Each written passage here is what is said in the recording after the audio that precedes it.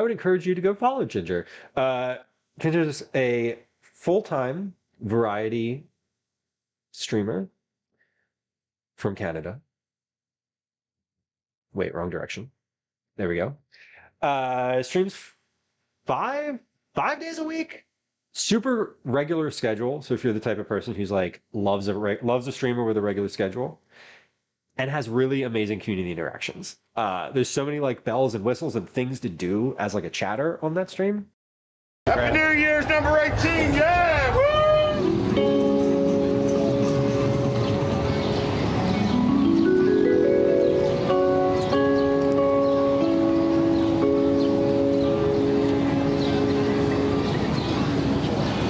Good morning. It is still morning. We made it.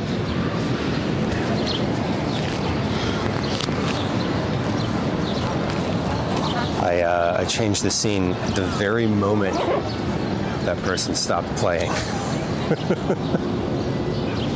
Perfect timing.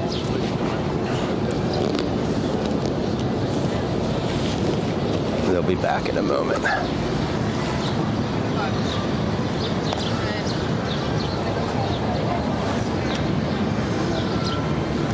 Dulcimer. You know, I don't know what that is.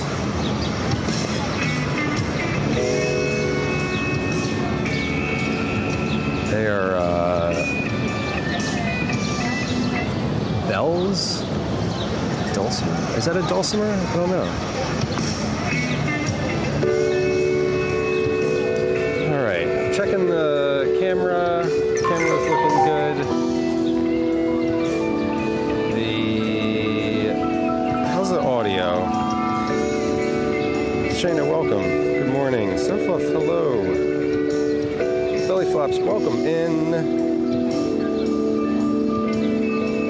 Non-Getty, hello. Twinderella, welcome.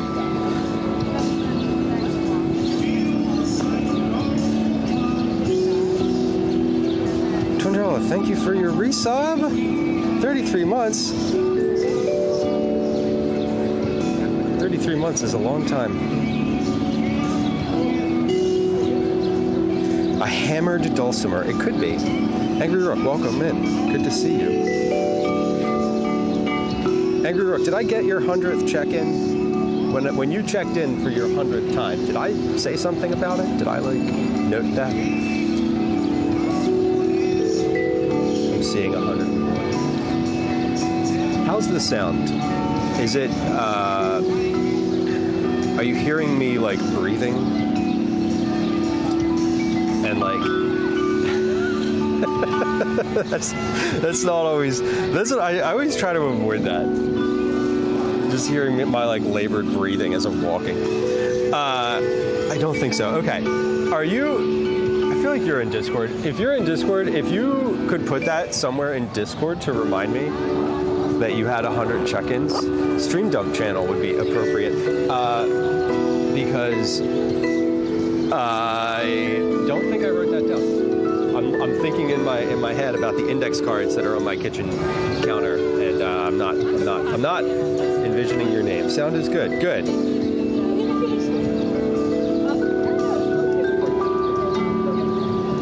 Audio is good. In Discord, we'll do. Okay, cool. Thank you. And I can always go back and look at the entry tracking channel. That's the entry tracking channel is the like official record. Baker, welcome. Guess I should say good morning, huh?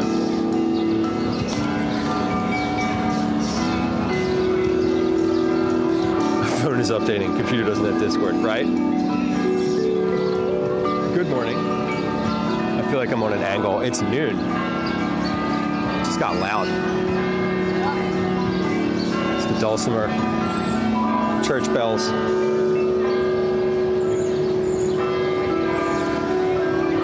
Hear the church? Yeah, it's exactly noon. Sheesh. A cacophony. Are we walking around Philly today? We are. We're walking from one air-conditioned location to another. That is the goal. Goal is to do a couple kitchen shops. We're in Rittenhouse right now.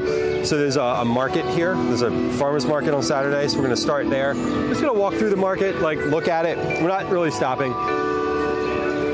Then the plan is to go to Wayne Key Hardware and Kitchen. They're in Chinatown on Arch Street. It's a kitchen store. Then we're gonna go to, I'm not sure the order, but we're gonna go to CM Neff Kitchen, CM Neff Cook, I think it's called. We'll find out. The sign's on the outside. Fante's, which is another kitchen store. And we're going to stop into this place called Binding Agents, which is a cookbook store. Specifically a cookbook store. So Fante's, Neff, and Binding Agents are all three like in the Italian market area. So we're going to start here, go out to Chinatown, walk to Chinatown, and then walk back down to the Italian market. So that's the plan today. And we'll probably finish up at like some sort of water ice spot. Overstimulation at its best. Indeed. Did we bus here? Shayna, yes, I did. In fact, I caught the bus like right away. I was here like early. I was here a little early. I got to like settle in and feel a little comfortable. So Angry Rook and et al. We are in Rittenhouse Square. So I'm gonna give you like a little look around here. So the square itself is, we've been through here before, but we're in the center. This is like, this little pagoda here is the center of the square. And then there's grassy areas sort of all outside of the center here. Lots of big trees. And then the farmer's market, you can see there's tents, the pop-up tents sort of around the outside. So this is a really, really like popular common spot for folks to meet, to hang out, to go through, etc. Rittenhouse is where Calvin and I go to play chess. There's like a chess club that meets out here. Shana, the public transit dedication is sometimes it's like annoying because I'm like, oh, I could just drive there and it would take 20 minutes, but it's going to take me like an hour to take the bus. But I like the bus because when I sit on the bus, I can do a crossword and the Sudoku and then like read. It's relaxing. Okay, but enough about that. Let's get started. enough about standing here, I guess is what I meant. This camera cord, I'm gonna need to move that. Sorry. There we go. Much better. All right, let's put this tripod away. We'll get back to that later. Northwesty and snowing. Oh my God. And Surflift, you got snow this morning? Did I see that you got snow? Good Lord. It's going to be 90 degrees Fahrenheit today in Philly.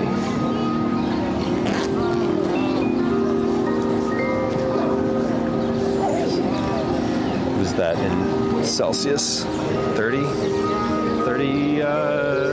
something? 33? Okay. Well, we're good. Nearby. Well, that's good. If it avoids you every once in a while, that's always nice. Where should I put this microphone? I think I can put this microphone in my pocket. There we go.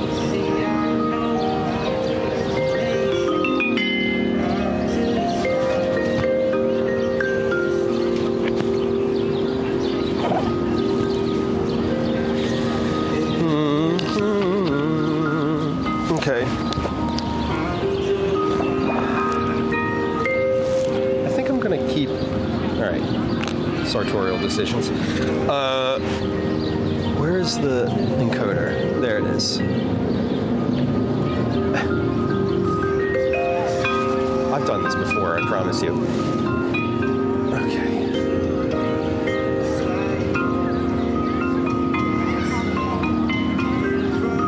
Locked, unlocked.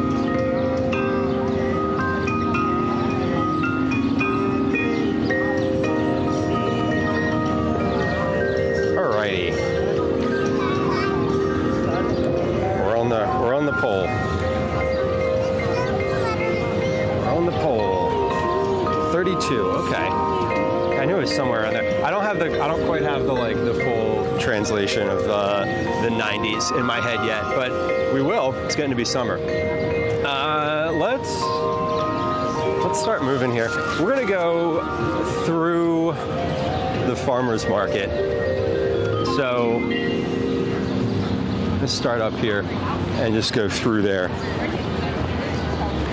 It is hot. I'm wearing a light colored shirt today. Like, I usually wear a long sleeve in the summer because just staying covered. And I'm like, I made a decision to wear actual light colors today.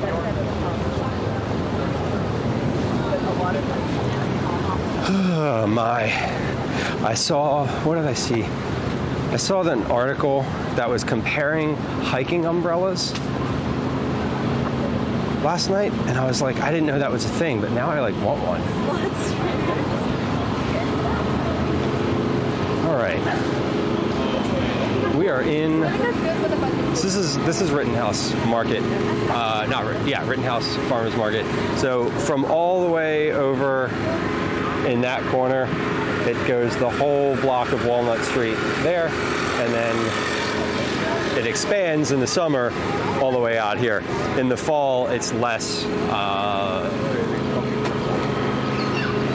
There's less vendors here.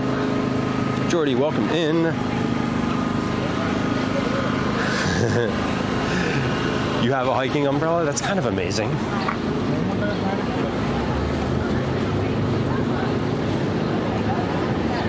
Belly flops, you've earned yourself the morning respite. That's a lot of hours.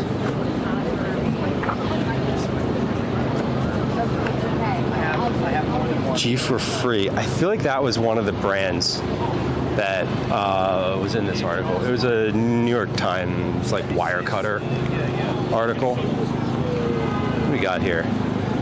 Furs. We had pickleds back there.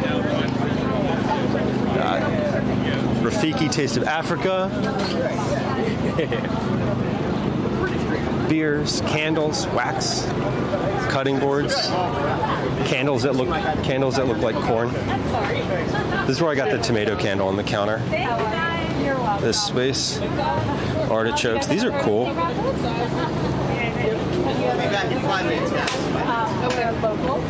Burning those would be a tragedy.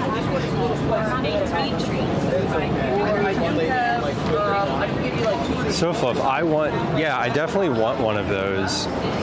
They were talking about having the silver on top and how it's actually cooling underneath, which sounds great. Well, welcome in. I know. I wouldn't want to burn them either. Dude, Mesa, welcome. Shane, I don't think the corn sound command works.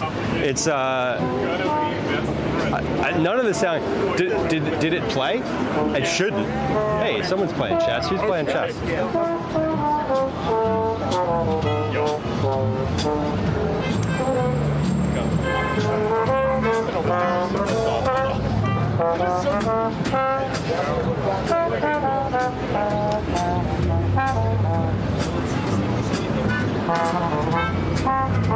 Music this morning. They are too pretty. I have a tomato candle that I got from there a couple years back on the counter. It's in the starting soon screen in the kitchen, and it is every once in a while I just run it under the water to dust it. I should burn it, but I feel like if I burn it, it's just going to be like disappointing. I get a lot of joy out of it as a candle. The UFO umbrella, yeah, they looked like it. And I was like, what are you doing? What are you doing? I took a second look when I saw the umbrella like ad. I was like, what it? I was very confused. I was like, hiking umbrellas? What do you mean? And then I was like, I need that right now, like today. I could just put it on top of the camera as like an extension of the pole. This place is great for all their fish stuff. They have this really neat like locking mechanism on the side of the thing too. It's just a spring, and it just like, you just press the spring. These vendors. This is I love these folks. They have really good bread, like vegan apple bread. That's quite delicious. Yeah, vegan banana, apple, zucchini. Got tomatoes coming in.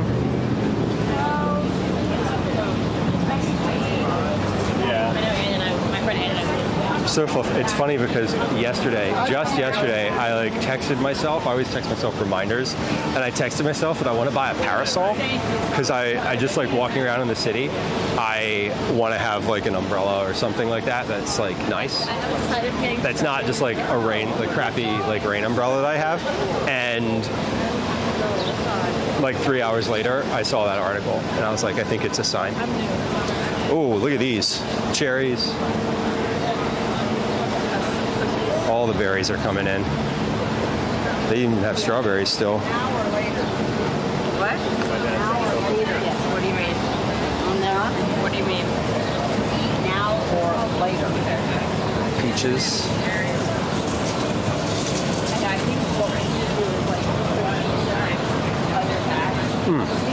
It smells amazing right there, like right in that spot. Just like warm berries. Milk John, we've been there. That was the second stop on the ice cream tour. Yeah. Mushroom spot. These. It's the lion's mane. Make some crab cakes. It's been a few weeks. Sorry, excuse me. Sorry. Shout out Canada. And then the market, I guess, also goes a little bit down this way.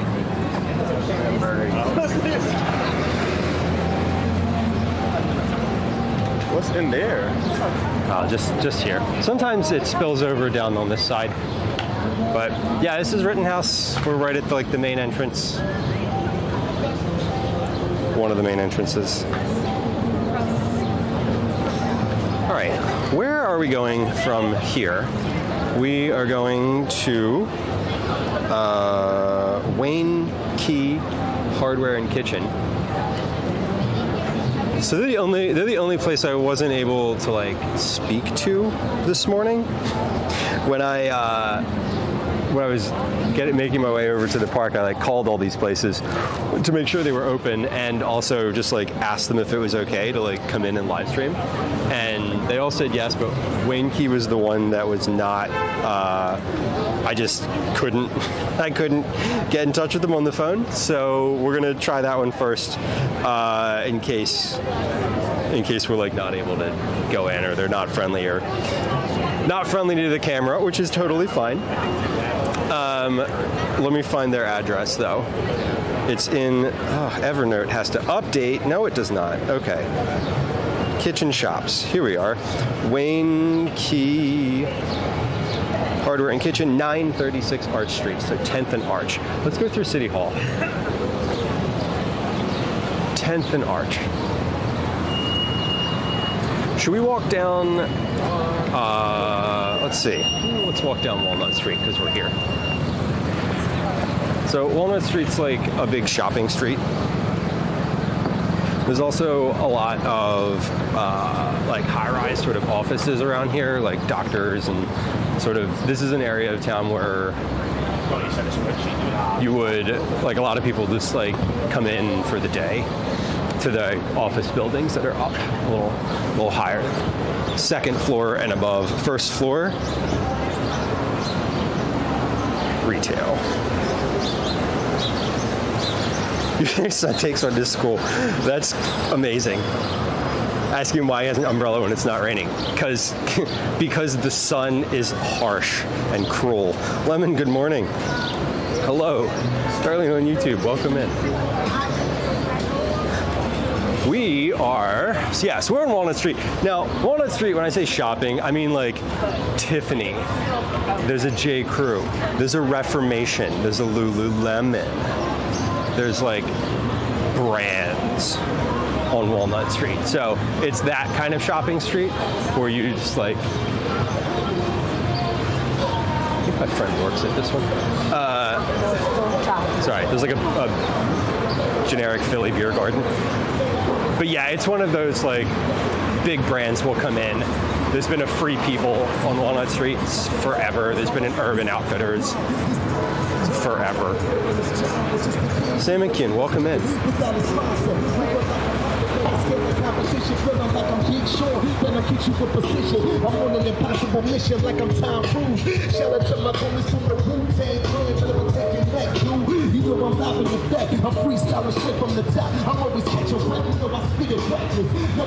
Philly's all right today.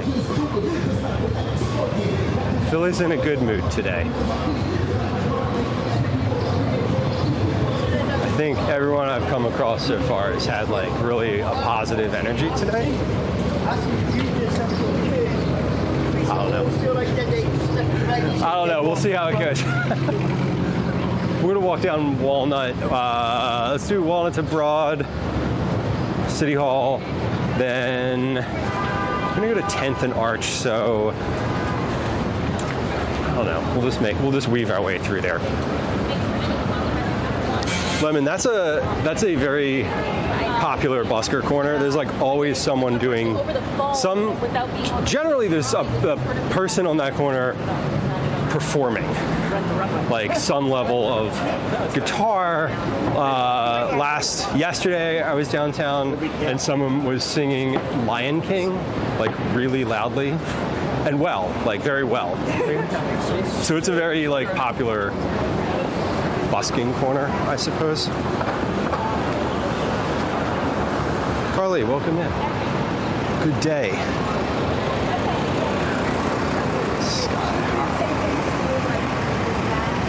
So we're in, right now, this is downtown. We're very much in Center City, Philadelphia.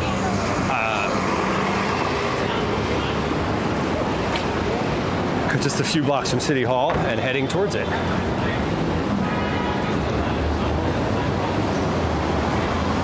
Ooh, that reminds me, I have my fan in my backpack. But I've only got two hands. I need a third.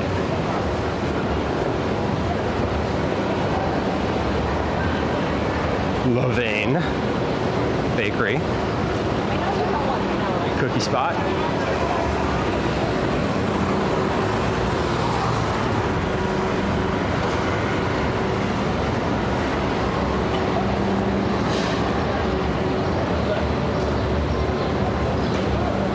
I think people are in a good mood because it's on the edge of warm.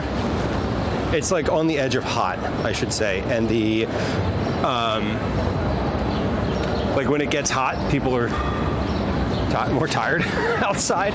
So maybe it's just the heat. Maybe people are just like chilled out, calmer because of the heat.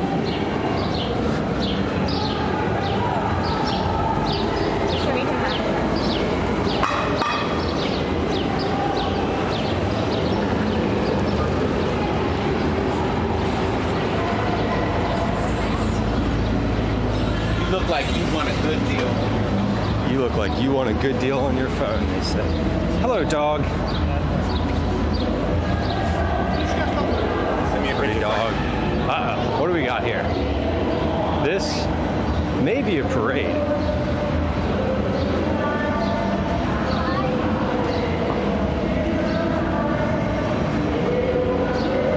Is this a... There was several Juneteenth events that were happening today, I think. So this might be... We're coming up into something. I did not know this was up here. Well, we'll figure it out what it is. Let's see what it is. There was a couple Juneteenth events, but the bigger one was like way out in West Philly. I don't know what this is. I do know that I don't want to go through it because the music is already feels assaulting. You watch, it's like music from a car. Welcome America, Philadelphia.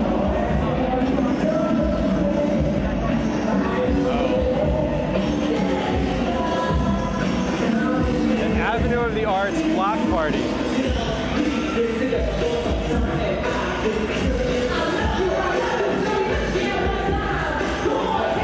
Let's see, where are we? Walnut. This is the Lottery Groove stage. This is Will Coloan's Welcome America mix. All right. Looks like you want a good meal. They're hucking Verizon phones.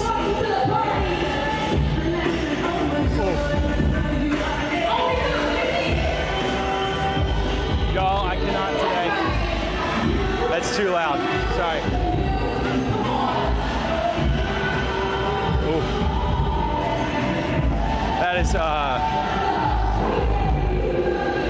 That is a corporate party if I've ever seen one.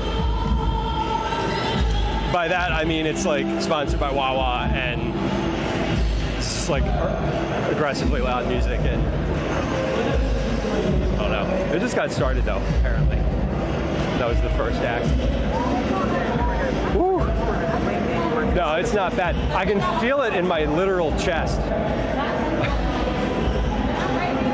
Oh my God.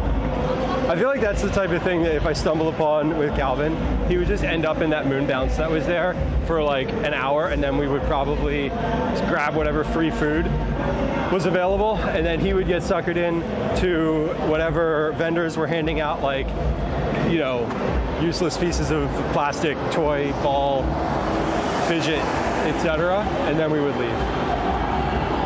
I know the arc of a party like that.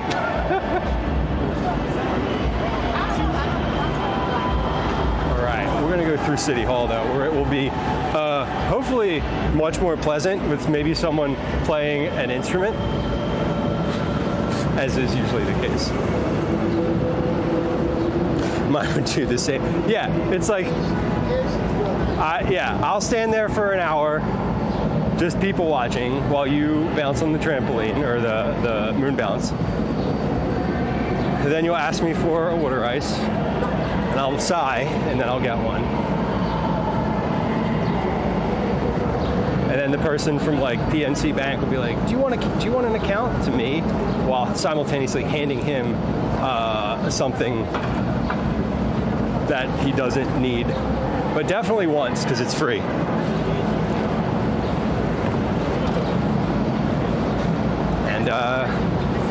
And scene. So we're coming right up on City Hall. It's been in front of us for a few minutes. This is formerly the tallest building in the country for a brief period right after it was built. I want to say it's the largest functional city hall, still functional like city hall. But I'm not sure. I forget. These are facts that if we took a tour, and like if, I'm sure, I bet you that the person giving the bus tour when we took that said that, but I did not retain. There's only so much information I can retain, y'all.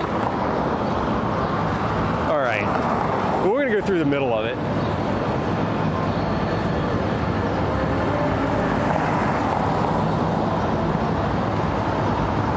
This is a pretty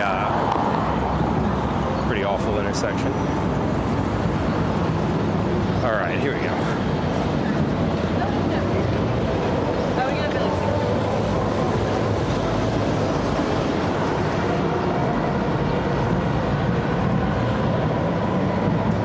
We should go up to the top of City Hall one time. I need to look into that. Their hours are weird for like actually going up.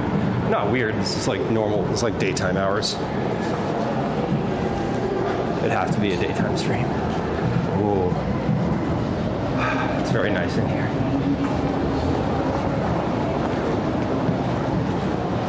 All right, we're in the City Hall courtyard. Oh, I've never seen this thing. It's a portal. I forget where this shows. It's like somewhere else in the world.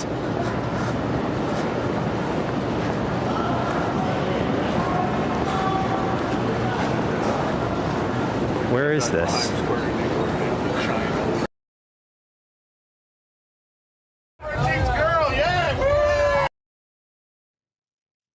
Where does this thing show?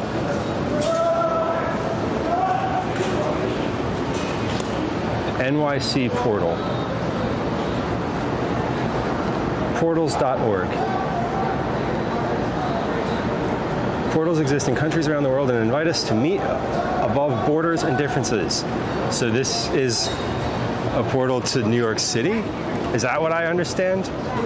Yeah. So there's a camera in New York City? You see it a little bit. Huh. Is that New York? It doesn't look like New York. Oh, this is Poland. Okay. Interesting. Hello. That's cool. People, this Philly tourists and people and Poles just staring and waving. That's cute. I've never seen that before. I knew it was in Philly, but it used to be somewhere else. I feel like it was in Love Park for a little while. Let's go out the north entrance, actually.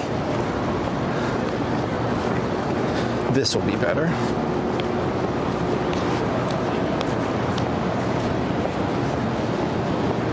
No musicians in the City Hall today. It's pretty quiet. Kind of nice.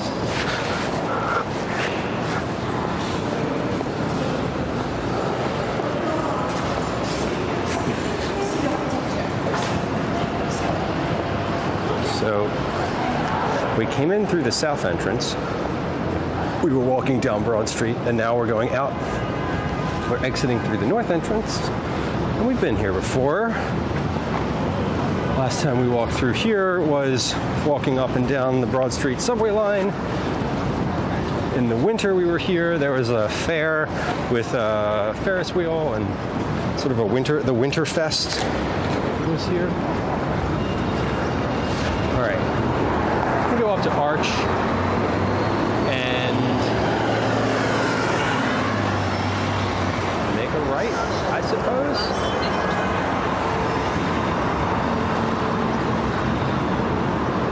Yeah, I think that's a good plan.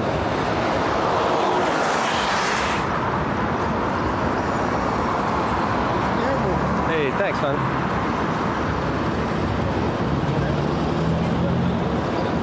All right, we're on the move.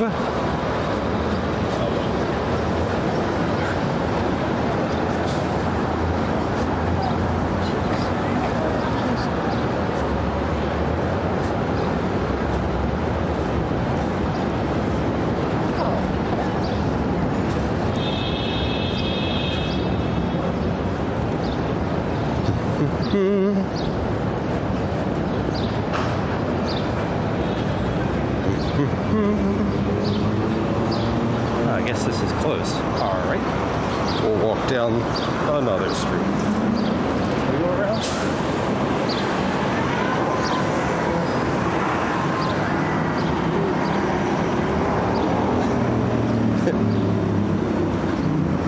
Sidewalk closed.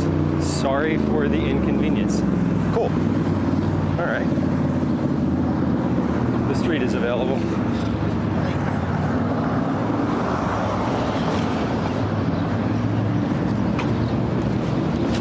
Oh, March. Easy. Right here. But,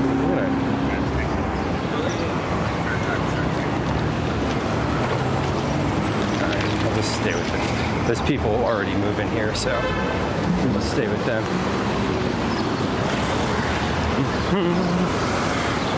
Parkour. Yeah. It's, there's no alternate route there, huh? I want to stay in the shade, though. The goal today is, as much as possible, to walk on the shaded side of the street. Yeah, but the Harry Potter fans are freaking crazy. True. The shady side of the street. But having a parasol would be nice.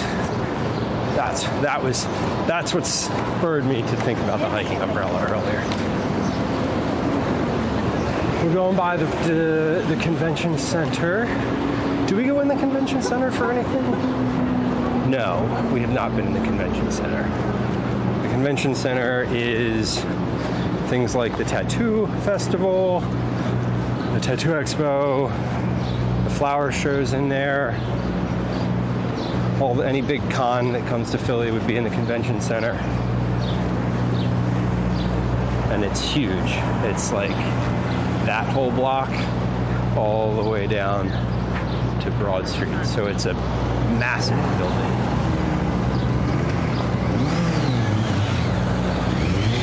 The random pass by. Were you talking about the person who was like, Harry Potter fans are crazy? Or whatever. The person who like said something about Harry Potter fans walking by?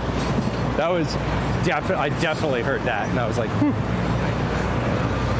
Maybe let's turn around and follow that conversation for a second, see where it leads.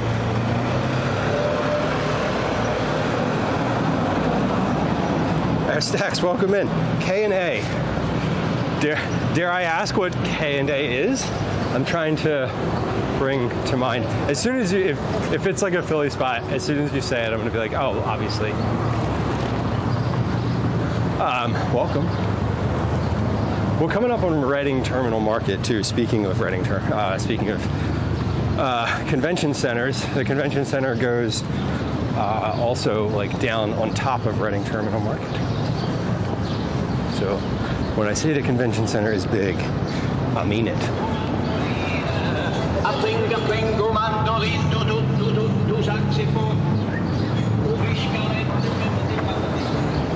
Kensington, Allegheny. Not today. Not today. Today we're sticking around Center City and South Philly. Passyunk too.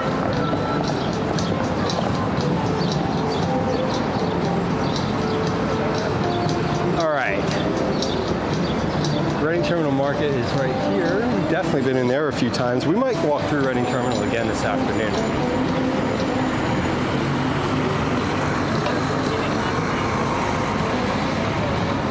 I think. We'll see. I'm gonna try to stay on this side. I don't actually know what side of the street this place is going to be on.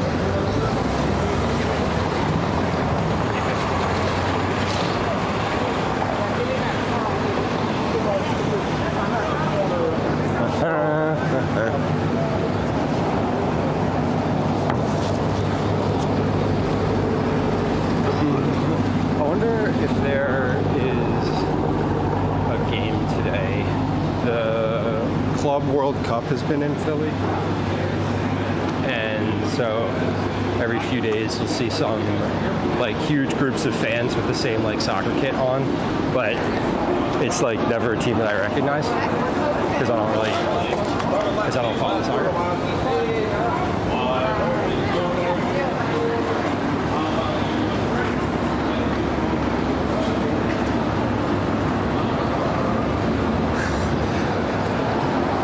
Crazy cat lady in Philly. That's cool. Just visiting for the day, or is this a dropping things off trip?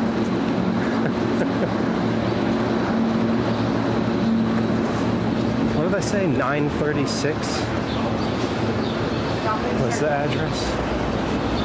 It's the one that says Wayne Key Hardware and Kitchen on the front of it. We'll be able to find it, I think. It just dawned on me that that person on the ukulele was playing the Duck song, like Got Any Grapes? Like that's what that person was playing on the ukulele. I wasn't like really listening to it. And I was I just registered the words. My brain it just buffered enough to process what I was hearing. It's just like, you down to the store, you won't have to ask anymore. And I was like, wait, those words sound really familiar. What is that from? It's from Got Any Grapes. Damn. We are coming into Philly's Chinatown area.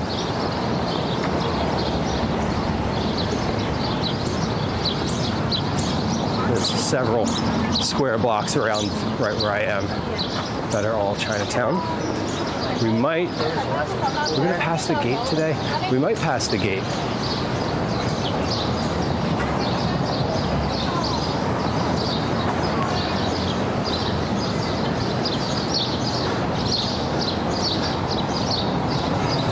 Oh, here it is. We might, it's literally right there. Cool. All right, so we should be coming into the first store stop of our day. And this is the only one that I'm like a little uncertain about because I didn't get to chat with anybody ahead of time. This is the Chinatown Gate, 10th and Arch Street, Philadelphia.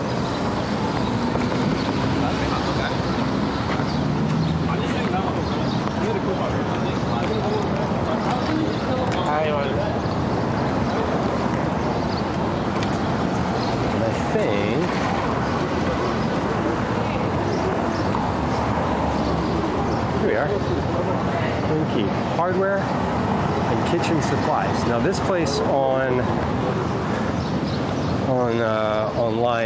is funny because they definitely have they have kitchen stuff and you can get keys cut and just buy fans here. So let's go in and check it out. I've been in here before, and like I said, I don't know if they're busy or what, but let's check. Let's check it out. Immediate kitchen stuff. Ooh,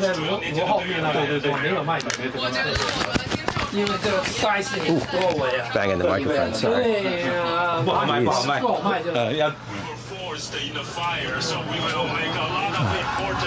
Hello. Is this okay? Is it okay to walk around? No? No? Okay. Okay. We can't walk around in here. All right. No problem. No problem. Shopping only. Okay. Well, that was quick. We'll go to the next stop. Like I said, that place was not one that I was able to reach out to. I couldn't get anyone on the phone or email, so totally fine. Saw the camera. He was like, got concerned. So we leave. That is totally fine, and no, I'm not going to be upset about that. That was expected. Okay, anyway, let's go to Reading Terminal. Let's go to Reading Terminal for a few minutes, and then we will proceed to the next stops. Shayna, that was the first. And the reason I was going there first was because I wasn't able to like talk to them ahead of time. Like I couldn't get anyone like on the phone. So I wasn't sure, and typically it's like hit or miss with a camera. People are either like super open to it, or they're just like no. And yeah, the guy in there just looked like he saw the camera and immediately was like concerned. And so I was just like, is this okay? And he was like, no. And we're done. So that's fine. No worries. Anyway, Wanky's a great shop. They have all sorts of like kitchen gadgets, and it's mixed with hardware stuff, which is kind of crazy. Not crazy, but it's like, it's a very eclectic like mix. So it is a really good store. It's the kind of store that I would go to more often if it was like closer. Although it's pretty close. I could probably save up my like hardware / kitchen needs and just go there when I go to Reading Terminal, because Reading Terminal is like 2 blocks away. So anyway, reroute, indeed. No, we're just checking that one off. And I said that initially. I was like, we might not be able to go through. So that's fine. Everywhere else that I am going today, I spoke with on the phone this morning, and they were like, absolutely, come in, like, yes, please. The one person was like, I'm not there, but if you text me at this number, like before you come in, like I'll walk over. So anyway, I know that we're gonna stop in some other places. Right, Baker, we need a little light demolition, and you also need like a bigger saute pan. It's funny because their Google reviews are like, I came in here to get keys cut and ended up like buying a bunch of shit, which feels really, really relatable. But it's all good. Let's walk through Reading Terminal. I'm gonna go in the main entrance and see if I can hook up to their Wi-Fi.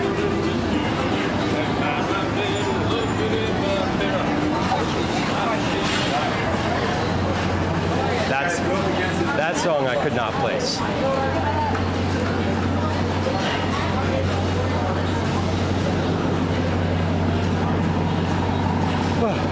Staying on the shaded side of the street, it's so much hotter. It's so much hotter in the sun today.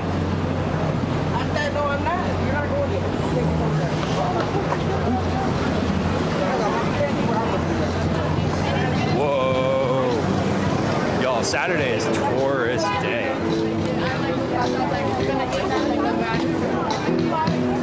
What is going on out here? Not the music. The music's great.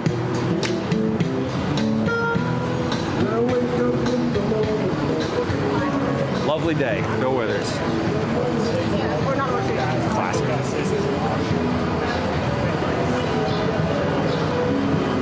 I'm walking around to the side of the entrance of Reading Terminal that I know has a little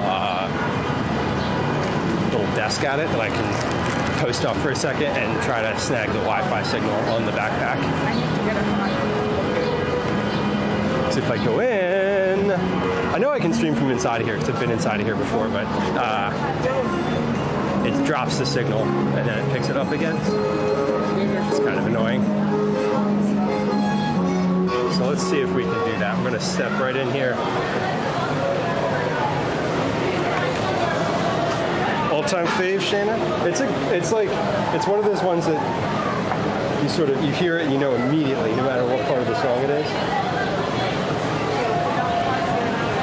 Okay, let's see. Wi-Fi. Enable.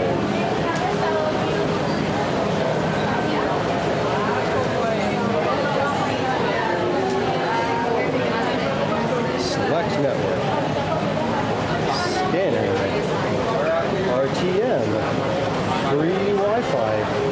Okay. Beautiful.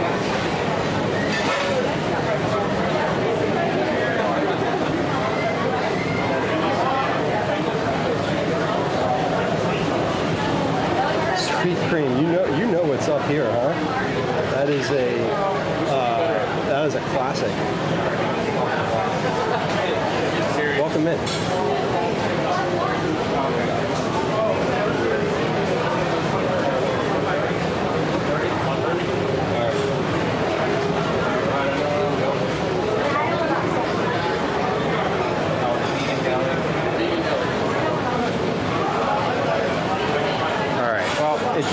It's not like connecting to the Wi-Fi. I'm guessing there's some sort of like clickable password type thing through that maybe the thing can't handle. Anyway, we're gonna try it. We're gonna go through. The signal may cut out for a minute or so here. But it's been my experience going through Reading Terminal before that the phone signal picks it back up again. So let's just give it a shot. We'll see if we can see what we can see here. Let's see. I want to see if we can see some cheesesteaks being made. So if you haven't been with me in Reading Terminal before, this is ancient public market. It is a mix of like prepared foods and grocery. So I come here every week, not every week, but regularly enough, a couple times a month to get meat and produce and dried bulk goods. Ice cream, of course, at Bassett's. Get bread from this place, rolls. Yeah, this is a new cheesesteak spot here. This is a pretty significant market in Philly. I saw a sign the other day that said, I saw a menu the other day that was like a cheesesteak menu that was really comprehensive. I don't think I can get in here. I don't want to get in line, so we're gonna keep moving. I saw a cheesesteak menu that was like cheesesteak, plain steak, a steak hoagie, which is lettuce, tomato, and mayo, and then like a steak supreme. And I was like, this is exactly how a cheesesteak menu should be written. It was the right level of granularity.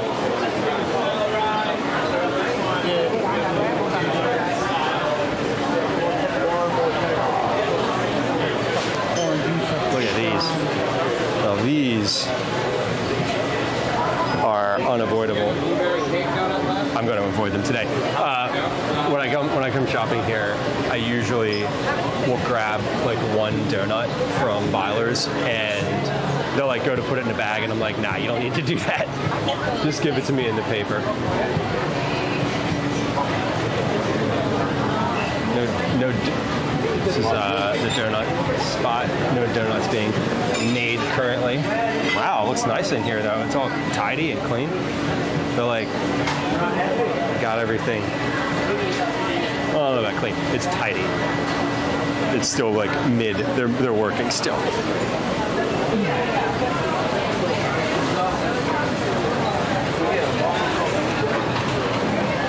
Candy shop.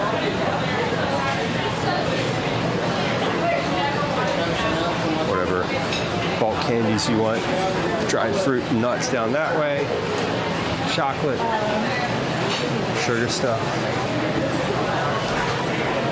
Strawberry mushrooms, obviously.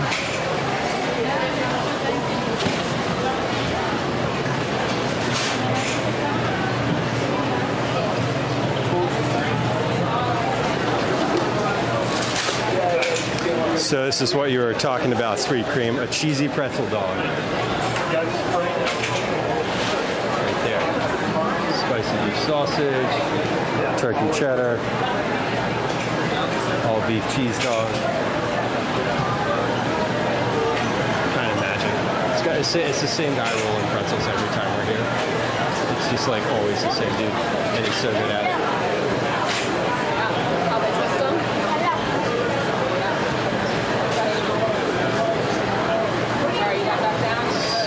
Smells yeasty.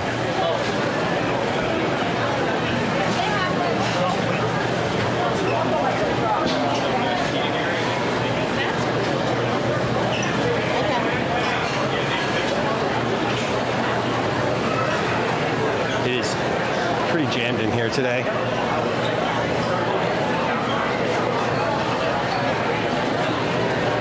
There's a lot of different stuff. It's like a general store, some tourist products, magnets, shirts, stickers, that kind of thing. There's another shop similar to that. Your honey vendor. They just sell honey. That looks good though. That one looks real dark. From Smyrna, Delaware.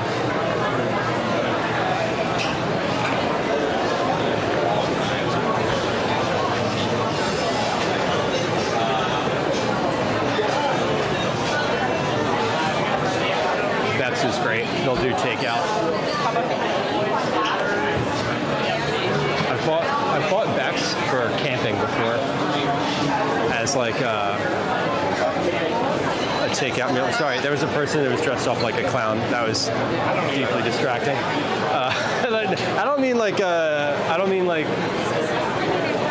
they had weird clothes on. I mean they were dressed like a literal clown. Whew. I need to step out of the flow of people for a second, just for a moment. Digging it up. Welcome in. Yeah, exactly. I was like, what are we?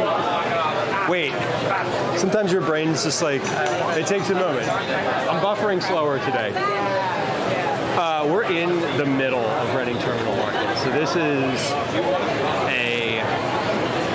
this is Saturday lunchtime at Reading Terminal. It is. There's not even anything happening this weekend. Like, this is just a normal Saturday. Nothing's happening at the convention center. At least not much to see. I don't know if anything's happening. There's no major event, but this is a normal Saturday.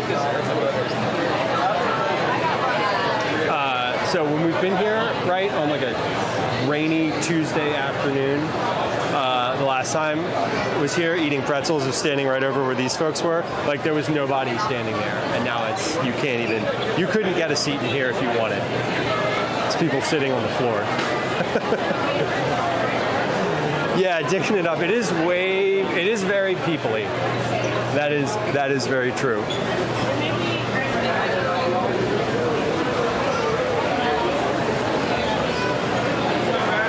Yeah, tons of people. This place is really good. The tikka, the biryani from there is really good. So I'm gonna go around this way because there's no stalls on this aisle. We're gonna go around and then out the other side. This is where I get most of my cheese from, this actual shop, because they sell, in addition to selling like, I don't know, it's not like super fancy. You can just get like your regular like chunk of cheddar, and also like sliced deli cheeses, stuff like that. This is like a grocery. I would equate this to like the grocery cheese shop in Reading Terminal. There's another cheese shop that is a bit fancier, and you could buy your like burger, your cheese for your cheeseburgers or whatever there, but it's more for your cheese board than your hamburger situation. Iovines is a top favorite shop for damn good reason. This place is always really like well organized and bright.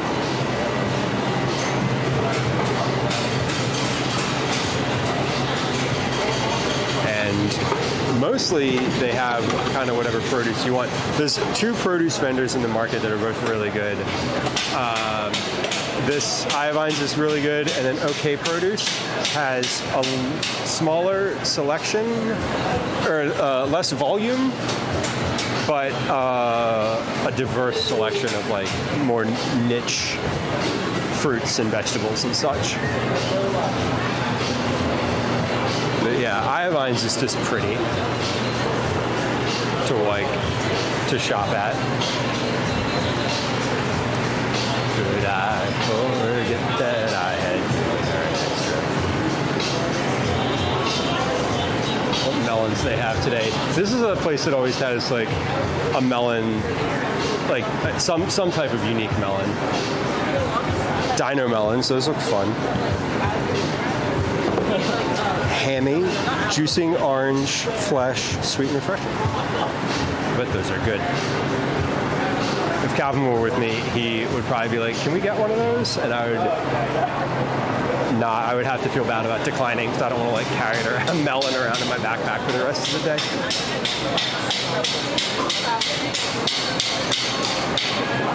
That is exactly what the back of a butcher's knife should be used for. A hammer. But hey, it's working. It's a full metal. It's like a full metal tang knife, so it's certainly fine. Holy crap! What a blockade down that end. The Dino Melon looked fun. It looked like it was confetti. All right, we're gonna go this way and maybe let's go. Let's go back out. Oh, OK Produce is right here. Let's actually walk through that too, because when I said that OK Produce is like smaller but has a different type of selection, I just got like this is what I mean. Like oh, there's a Dino Melon right there too. Ooh.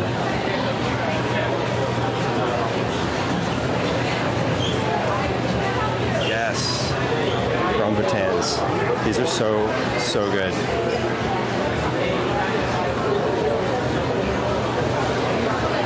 I wonder if those are ripe yet. I don't want to squeeze them.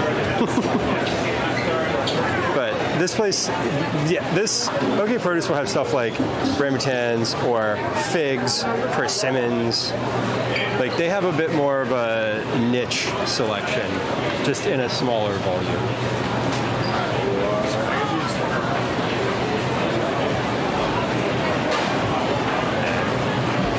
Okra. And then this is the other cheese shop that I was talking about that is a bit more of a upscale, I guess, type of shop. They have a more unique selection.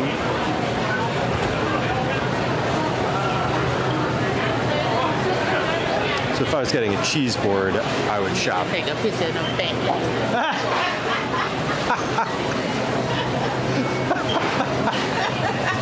You have a good one. I'm honestly not sure what that was about. What did they say?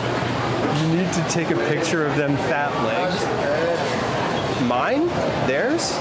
Whose? I'm confused and delighted. That was great. Okay, let's get out of here. Let's get out of Reading Terminal. But not before taking a look at this cookie operation. Look at like the sheet pans. Sheet pans of cookies ready to go. Hell yeah. At the end of the day, what do we got? Lemon coconut. White chocolate cranberry sounds good. They got the same thing on the other side, I believe. Yeah.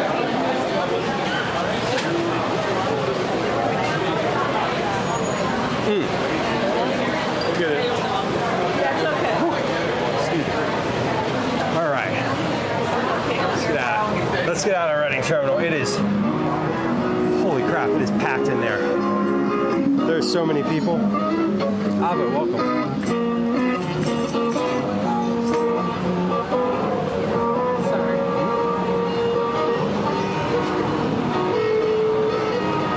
I'm gonna get in the shade here for a second and get some water. I actually brought water with me out of I'm gonna take some of it for a drink.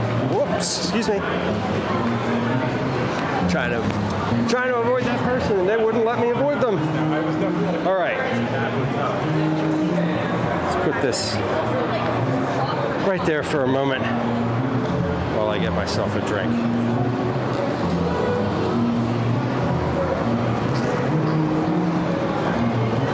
Where is that water? There it is. Found it.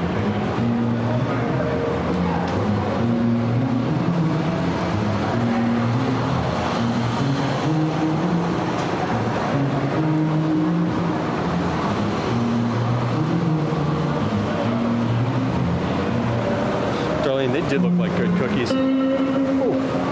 Famous Fourth is great.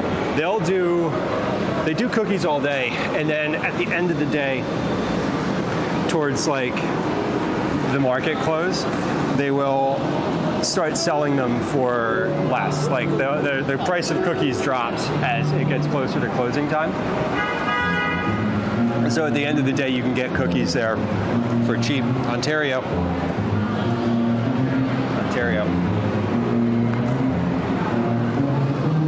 It's kind of fun. If you're at the market when they're closing, you can get like, I think the cheapest they sell them is like 2 for $1 or something, like right before close. Okay, let's figure out where I'm going next. We went to Wanky, but that didn't really work out. We went through Reading Terminal, where it was phenomenally busy. I'm gonna update something here.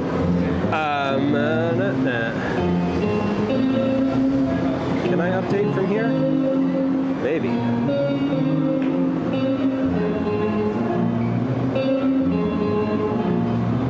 Yes, I can. Wow. Look at that. Digging it up. When I'm with my son, we do the license plate game. So we'll do like, if we're driving somewhere, not walking around, but like if we're doing drives for summer camp right now. So we started a list for the summer, like when we're in the car on the drive to or from camp, like what plates did we see? And yesterday, we got in Ontario yesterday, but we got in Alaska yesterday. And what was the other like uncommon to me? New Mexico. I'm in Philadelphia, so like East Coast United States. So like New Mexico is far west and not super populous.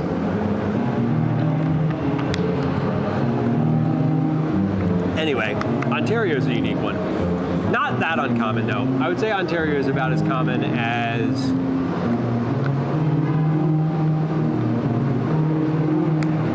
Vermont.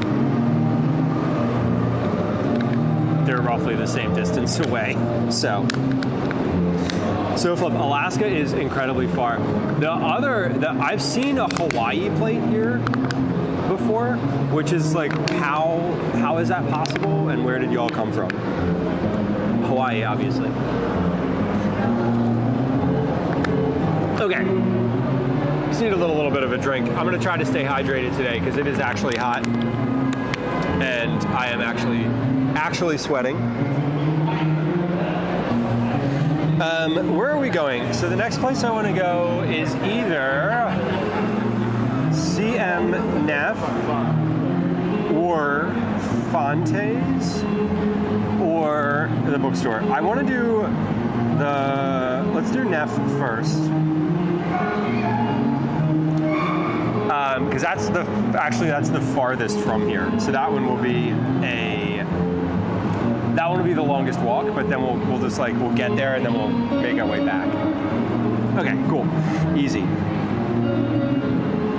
So if you see Alaska regularly? Yeah, it's, I would imagine. I'm pretty sure, I bet you don't see Florida very often. Although I bet you Florida would be, seeing Alaska for you would probably be tantamount to seeing like, maybe like South Carolina or something like that. Some small, low south East Coast state. Or like Alabama, like a Gulf Coast state. I think there's probably more people in Florida. That's why I was thinking, like, I see California regularly enough. Fiona, welcome in. They might be military. Good call. Yeah, that's very true. That could be true. And we have Navy in Philadelphia, so there's like that would be pretty likely. Good point.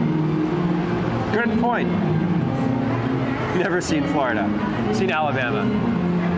I was thinking of like what less populous state would be the farthest in the U.S. from like where Alaska is. Okay. Let me find out. Wait, where is CMNF? That is on Passyunk somewhere? I forget. I think it's on Passyunk. Neff. N-E-F-F. Cook shop. East Passyunk Avenue. Kitchen supply store. Oh, okay. So I just walk to Passyunk Avenue, and it's 12th and Passyunk. Okay. Oh, I think they moved. I don't know, whatever. I didn't think they used to be on Passyunk. It doesn't matter. Spent 6 months in Philly in 2019. Super.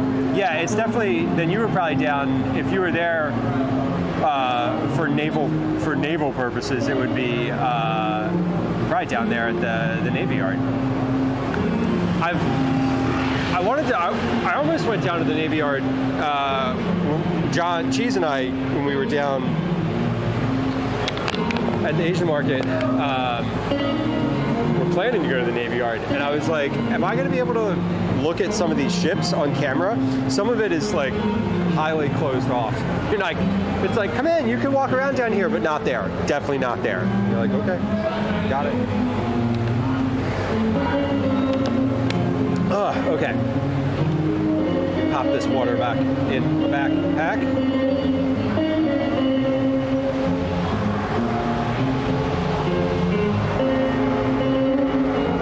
This person's just been jamming back here.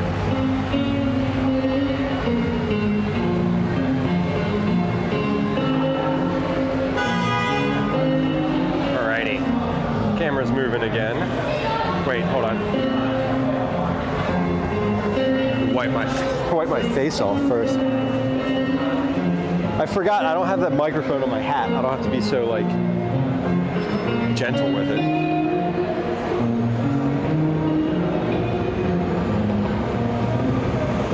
A new submarine. Yeah, they probably don't want some just live streamer kicking around with a camera being like, hey, what are you guys doing? They're like, it's top secret. Or not top secret, maybe, but like, hey, you shouldn't be here. I feel like I saw a thing on their website. The Navy Yard like has a website where they talk about like what you should do and why you should go there and blah blah blah. I feel like I saw something on the site that was like a list of or a map, and like huge swaths of it were just like grayed out, and you're like, it was like no one is allowed in this area, restricted. Restricted. All right, hold on a second. We gotta this chamois.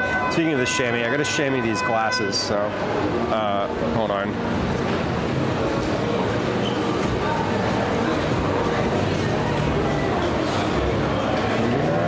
It's about trust.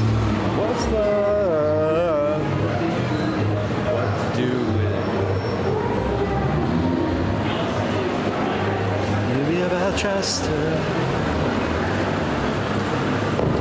Alrighty. Well, the first spot we tried to stop at was a bust. Wah, wah. But that's okay.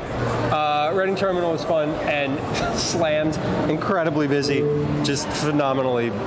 Not even as busy as it gets. Like the thing is that Reading Terminal was busy without edition, so there was no no like big conferences in town.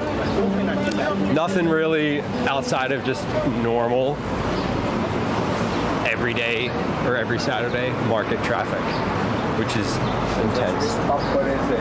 Very intense. We're moving through. All right, so we're on 12th Street? Yeah, 12th Street. Heading south now. We're gonna go actually pretty far south, way south of Washington Avenue. So we got a little walk ahead of us. The kitchen store options in Philly are really pretty limited. You can always go to like Target or whatever. You know, you can go to Walmart or Target or like a big store. Obviously, you can order from Amazon. But there's a certain like little thrill about shopping in a kitchen store, and they're not that many. Not in Philly anymore. There used to be 2 more downtown that are closed. There's one in Chestnut Hill, which you'd have to take the train or the bus to get to.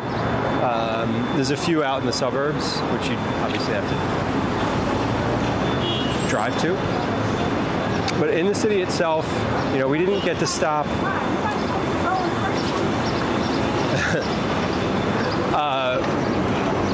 Sorry, we didn't get to stop at that first place.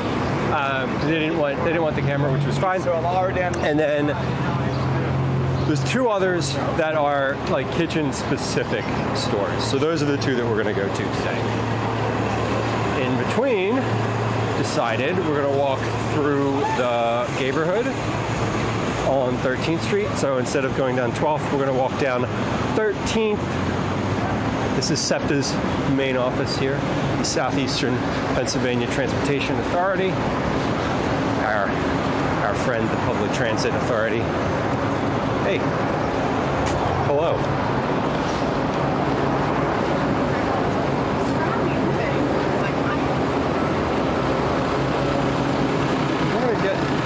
It's going to take 13th Street for quite some time.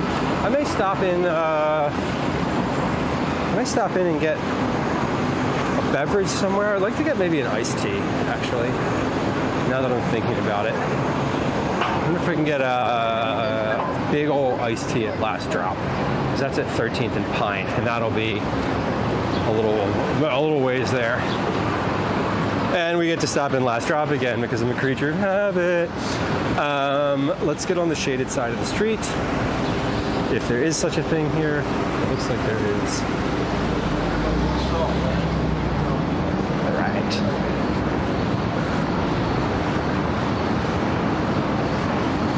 And there is.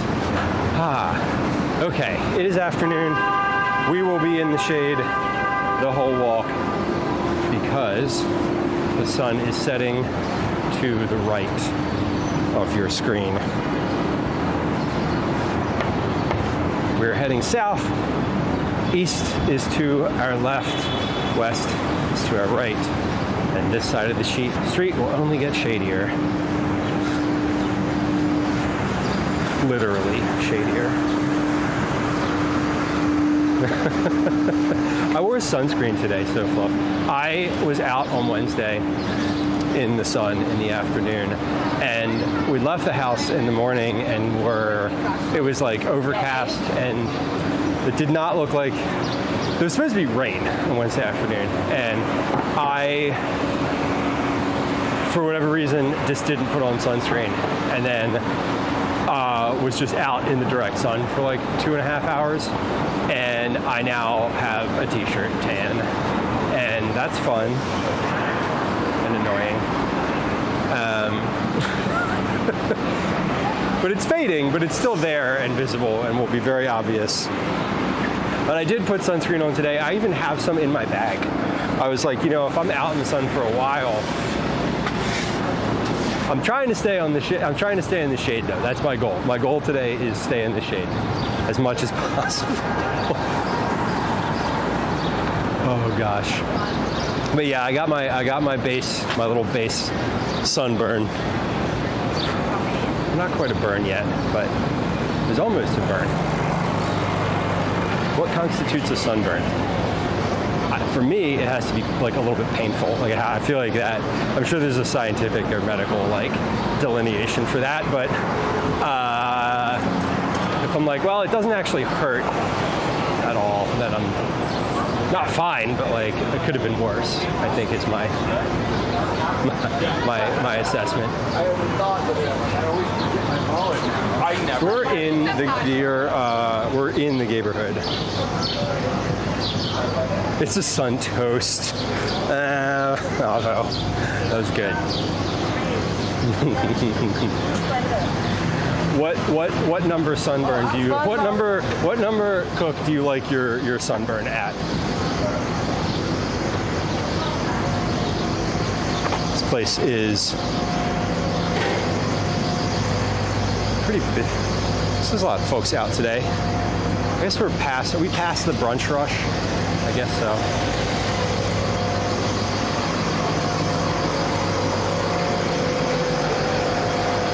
Anything red is a burn, so far. Well, fortunately, I'm burned then, I guess. I was gonna say my skin didn't really turn red. It turns like a maroon, which upon farther reflection is a version of red. So yeah. Robbie, welcome in. Happy Saturday.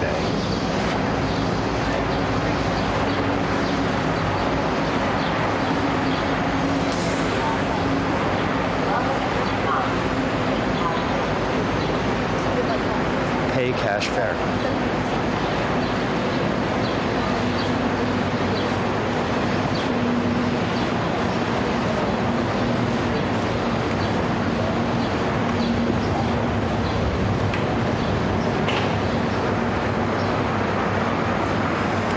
Down and you're still red, then you're burnt. Well, then burnt I am. It was I just like as soon as I was sitting there and like the sun came out and I was like shit, and I took my bandana and put it like under I had like a big bandana that I was using to wipe sweat, and I put it under my hat as like sort of the neck skirt. And then I had brought a rain jacket with me, so I like put my rain jacket on, but backwards, so it just like was covering my arms. And I looked ridiculous, but I think I avoided the worst of it. I avoided it being a problem. I did get burned, but I was like, as soon as I don't know, it dawned on me after a little bit, I was like, oh wait, I'm in direct sun right now. This is not good.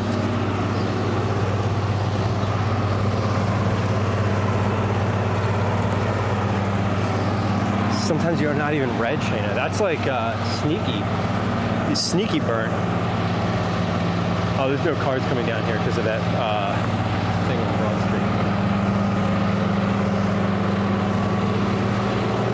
Street. These intersections were just repainted a little bit ago. Happy Pride Month, y'all. 10 minutes. It takes me a little bit longer. I used to, for a little while, I used to like to tan and like get darker in the summer. Like it wasn't a thing I did year round. It was just like, and at the beginning of the summer, I would lay out a couple times and like get kind of dark. I don't do that anymore, but that was always nice. You like get a little bit tan and then, I don't know, your sunscreen feels more effective. DJ Harley, welcome in. You tan nicely, Baker. I had a nice crisp line where my t-shirt was, and then that just sort of faded. Shayna, we're definitely gonna walk through areas where there's more residential. Right now, we're just coming out of the center city sort of high-rise area, like just now.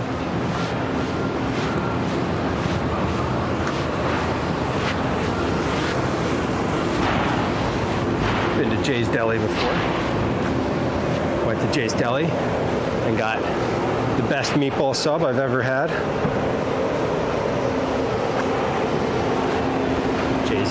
Jay's is my favorite meatball sub in the whole city and has been for a long time.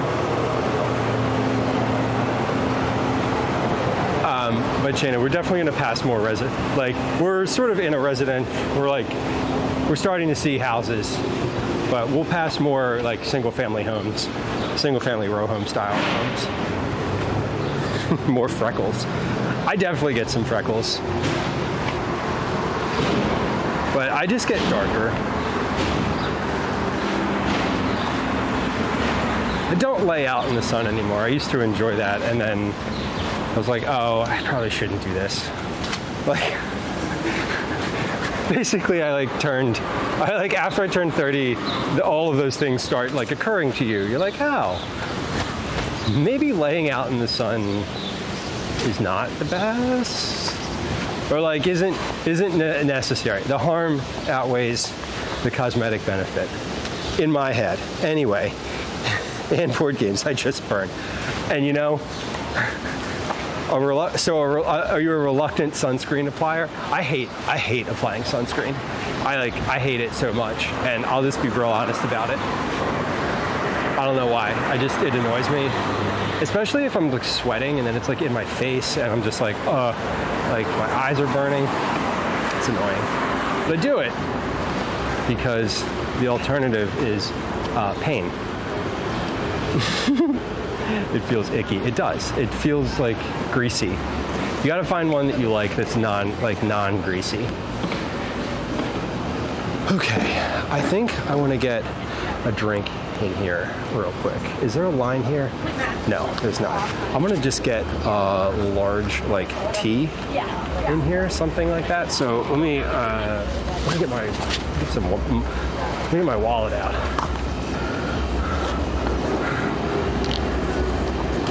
Let me get money out, actually, not my wallet. I have cash.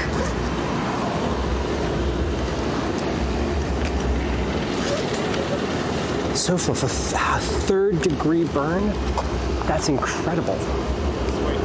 That is incredible. That's. I feel like that's hard to do. And I mean, you, as you said, you're rather fair, so maybe it's not hard to do, but I've definitely, the worst burn I ever had was after I graduated high school when I was a senior, and I went down to senior week in Ocean City, Maryland, and the first day I was there, I was hanging out on the beach with some friends, and I fell asleep and was just laying on my stomach on the sand for a few hours, and that ended poorly.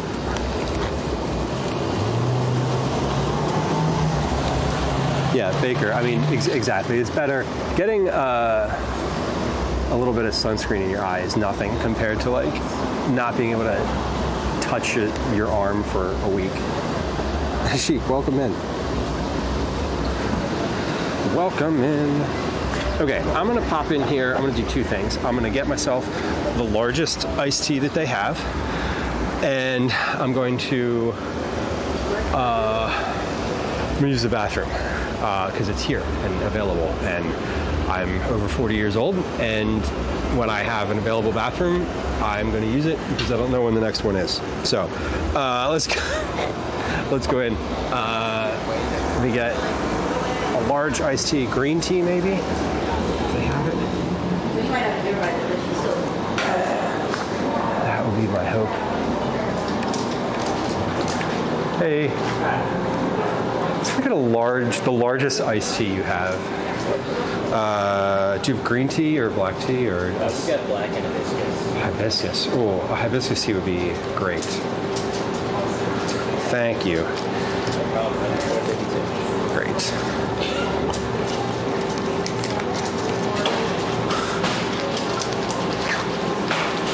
Should have worn the hoodie. Cool. Thanks. Okay. Should have worn the last drop hoodie, huh? Yeah, the hibiscus sounded good. I don't need any more. I don't need any caffeine right now, and I was hoping for like a tea. So this is. I was hoping for.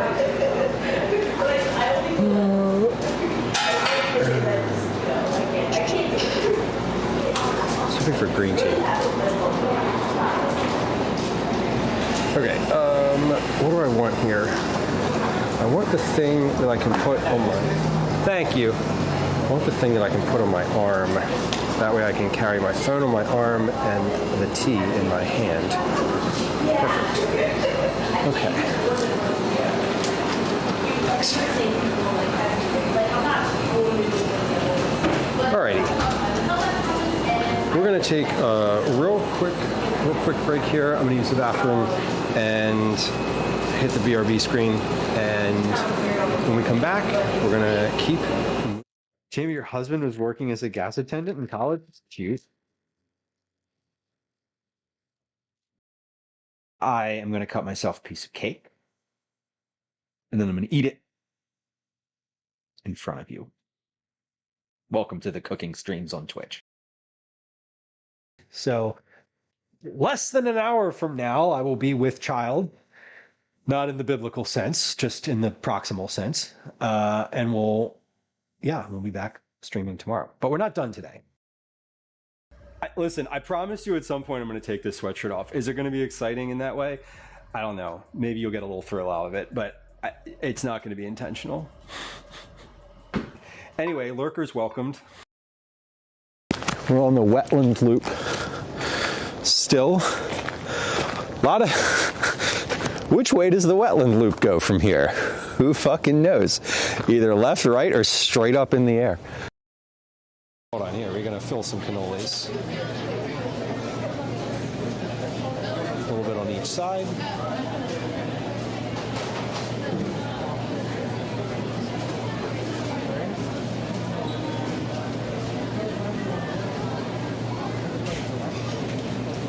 Look at that. That's super fun. Powdered sugar, and done. I'm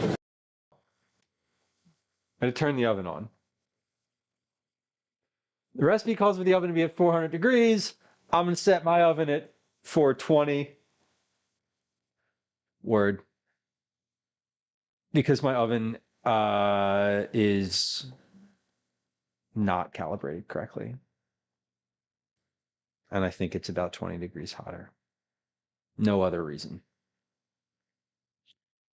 Okay. We were reading a recipe. My oven's going to be preheated before I read step 2 of this recipe. Professional streamer. Okay. Preheat oven to 350 degrees. Don't shit on me. Don't shit on me. I did the dishes for you. Don't make me dirty them again. Out of spite. Out of spite. Here we go. 3, 2, 1. Whee!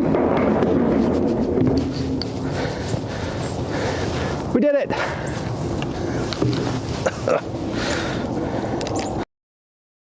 We've got the pretzels being formed. Now they're getting their soak.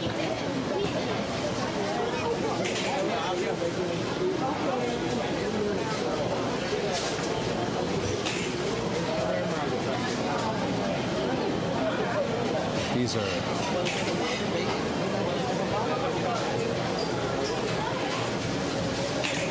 as a Baltimore hat. We're going to be in Baltimore this week as well. We'll talk more about that later. Look at the... So mesmerizing.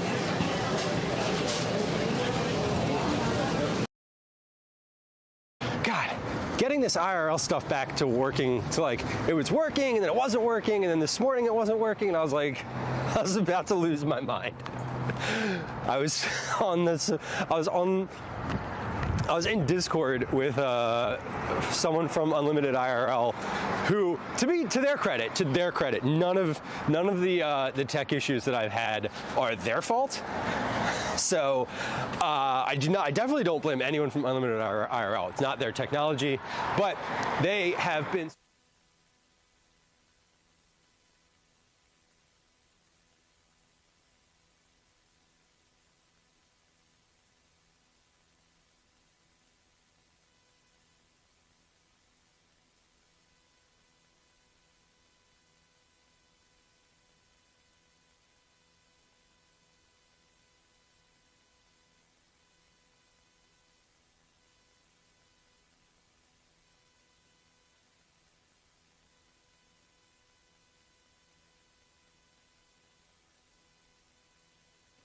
Got it. Okay, that should be better. I had the mic on my. I had the mic muted.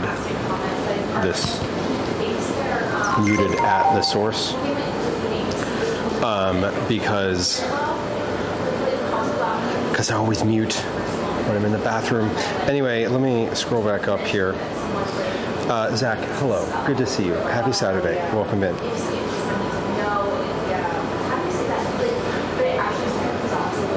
All right, Cyborg, hello, welcome in.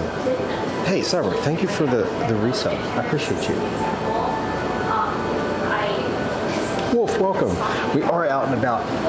We are in Philadelphia. Currently, I'm in a coffee shop called The Last Drop. Hold on, if I'm holding my coffee, if I'm holding this like this, what's that going to be with chat? Like that, okay. This is weird. I don't like this on my arm. As soon as I'm finished drinking this iced tea, we're going to get rid of that and just go back to holding the phone. Anyway, let's get y'all moving again.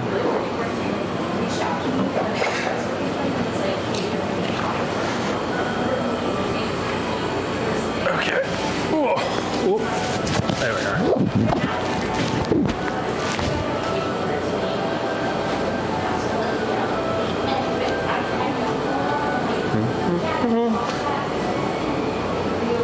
And sunglasses. Alrighty. We're going to be on the move again.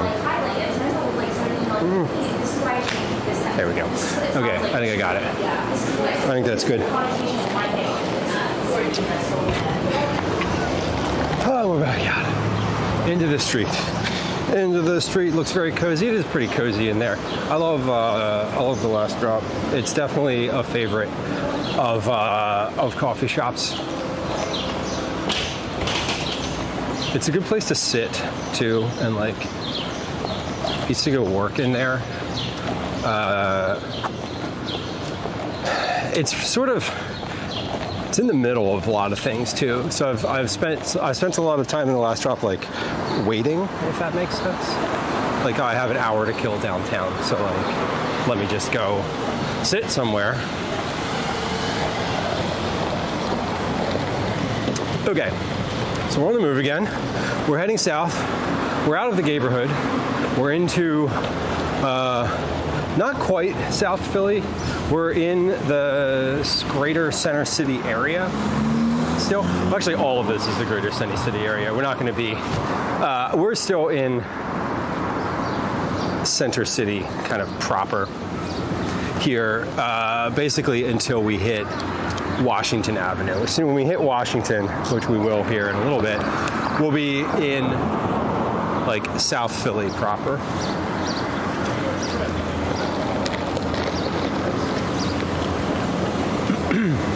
Excuse me. So welcome for anybody who's joining us for the first time, lurking, hanging out. It's nice to have you. My name's Lou. We're in Philadelphia. It's where I live. Most of my IRLs are just walking around in the city, doing one thing or another. What was the last IRL that we did? Was the last IRL that we did just walking in a circle in West Philly? Around West Philly? I think it was. Anyway, today we're walking around. That's sort of a big kind of part of it, is just looking around the city. But I'm also going to stop in. We got three more places to stop in. Kitchen and cooking related stores. So 2 that are supply specific, like hardware stores, and then 1 that is a cookbook shop. Hey, look, free.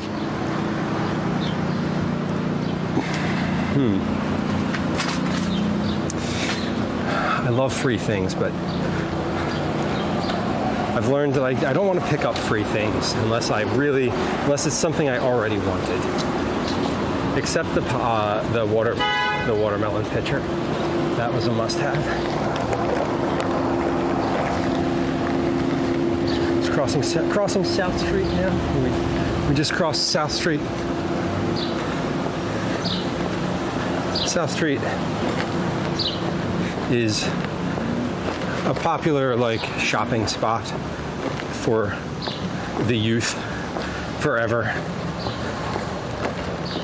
I remember going to South Street in college and going to the thrift store and the record store and the other thrift store and the other music store, and then you got some pizza and call it an afternoon. But we're not going down South Street today. I started thinking about I want to do another eating stream, out in the world eating, not a food stream. And I was thinking that sometime, maybe not next weekend, but maybe the weekend after, I want to do a late night stream. I want to start stream at 9 or 10 p.m.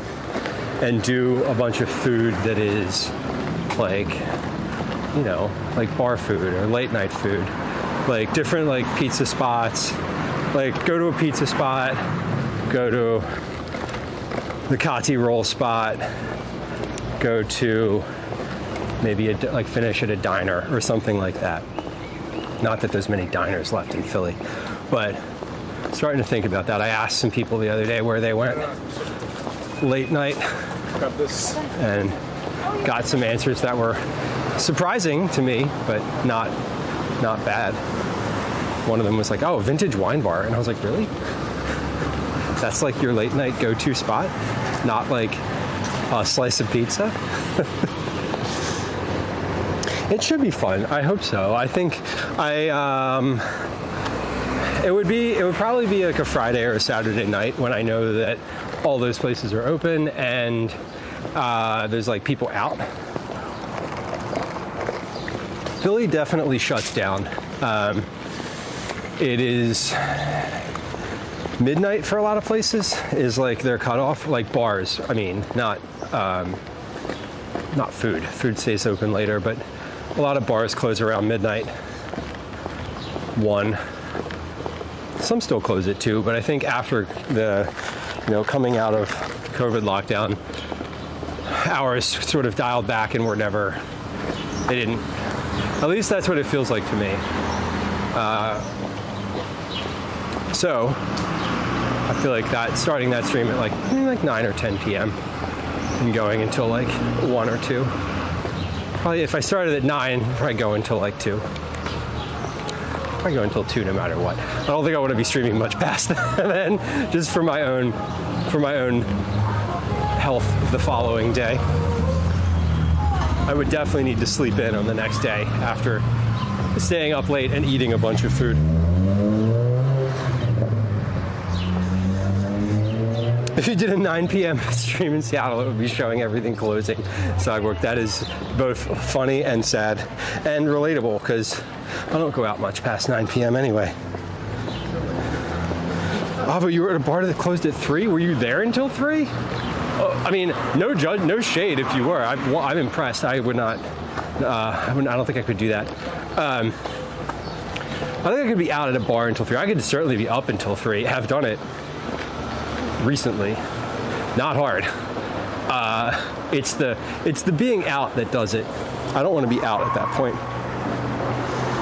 Left at 11. That's totally reasonable. Oh, Rhode Island plate. Oh, we got a public pool open already. Philly has not a ton, but there's quite a few public pools. This one is open already. They stagger the openings, so they'll be opening over the next, like, basically, I think they're all open by the first weekend in July, but you can just walk on in. We're not going to walk on in, but you could just go ahead in and go for a swim.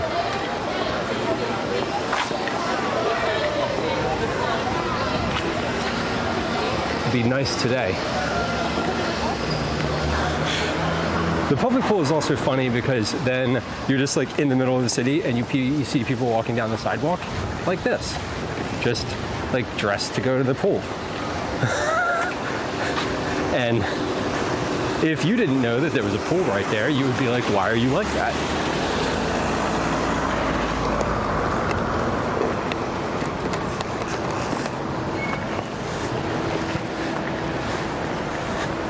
Darlene, it is a nice little pool. I feel like, I don't know that one. I don't know the name of that one. We have the one that we go to a couple times throughout the summer that's closer to where we live. But the public pool is great. When it gets really busy, they have a time limit and they'll cycle people in and out. They'll do like, 20 minutes in and then they'll blow the whistle and you got to get out.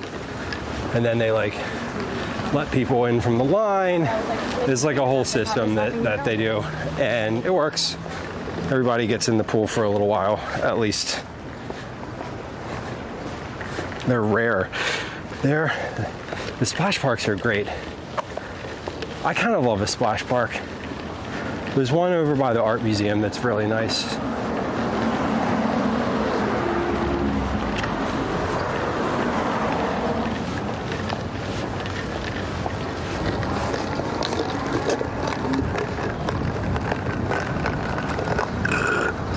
Tea's gone. I'm gonna hold on to it for a little bit though, because there's ice in the bottom. I'll let that melt. Whew.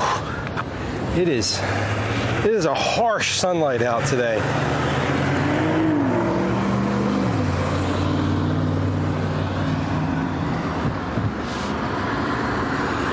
This is Washington Avenue, so behind us, so we just came from 13th, and you can't see it here because there's a giant construction fence in the way. But we'll cross the street here and we'll be able to see Center City. This is Washington Avenue. If you continue in the direction that we're looking, you'll get to Route 95, the major East Coast thoroughfare. Goes north-south, all up and down the East Coast. And we're not going that direction. We've been down there before, but we're heading toward South Philly. So let's turn around here before we get into South Philly. Let's say one last goodbye to Center City. So again, Washington Avenue here, this big street is really the separation from Center City, which is like those buildings and the surrounding area, to South Philly, which is that way, which is where we're going today, or where we're going now. Started in the Rittenhouse neighborhood. We will not be finishing in the Rittenhouse neighborhood, though. We're not closing the loop today. We are doing a point A to point B hike.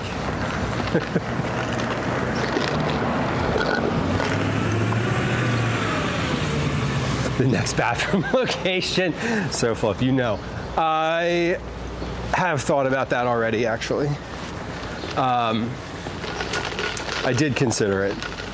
I considered that if I asked at any of the shops, they would probably say yes. But I'm also considering that I didn't really need to use the bathroom at last drop because I'm sweating a lot. So close it. It is never out of mind though. It is always right there in the back. Excuse me. Oh, I just got something, the hood vent of this place. I got something coming out of the hood vent there just now. That was like very spicy. Some sort of like spicy oil. Oh, excuse me. Wow, the air is attacking me at the moment. Bob, welcome in. Hey, Bob, good to see you. Good to see you. Welcome, friends. Godless Sky, hello, welcome. Dustylicious, welcome in. That's Franny. Hey, Franny. Hello. Thank you for the shout out.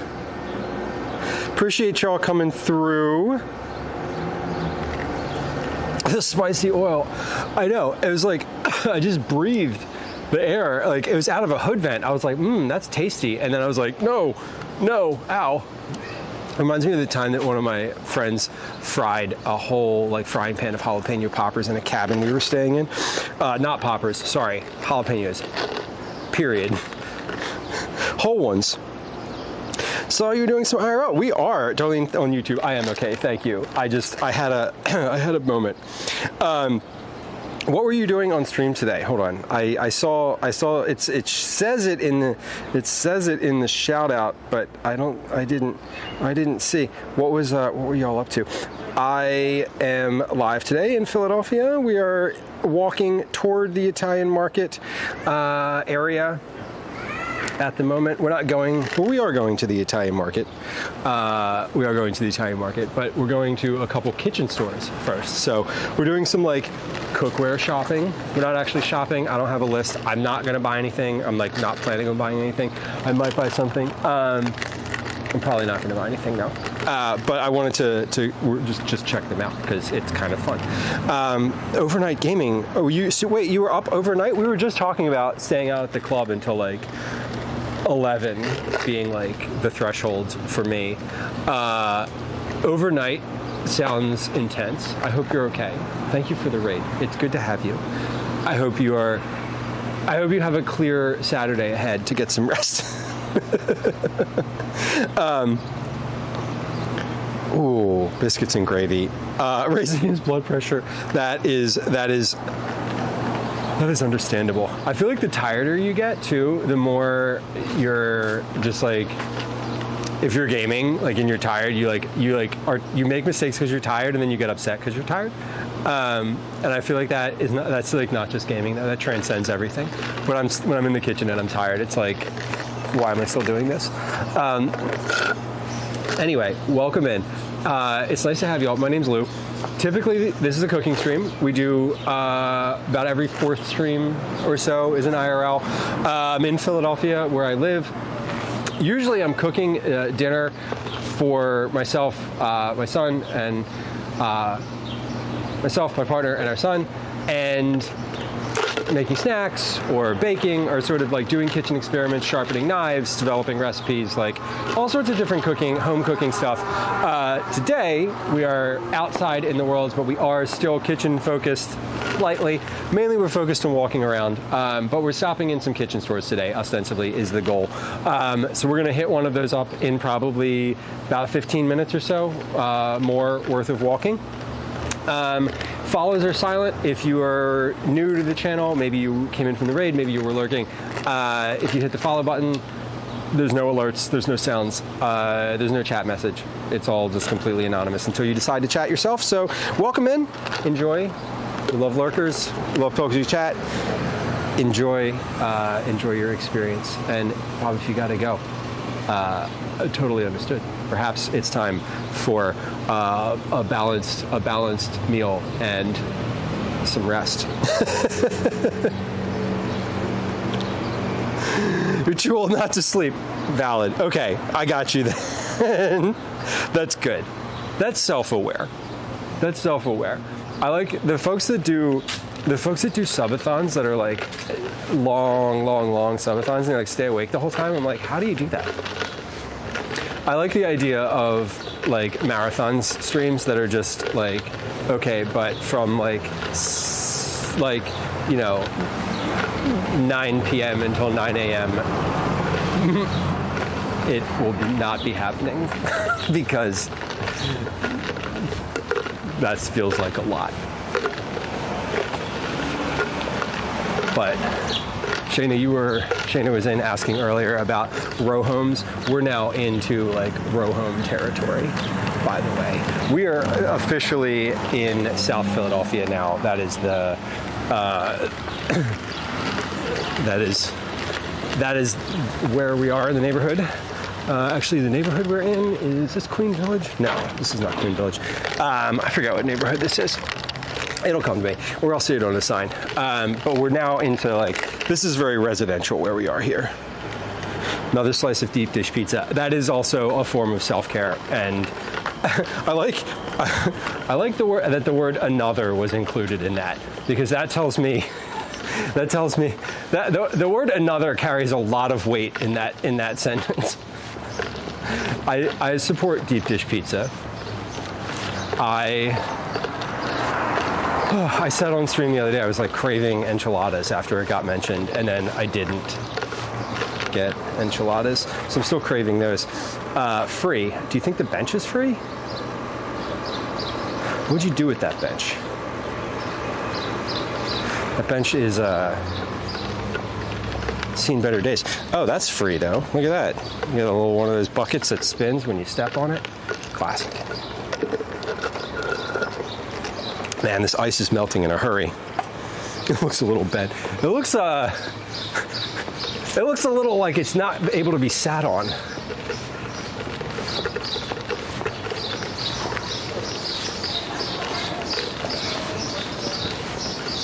I would not chance myself to sit on that bench. That is for sure. Yard sale. Stoop sale.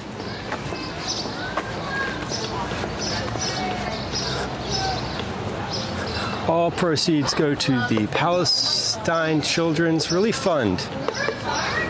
So it's not just a yard sale.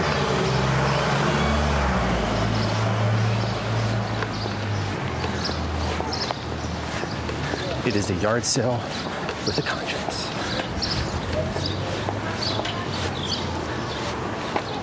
All right. Little lemonade stand at the park there. Cute. That sign just says Barada. Wait, what's... Oh, that's the name of the restaurant. Okay. I was like, wait, really? That is niche. I very rarely do I does someone say like on stream, oh, that thing said that thing, and then I turn around and can see it right away. Usually it's like I'm like past it. That was the only word you can see. That's funny. It's just, yeah, it's a restaurant. Fellas, welcome in. Welcome in. Oh, I'm gonna throw this cup away because it is empty, and I can reclaim my wrist. That's what we want. Ugh. Okay.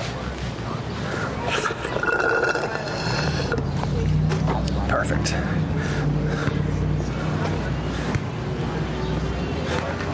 Kind of going to lurk. We'll enjoy. Enjoy it. We're just going to be walking. We're going to stop in.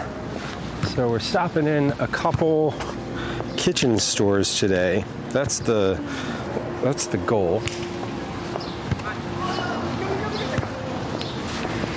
We were pleasantly shooed out of the first one we tried to go to, which is okay. I was not upset about it. It happens. And the next one we're gonna go is called CM Neff Supply. Cook Supply? We'll look at this sign on the building. I just know it is Neff. So the owner's name is Kerry, and I think he's there today. He's usually there when I don't think I've ever been in there when he hasn't been there. So I'm expecting him to be there. Darlene on YouTube. I totally could sit down. Those benches are nice. There's so many little parks. I mean, we've passed. Maybe I haven't even pointed out all of them, but we've passed, I think, 3 different parks today. We started in a park. So Philly is really nice for that. Like, wherever you are, if you kind of like pop the map open, there's usually some small like neighborhood park nearby. Hob, enjoy your lurk. I know that feeling. You're done stream. You're just like, I gotta hermit for a second. More free stuff. What do we got here? We got gym shorts. Got a pair of Timberland shoes that definitely been worn. Flannel. Nothing exciting. Okay, move along. Guy, welcome in. Good to see you. I know, Baker. I've learned. I've brought home lots of stoop items over the years. I'm a little more picky now, I think, which is good. I've learned to sort of temper my excitement. Like those gold medal things we saw earlier, like I kind of wanted those, but I also was then like, what am I going to do with those? I can't put them in I don't want to put them in my backpack. Like, I don't want to carry them for the rest of the day. Like, I'm not going to do that. Free bread maker, hey, sweet. Have you used it yet? What's up, Bird? Bird's just like trying to walk faster than me. Not happening, buddy, sorry. You can fly though, which is pretty sweet. Oh, Zurashi? Damn. You lucked out. That's good. Zurashi's like quality. At least that's my read on them. I feel like I know that I've looked up like best rice makers before, and theirs was on there. When I looked up like best thermoses, I think theirs was on there. They're always sort of on the list of bests for all their stuff. In the holiday season, during the holiday season, this little block of the street is all lit up. Is like super lit up. Lights, it's a big thing. If you look up 13th Street in Philadelphia, like holiday lights, you'll understand. All the houses like go all out on their decorations, and people kind of come and drive down or walk down the block slowly in December, and it's pretty nice. It's a nice little tradition.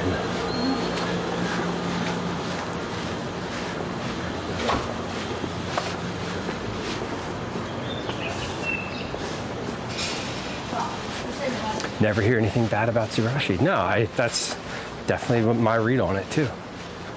I feel like they were, when you say you got that bread maker, I'm like, I've heard of that one.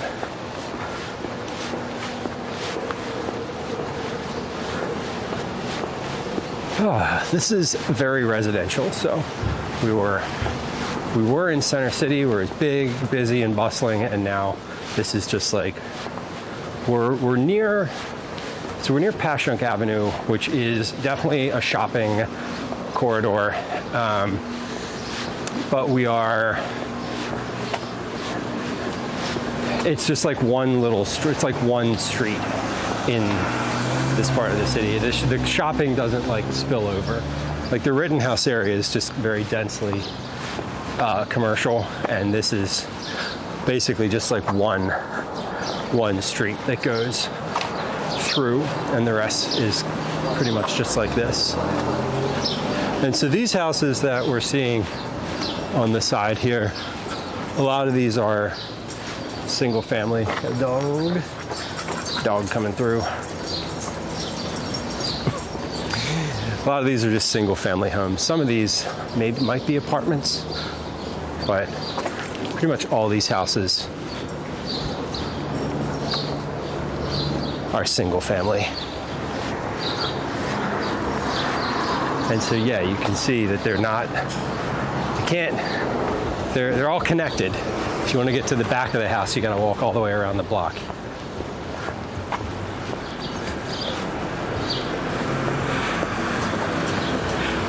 Darlene on YouTube says, "I like your purple sunglasses." Thank you. They were the gift at TwitchCon last year. The affiliate gift at TwitchCon was a pair. It was like sunglasses and like, I don't know, a thing of like hand sanitizer or something. I'm not sure. I forget. It was the glasses were part of it though. All right, we're coming up on Passyunk Avenue. I don't actually, I think this place might have moved. They used to be in a really small storefront off Passyunk, but I think they're on the street now. At least the address on Google Maps had them there. Let me look it up real quick.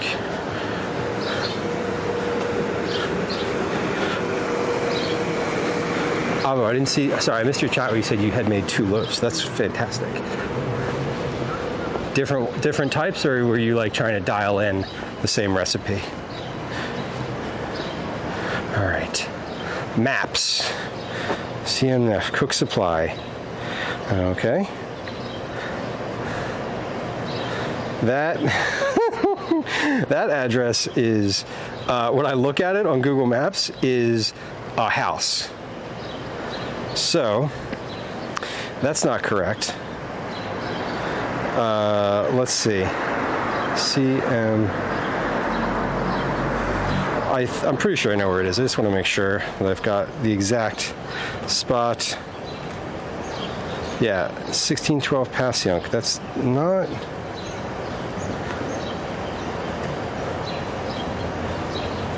Is it?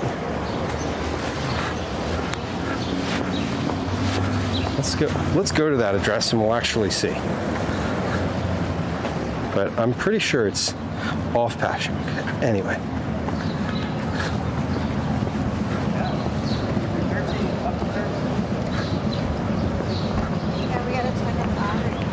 So we're at the southern end of the avenue. This goes all the way down, like through the Italian market area, and then into almost to, or no, I think it goes all the way into Queen Village. But Passyunk cuts across the Philadelphia grid. The Philly's a grid, and has a few streets throughout the city that are diagonals, but not many. But this is one of them. So it's interesting because it goes through a bunch of different neighborhoods.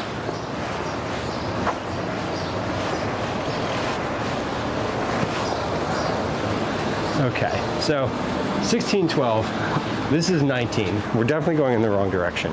I was damn sure that this place was around the corner from here and not actually on the street itself.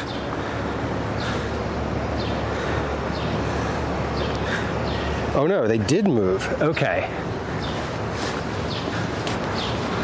I actually looked at it on the map and looked at the street view. Okay. We'll get there.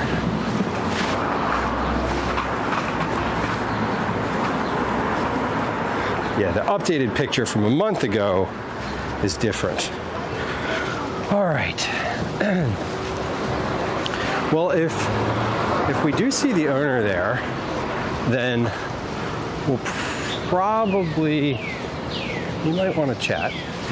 So if you have any questions, I'm sure he'll be happy to answer them. But otherwise, we're going to look around. This will be my first time in this shop. I was in their old one plenty of times, and it appears that they've moved. So I'm excited. The old shop was really small, and it was kind of neat in that way, but it was also kind of like, you know, if you had a purse, it was hard to walk through, like literally. Like, you couldn't really get through the place very easily. I mean, I would run it. So maybe it's different now.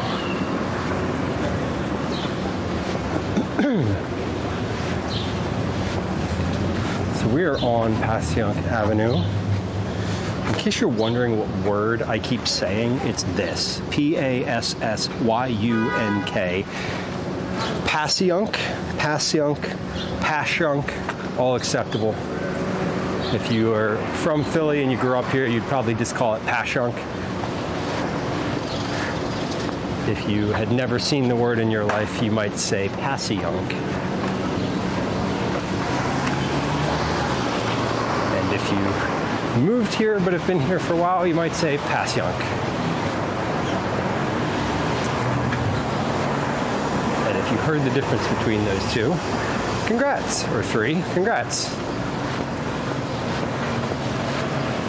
Then you might have heard the Philadelphia accent before.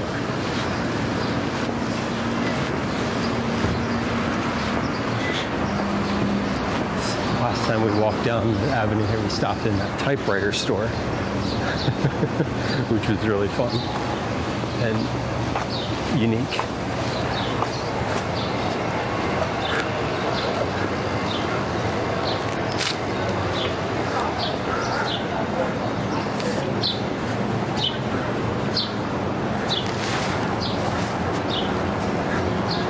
Forgot I wanted to take this wristband or this wrist thing off. It is making my arms sweaty.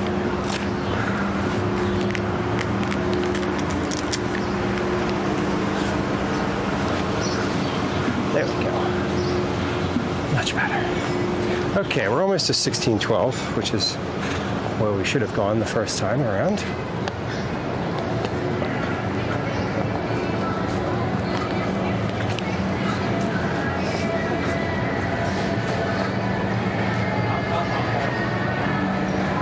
Use the crosswalk.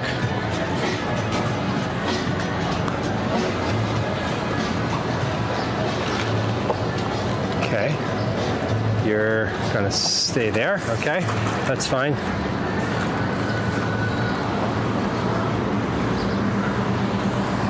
Oh, sweating, y'all. It is hot out. Let's just keep going this way. Could be worse. Could be hotter. All right, now we should be on the right block. Let's see if we can find it. So this place, let's see. What have I used for stream? I've gotten my knives sharpened here before. They do like walk in. You can just bring your knives in and they'll sharpen them for you, which is really nice. It's not same day, but sometimes it's same day. I guess maybe it might be sometimes. I don't want to speak for them. But the old shop, it's an interesting little shop, the way it's set up. You can tell it's like set up by folks that cook and like cooking, and it's just the old one is just very dense. Okay. Oh yeah, here it is. All right, let me wipe before we like walk in here. I'm gonna stand right here for a second, and I'm going to like wipe my face off because I am drenched in sweat.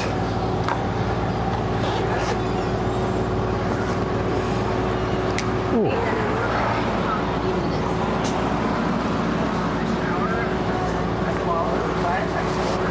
It's hot. It's hot. I'm also wearing like a long sleeve shirt, which is not ideal. But I'm wearing a long sleeve shirt to keep the sun off of my my arms. Unfortunately, it's so hot out. Well, I mean, it's the coolest June we're ever going to have again, so that's a positive way to look at it, maybe. Or a fatalistic way to look at it. I am also going to get a quick sip of water here. But yeah, this place is brand new. This is a new location. I haven't. I didn't even know that they moved, honestly. Like, if I hadn't have looked up the address, I probably would have just walked to the old spot. The old spot was just around the corner from where we came into Passion. That's why I came into the avenue at so far up. We didn't need to go that far south. I just thought we did.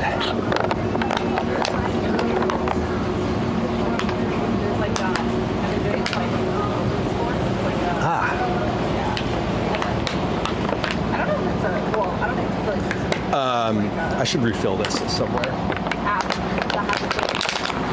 Should have asked them to refill it at last drop, but I didn't. Is that rude? I don't think that's rude. Is it? If you walk into a business and they have they're selling water bottles there, and you buy something, would you assume that it's rude to ask them to refill your water bottle? Would that? I feel like that would just be a normal ask, right? I don't think that you would need to feel weird about that. I think they should do it too, if you ask them and you're already buying something. Okay. I just need to stop moving for a moment and before going in here, because I feel like when we walk in here, I'm gonna also interact with a human in real life, which is very different than this experience, which is why I was I realized I'm sweaty and awful and just need a second. Slinka, welcome in. You ask places all the time. Okay. I don't, Cyborg. I usually don't drink enough water. I almost always carry a water bottle now, but I not just during IRLs, but in life in general, I carry a water bottle, but I don't always drink enough of it to feel like I'm gonna run out. I take little sips and then I'm sort of done. I rehydrate my vocal cords and that's it. Even when you're not buying. Okay. Well, that's reasonable too. Pretty much anywhere with a water fountain, I feel like I could have refilled too. I could have refilled at Reading Terminal for sure. Didn't. Most of these parks also have fountains, so I feel like I could probably go into a park and just use a water fountain there. Master Splits, welcome in. Welcome in. Good to see you. Public transit and walking around. People are pretty happy to do it, which is good to know. I feel like I just don't have a practice of asking, right? I just haven't. And so I just I'm thinking about it now. I'm would that be odd? Thanks for clarifying that you're just what do you mean that's not odd?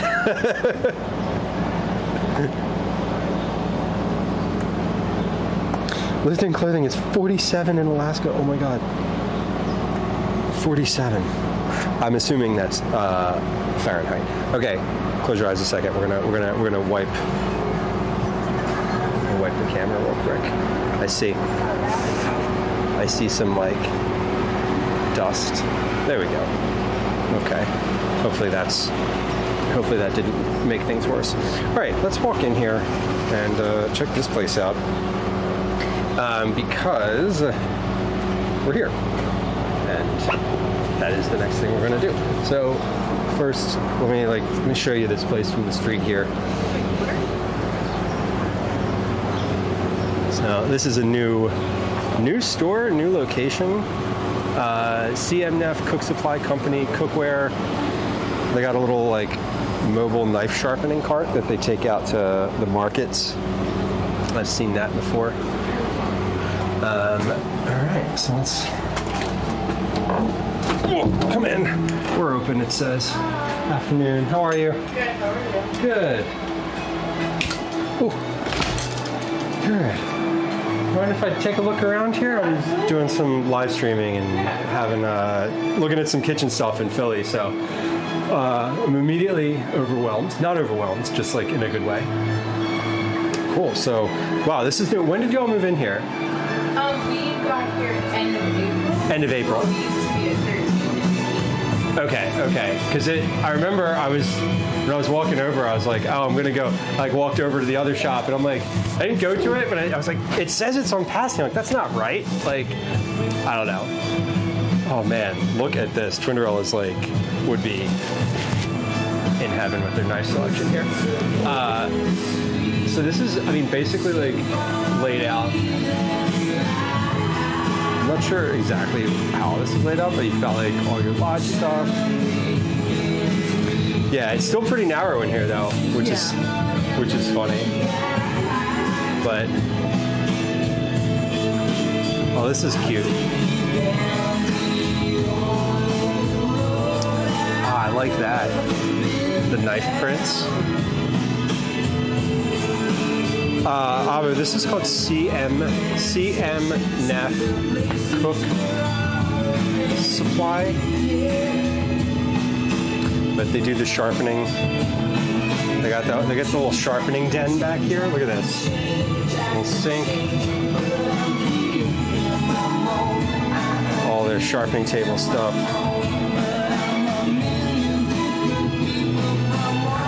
Baker, I am extremely aware that I have a backpack on. DJ Harley, I could stay here all day. This is next time you're up in Philly, come through here. It's an experience. But this is the type of place where you have something in mind and you're like, do you have that thing? And they just go over to the shelf and grab it for you. But they also have used stuff here too. They have, I've seen this is all used appliances, right?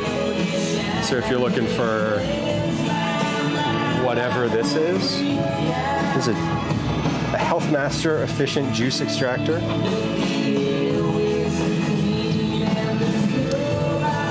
Yeah, I definitely feel like I know.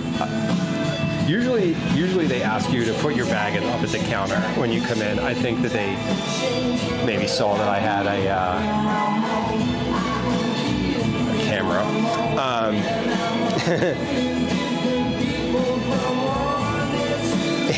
In board games, love the Anthony Bourdain stuff. Yeah, that shirt was fun.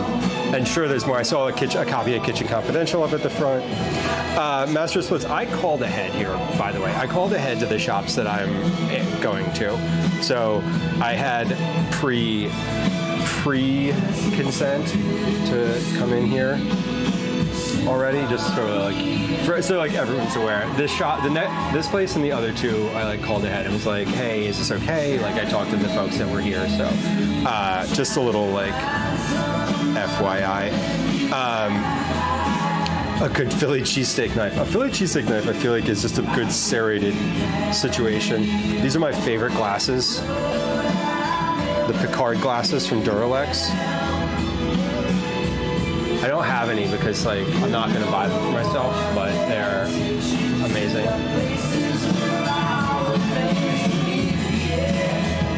Yeah, they do knife sharpening here. Look at this. They got the little bin. Unsharpened. Not notified. Notified. That's funny. Here we go. Got your onion goggles. Oh, these don't have a strap on them. These are just like slip-ons. They're like real glasses. These are the professional kitchen onion goggles. Definitely would use those if I owned those. What else do they got in here that's fun? Like, you just can't look anywhere in here. The Dolce & Gabbana mocha pots. Yeah, they do. That's classy as hell. Look at that thing. I need a large. I'd like a large. This one would be great. I have one. The one that I have is the one that I use every day, and it is a single cup. Look at they got the Messermeister knife bags in here. So this place is more of, I would call this, I don't know, I'm trying to think, we can compare, because we're going to go into Fante's too, right? And Fante's is like much, I feel like this place has a lot of like small, like real, like little things that you are like looking for. You're like, oh, I really need this like niche type of thing.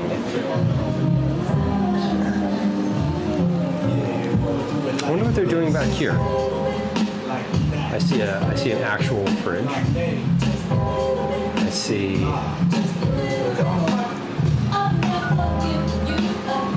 Yeah, I do. I see an induction top. Was that a penis glass? Maybe.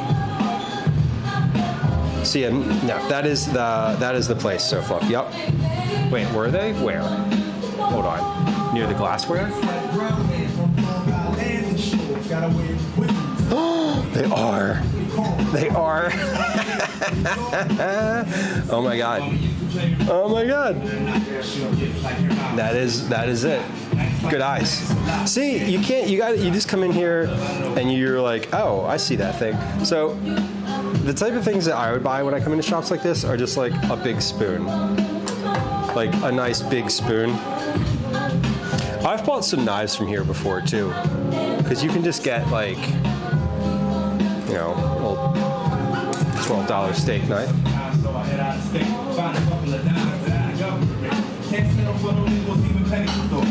Vintage candy dish. Now this is the stuff that you look for when you go to thrift stores. This like Pyrex.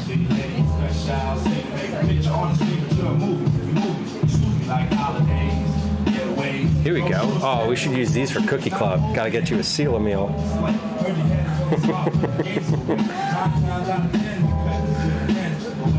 This is so good.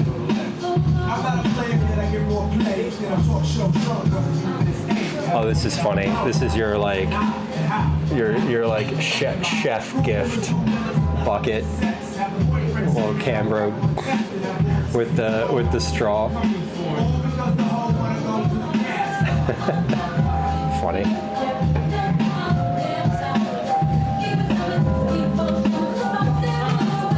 This place has, I would say, more of a chef focus. And I think Fante's has like a home cook focus. So I don't know that I necessarily see them competing. Like, they obviously would.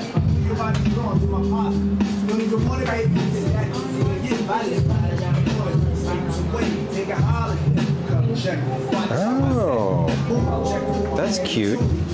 So you put this in the center, and you like the center of a piece of dough, and you just use it to like cut a circle. Interesting. Roll dough, place knob. While holding the knob in place, insert knife into desired size. Gently rotate knife until you complete your circle. Neat. a little knick-knack. Here we go. Oh, what was I looking? See, now this is where I would be like, oh, the angel food pan. Do they have an angel food pan? They got cannoli molds. Abba says, at what point do you turn to a home chef? Well, I mean, I guess my thing is like, I see a lot of like kitchen tools and that type of thing, and like, I don't know, I'm not seeing a lot of like, I don't know, like, how do I put it? Like, Fante's will have a large selection of like cute aprons. Whereas this place, like, doesn't necessarily have that. Like, they're gonna have, like, your, like, heavily embedded, you know, sturdy aprons. And the other place will have that too, but this place, I think if I was looking for a really specific kitchen tool, I guess is how I would better put that. Like, Fante's is sort of like, oh, I need a bunch of, like, I don't really want to compare the two of them, honestly. Pie weights, could always use some more of those, or any of those. I don't have any.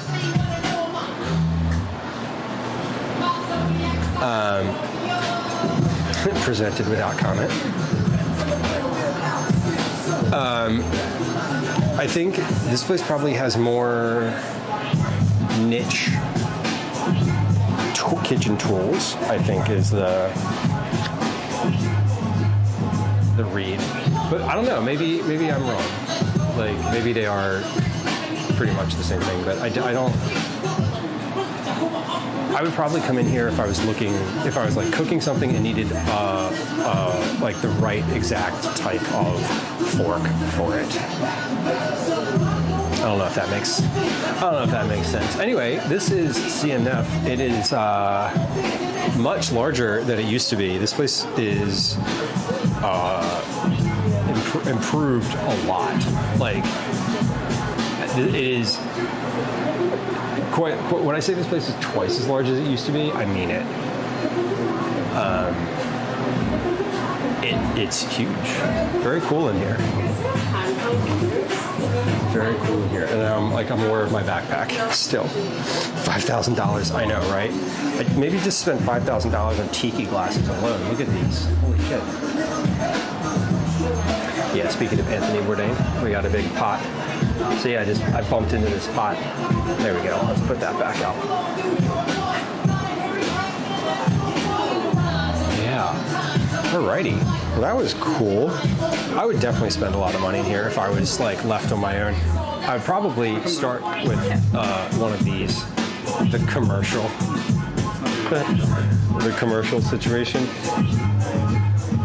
Yeah, now this would probably be a lot better for tomato sauce than the one I have. All right. Just a blowtorch, casual blowtorch. I'm just taking one more loop through the store.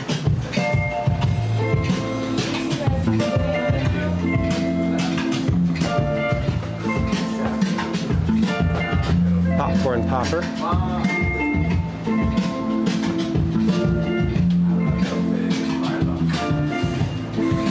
I think that one of the differences, I think that something that stands out, I would say, about this store is they're not like specifically beholden to a brand, if that makes sense. Like, I'm looking at these pots, right, or these pans, and there's a bunch of different like styles and brands here, and that's what I mean when I say, like, if I was looking for something really specific, maybe not a specific brand, but a specific, like, I need a, you know, whatever, 7-inch frying pan, heavy bottom frying pan, like whatever. Like, I feel like you could come here and find a version of that, but you're not going to get necessarily like a single, you know, it's not going to be like Cuisinart brand pans.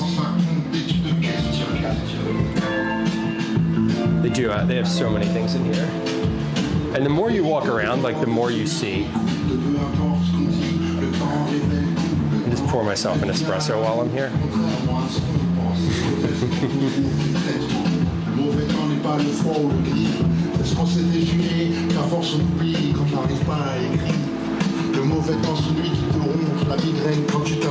Stack of various metal bowls. Yeah, this place is, you can't, I feel like I'm not going to buy anything today because I'm not, but I feel like it is difficult to come in here and not be like, I'll just get myself a little something. Oh, this is a cute $9 knife or whatever, you know? Your butter bell. These are great.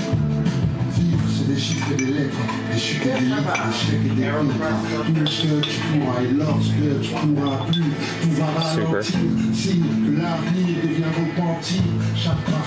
Buy a giant Dutch oven.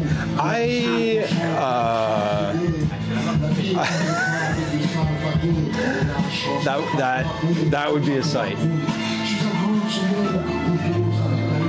That would definitely be a sight. Look at this. I'm just looking down here and I'm like, oh, these are like loaf pans, paper loaf pans, various lids.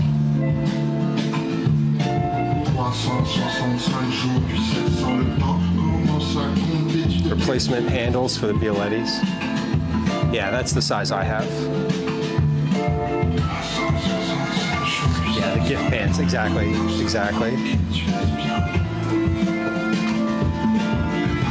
I really want one of these, the overhead racks. I'd love to have one of those in the kitchen. I don't. Gwen said no.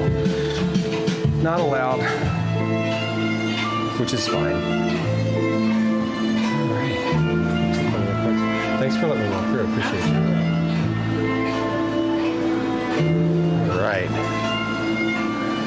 There you go. All right. Well, that was CM Neff Cook Supply.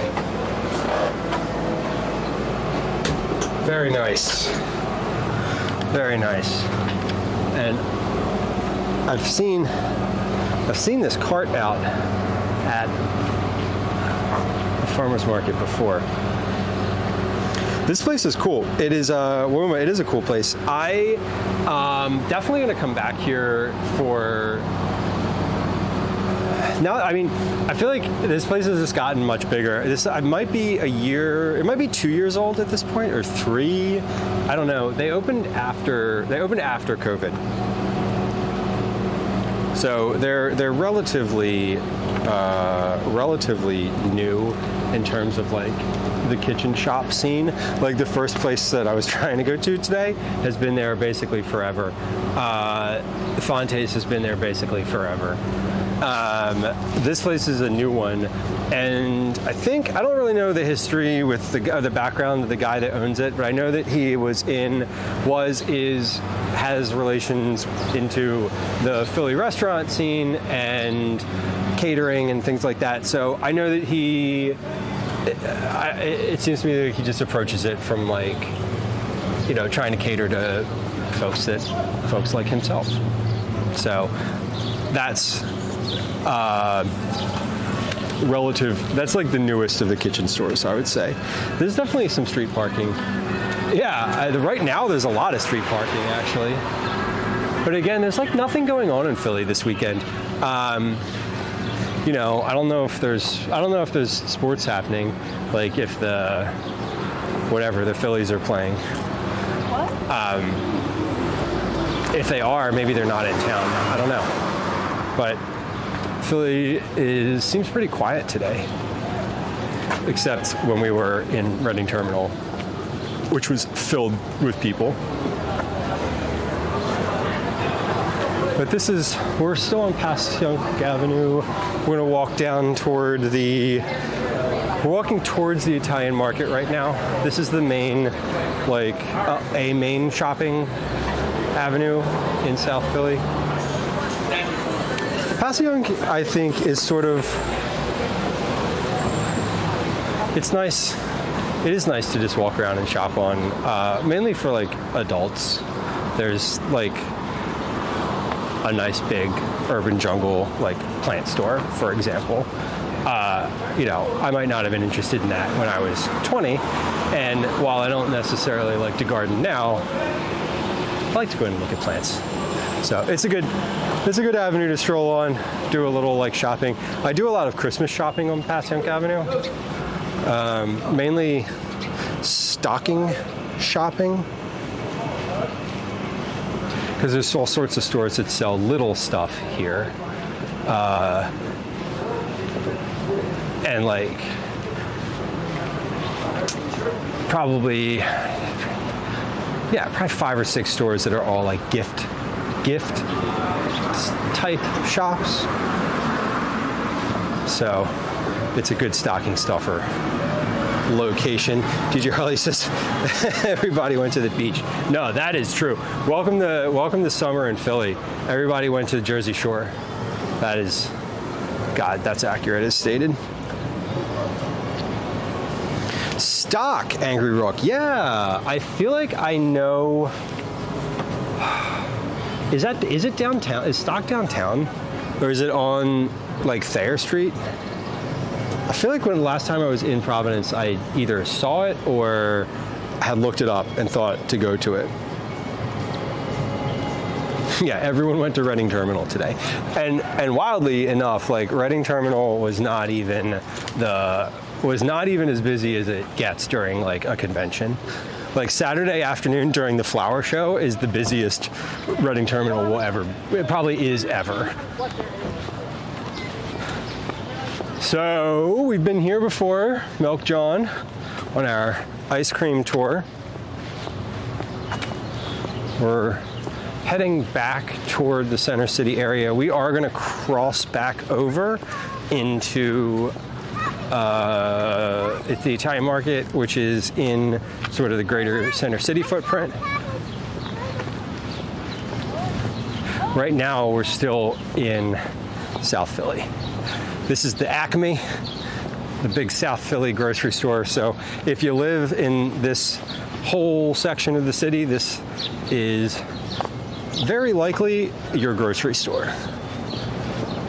It's a good one too. It's big and they have a huge selection, so it's actually not too bad.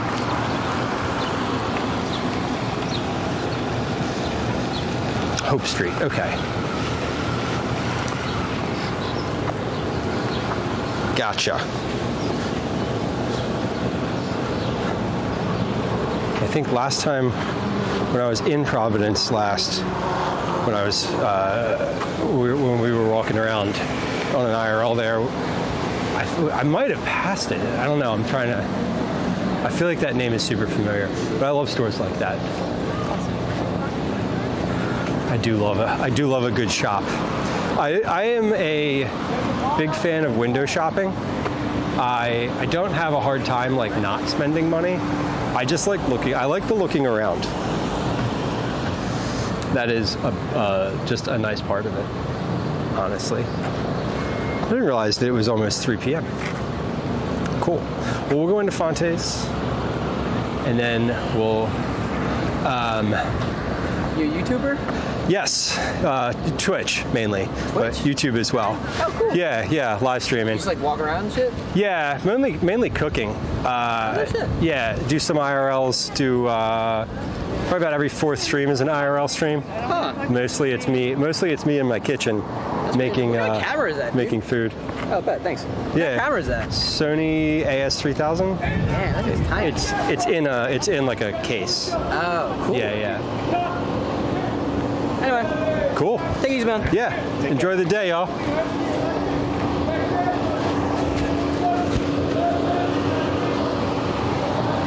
Alrighty, we're gonna continue down Passyunk. It is tiny. It's funny. I think maybe once ever someone's been like, are you like on Twitch? Sorry, Twitch. Pretty much, the bigger one is TikTok. Most people are like, are you on TikTok? Are you a TikToker? Which is always like, no, I'm not. I have a TikTok, but I don't use it. I don't post to it. Hey, we talked about Geno's. Oh no, we weren't talking about Geno's. That was in a different stream. We were talking about Geno's in Patrick Richards' stream last night, or at least it came up. And we're about to pass there. So we've passed Geno's many times. I'll give you the disclaimer that if you come to Philadelphia, if you look up like Philly cheesesteak, these are the spots that are going to come up when you look up like where to go. Don't go to them. These are not the ones. These are not the cheesesteaks you're looking for. Anyway, they are like, I say they because it's like Pat's and Geno's. Those are the two shops down here. But definitely better cheesesteaks in the city. But let's walk by them anyway because they're on the way to where we're going. Twitch is the forgotten middle child. Twitch, yeah, I mean, it's interesting because like mostly people see a camera and they don't think live streaming first. They think like video that's going to be on YouTube. So YouTube, I feel like, is the one that I hear the most. Look at this. This is a knit. This is knit. And that is the Philly Fanatic. I don't know who the person on the left is. I'm assuming they're a sports person.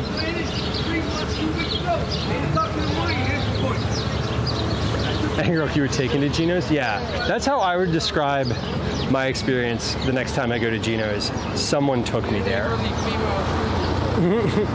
But Pat's and Geno's are the two like big old cheesesteak spots.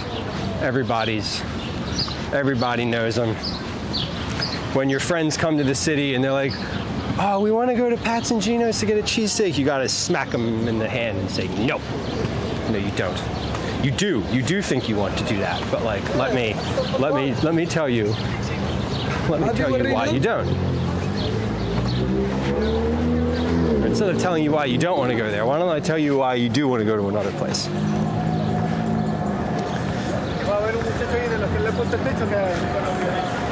Yeah, you got to bring out the. So, but that's the thing. Like, you know, they're on the list. They're on every list. They're on every single list of like cheesesteaks in Philly because they're huge. Like this, look at this place. It looks like a casino. At night, this is just neon. This whole corner is neon, and it's intense. And there's like a line around the corner, and you know, often you'll just see people pull up here. I don't know. Like, not often, but like, this is definitely the type of spot where it wouldn't be weird for some sort of like celebrity or act, you know, whoever in town filming or playing a sport or whatever, like to pull up here and just like hop out and get a steak. But, oh, that's nice. They have a little rainbow fan in the window. That's cute. I wonder if they know that's there. They might not. All right, checking my phone. Missed call.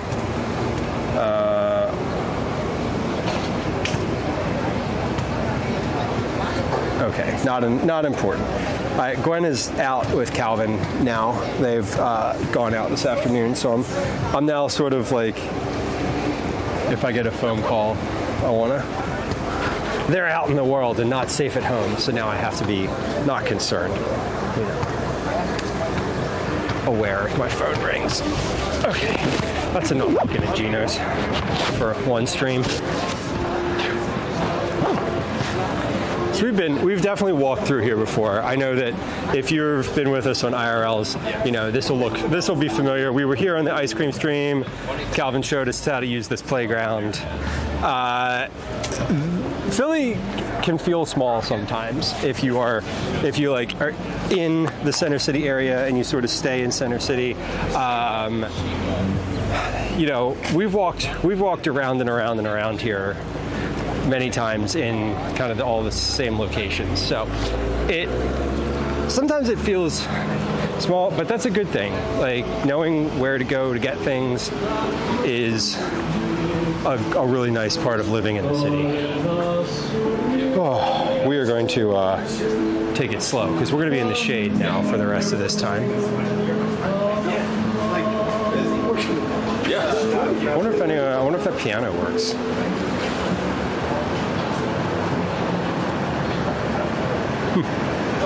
I don't know. Live poultry.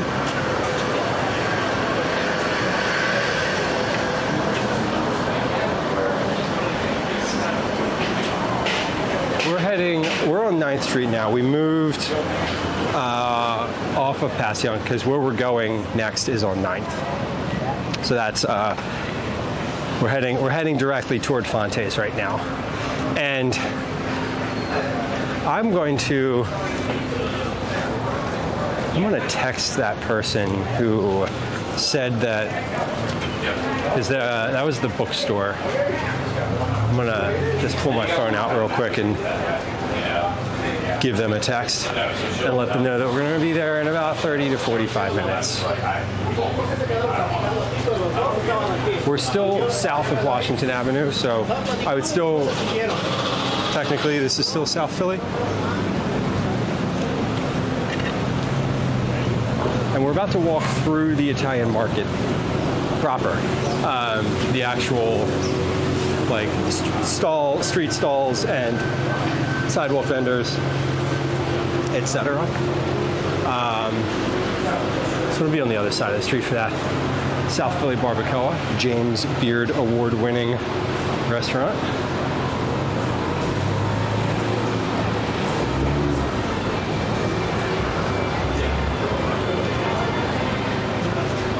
Just go in, get a few tacos. Simple.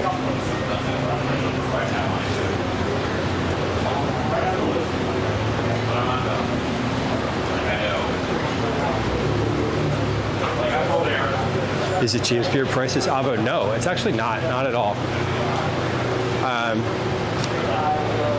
They're interesting because they have a very, they opened as like a taqueria for people who were going to work in the morning and, you know, wanting to either get breakfast or take something with them. So they still actually have like very similar hours to that. I know they've expanded a bunch and sort of, you know, obviously the notoriety has given them opportunities for that. I mean, I think so. I don't know. I'm not, you know, I don't work there, but they still have the focus that they did before of like serving sort of that working community that goes to a taqueria for like regular meals. And so they don't have that same pricing, and they haven't really changed their schedule, at least that I know of. So they still really do cater to like folks who get there early in the day too. Look at that car. That is a wild paint job. So we're crossing back across Washington Avenue. And I'm going to go to the other side of the street because that's where a lot of the stalls and the vendors are. Fante's is actually on this side, but we're going to cross and then we'll make our way backward toward Fante's. Let's just get a look at like what's going on in the market on a Saturday afternoon.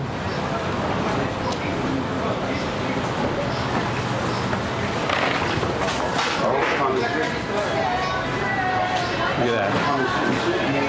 $30 a dozen for girls, $20 a dozen for males. Live crafts. I love these stalls because you don't. If you come here with a list, they will like do the shopping for you. Like you can just hand them your bag and they'll just like say what you want and they'll like go and grab it because they know where everything is. It's funny. So many of these places are just like handwritten signs, which I love. Like that's a big part of the sort of appeal is the handwriting. The signs are just like on cardboard.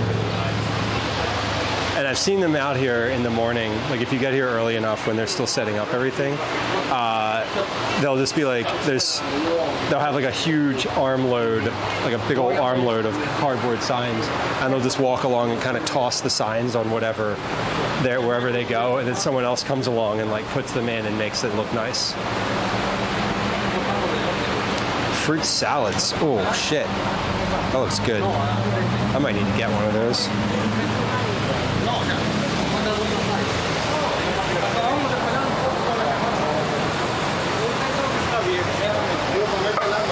You're even keeping ice on the greens. Wow.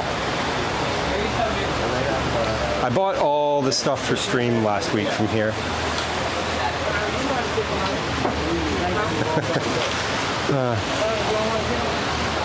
All the young people just look like Hassan. It's kind of funny. The youth, they're all looking to look like Hassan Abi.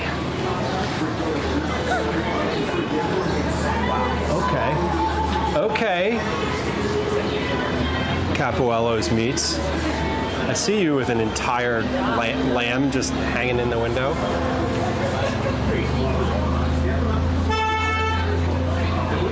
Cool. I don't know who that is. So Flip, you don't know who Hassan is, which is nice, which is good. I'm glad for you. I'm glad for you. It's a leftist political commentator on Twitch. So, would you say that's so funny? Wow, there's one person in the world who knows me instead of Hassan on Twitch.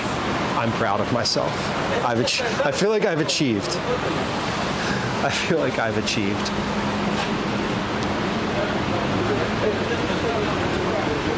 Blood oranges. Oh, what do I need this week? I need kohlrabi this week. I'm not going to buy it today, but there it is. It says jicama, but that's kohlrabi. Wait, is that? Yeah, that's kohlrabi. It just doesn't have the top leaves on it. Jicama looks different than that. Achievement unlocked, right? See, I just said that assuming that every single person who could hear the sound of my voice just knew who that was. Mangoes for $1. A kohlrabi baker. I'm working on a recipe for a kohlrabi apple salad, like a cold kohlrabi salad. Chayotes. Never had one of those.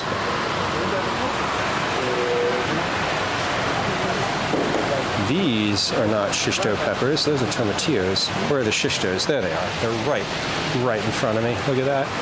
Okay. Fante's is across the street from where we are right now. It does, Baker. And the nice thing is that most of those, like the one I'm working on is the sub. Basically, it's like a kohlrabi apple salad, but if you can't find kohlrabi in the store, you sub more apples. Just a different type of apple. This place, the Tortilleria San Ramon, is really good. They sell tortillas to go. Like you can just get like a big pack of tortillas, and they leave the door open all the time, and it just smells so good coming out of there. Like it always just smells amazing.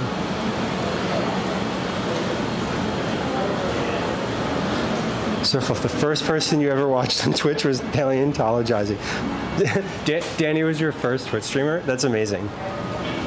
I think I'm pretty sure that the first person I ever watched on Twitch was, I want to say the first stream I ever watched with any like enthusiasm. It might have been Rusty Rhymes, honestly. It was either Rusty or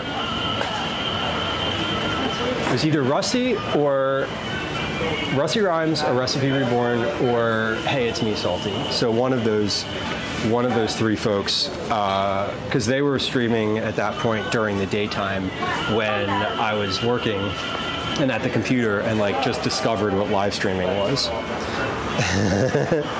No barrel fires today. No, it is hot as hell, and I don't think the barrel fires are happening today. I don't know if they're seasonal or what, but I feel like they are. Rambutans. So 7 rambutans for $1. I'm just gonna get some. Okay, we're buying some rambutans because 7 for $1 is intense. I wonder how many are in a pound. The stall in Reading Terminal, they were $4 a pound. Y'all ever had a rambutan? I'm probably not even saying that correctly. Rambutan. They're great. They're really funny, and they're fun to eat too. Okay, let's get I'm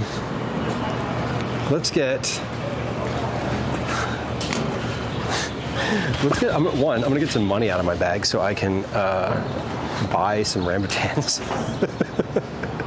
And I wonder how late these folks stay, because I kind of want to get one of those cold fruit salads too.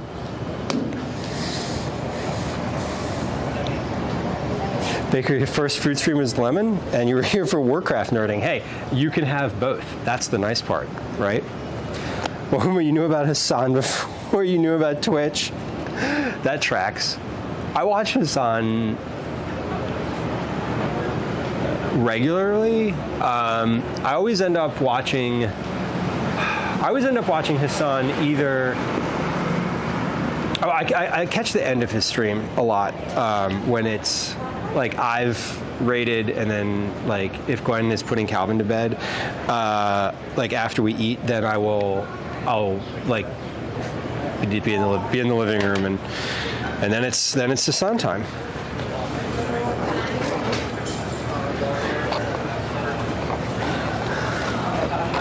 That's when I was talking about chatting in channels occasionally and being like active in some channels. Like I'll chat if you. I wonder what my chat history on his stream would look like. It would be weird because it's just me. No one's ever responding to me. It's just like me replying to whatever he's saying. Excuse me.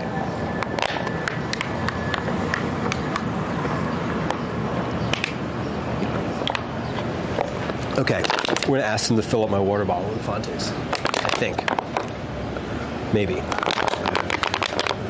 If I remember.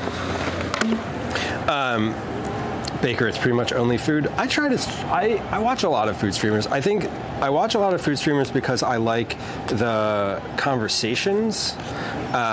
Sometimes I think when... and no shade to gaming folks, but I'm not usually like watching the stream itself. Or often I'm back and forth to actually watching. So if someone's like playing a game and sort of narrating the game, I'm not really interested because I'm not interested in the game. Which is why I really love cooking streams and food streams and any stream like DJs, makers and crafting, art streams, like anywhere where like conversation is sort of above the content itself sometimes. I don't know if that makes sense. But where, if I'm narrating myself cooking, I don't know. I guess it's the same as narrating a game. I'm not a gamer, so it doesn't appeal to me. We watched him when he worked for his uncle. Wow, you're a stan for a long time. That's cool. And I knew who he was, but I knew he was sort of like, big Twitch, big streamer, big like leftist political streamer was what I knew, and I probably started watching him like a year, 2 years ago, shortly after I started streaming myself. So I was like, oh, what else? So Fluff, you didn't join Twitch until 2019. I think I joined Twitch in 2022. I don't know. Whatever my account age is, I'm sure if you, I don't know how to find that. I think I joined in 2022.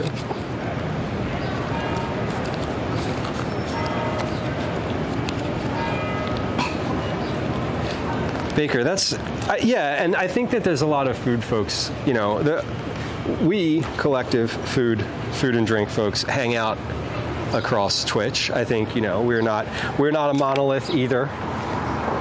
So I like that.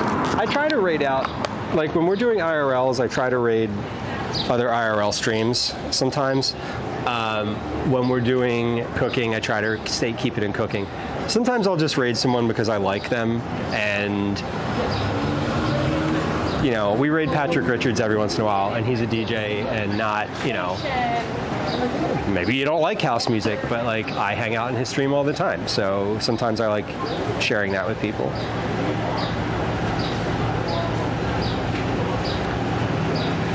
Okay, again, just like before going in somewhere, I'm like sitting and resting and like letting my heart rate cool down a little bit. Let me also just like text this person and say that we were going to come by.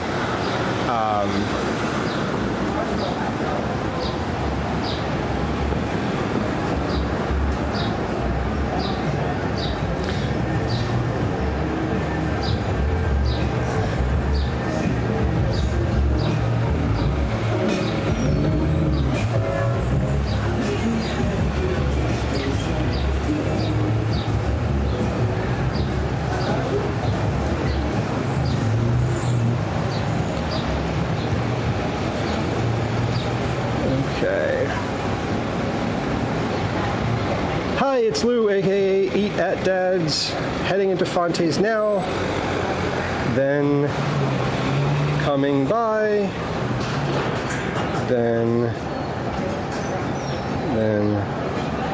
coming by, probably like 30 to 45 minutes, just a heads up, no pressure. Send.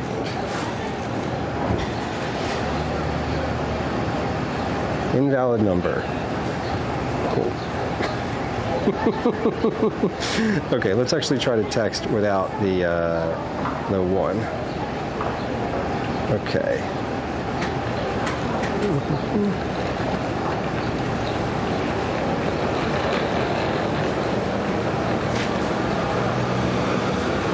And paste. Well, it says invalid number. That's weird. Okay, well, maybe we won't. Anyway, it's fine. I tried. Mama tried. The bot account, the Eat at Dad's bot was May 2022. Yeah, okay. Well, May 2022 was when I did my first stream. So that makes sense. I was like, oh yeah, I need a bot account. Snowy City, welcome in. I am melting a little bit, but we're walking from place to place, and then we're taking like a little breather before we walk in. I'm staying in the shade as much as possible. So we're working. We're moving slow today. We're moving slow.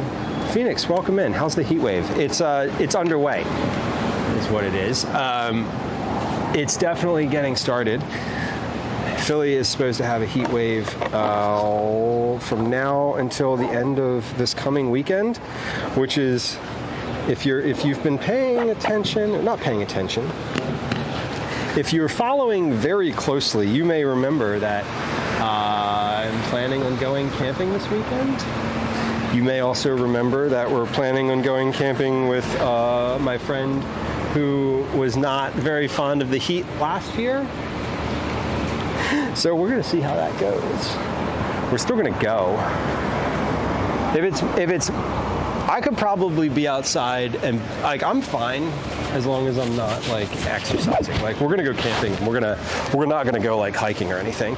But I feel like if I was moving a lot faster, I would probably be a lot more uncomfortable.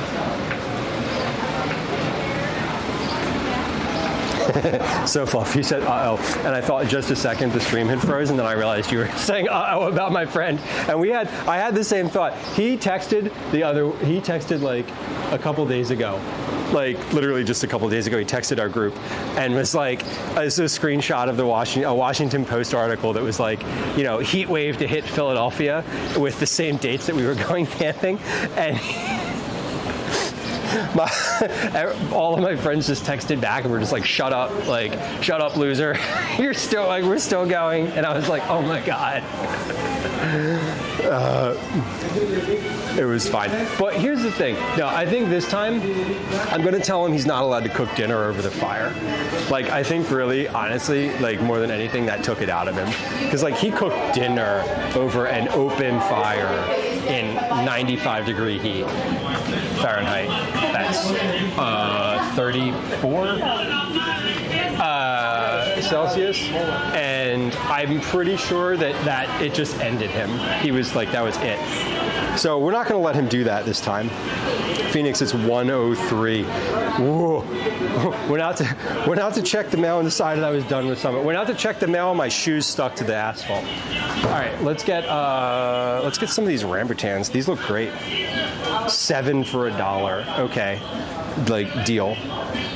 These pears are 5 for $1. Oh, these are all like $1. I wonder if these are seconds down here. It doesn't matter. I'm gonna eat them. Like I'm gonna eat one. Like I'm literally gonna eat one like right now. So. Yeah.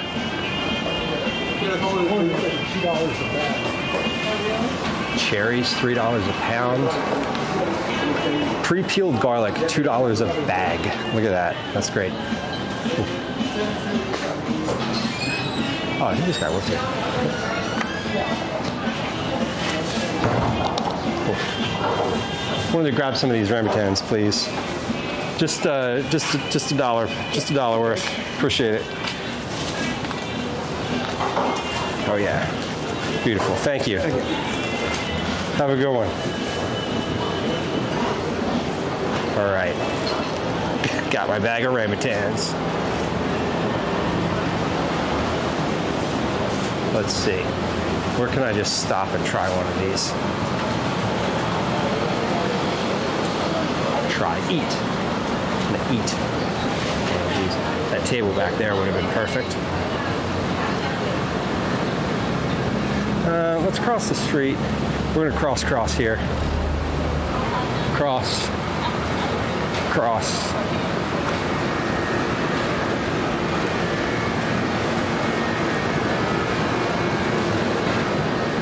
And then let's just sit.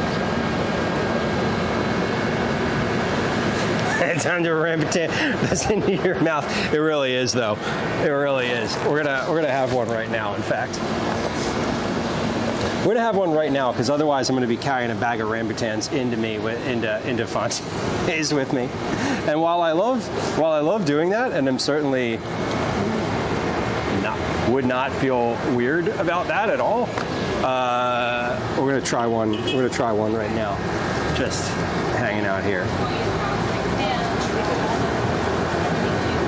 Baker, yeah, it was the cooking. I'm convinced that the cooking did him in. Pretty sure. Okay, so these are fun. So these look like a monkey ball, right? Like they look like a seed pod. And there's a seam on them. And if you have a knife, you can use a knife. But if you don't have a knife, you just use your fingers, kind of peel them open. And you have this like fruit jelly on the inside. And it'll have a little seed pit inside of it.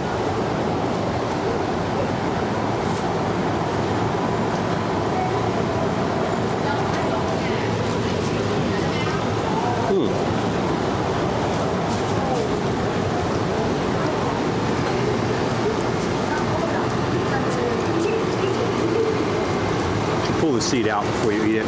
If you have a knife, you kind of like cut it in half. But yeah, those are great. Let's have another.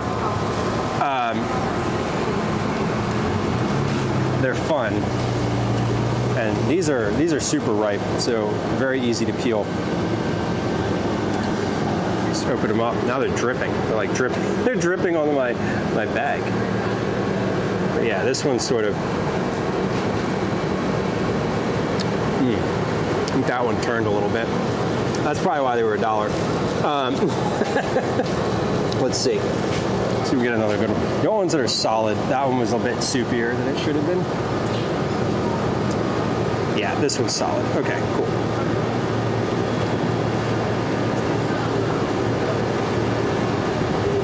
Yeah, these, and they have a seed inside. And if you have a knife, you kind of score around the edge. If you don't have a knife, you can also just use your teeth and sort of peel one side off and get the seed out. And eat the fruit. And they're really fun. They're really soft. What do they taste like?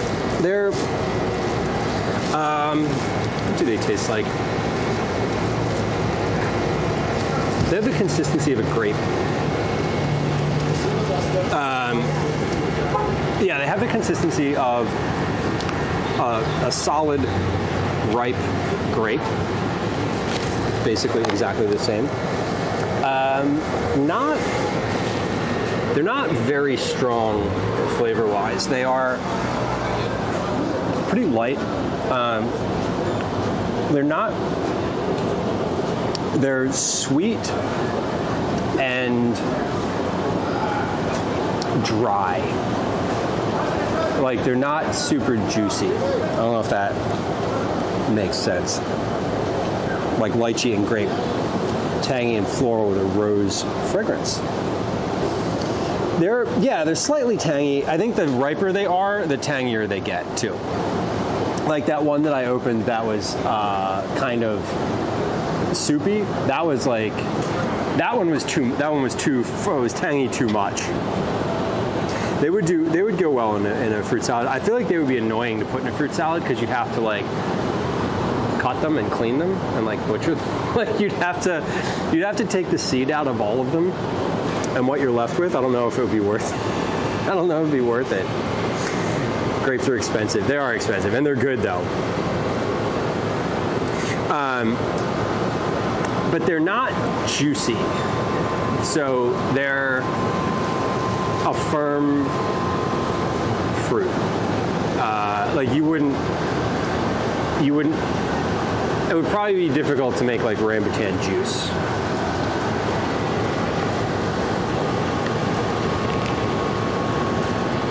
Okay. All right, we're going to head into Fante's now. Fante's is an old kitchen store in the Italian market. It has lots and lots of different stuff. Fante's is my sort of primary. If I'm going to a kitchen store, that's usually where I'm going to go. I don't always love ordering like on Amazon or any of that.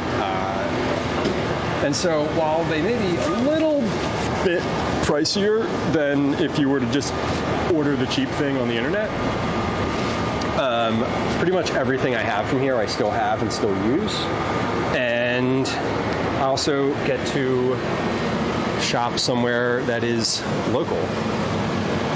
And locally owned. Chapstick Queen, welcome in. Phoenix says, as someone who puts cherries in fruit salad, I'd be up for it. They would be good. It would definitely be unique. Again, I feel like that would be a more expensive fruit salad because you'd have to process the rambutans. Some kind of a small apple velos. I love an apple in salad. Okay, let's go in here. We'll wait for this group to pass.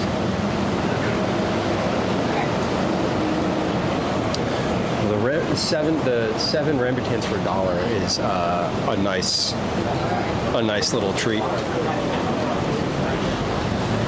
All right. $8 a pound. Cherries are in season right now, are they not? They're in season around here. Strawberries are in season still. Some places have them, some places don't. Raspberries, blueberries. We're getting into cherry season. We're getting into berry. We are in berry season. Okay, so this is Fante's. Fante's is just a shop in the market. You kind of stumble upon it.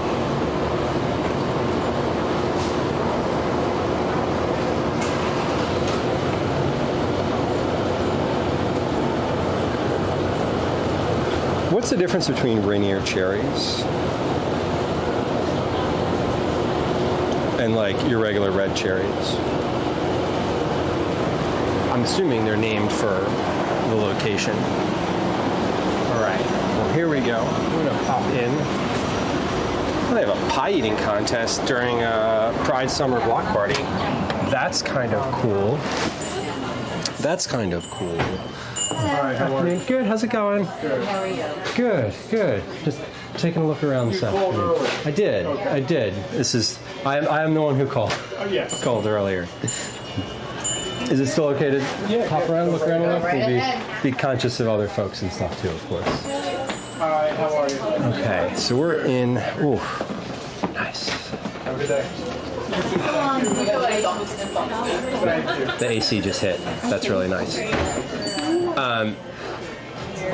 So here we are. This is Fante's. So again, big old life selection. This is great. I've gotten a couple knives from here too. They'll also do sharpening for you here. They have a little machine over there, and they'll do sharpening like while you wait. Lemon, it totally does. It totally does. The whole wall, all the walls are modular, like hanging, like everything in here. All the walls are for hanging things on. So it's pretty fun. Here we go, vacuum sealers.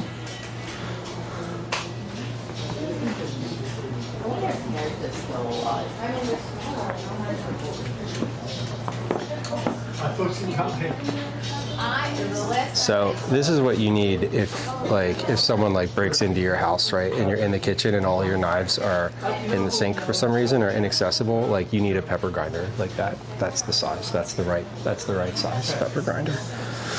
Baker, I know, right? It's as soon as I find like the AC, I'm like, all right, we're good here for a few minutes. So we're in like all the like kind of any kitchen store. It's all sections. You got cocktail stuff here. Calporcula, that's cute.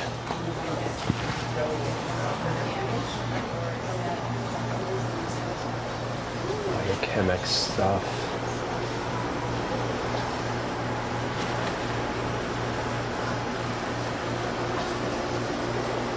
Ooh, I like these. I love these percolator pots. These are much nicer than the one I have for camping. These are like actually like a nice stovetop percolator. There we go. 36 cup.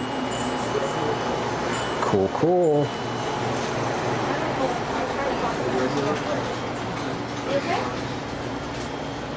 Wolf, nice.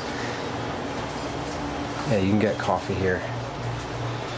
Get a drink if you want. Get it ground. They have different teas up here too. So what I was saying earlier, like, you know, Fante's caters, I think, to more of like a home kitchen, if that makes sense. Like, you know, I mentioned at the other shop, like, you know, they'll have one of something, but they have like a lot of them, a lot of like different things. This is like, you know, what kind of teapot, you know, all sorts of like, the multiple sorts of things for one version of something.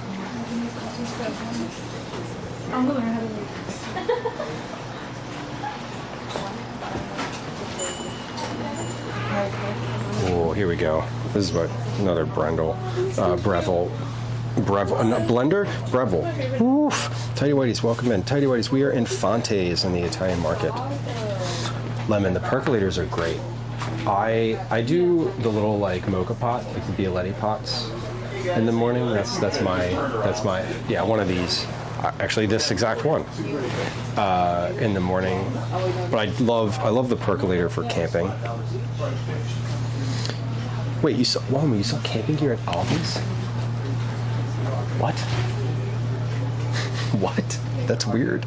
Not weird. I mean, you're not weird. It's weird that they have camping gear. Yeah, Phoenix, for when you positively need to stay up for the rest of your life. Bob who rated it earlier. I wonder if he was drinking any coffee. Ooh, fellas, that's nice. Do you like?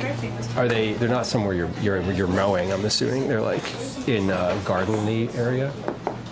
So when I was talking about, so again, sort of here's a difference, right? You're just like outfitting a home kitchen here, like. You know, this is like the pan selection, right? So the other shop had a bunch of different types of frying pans, like all stacked up together, and you just like sift through them and find the exact one you want.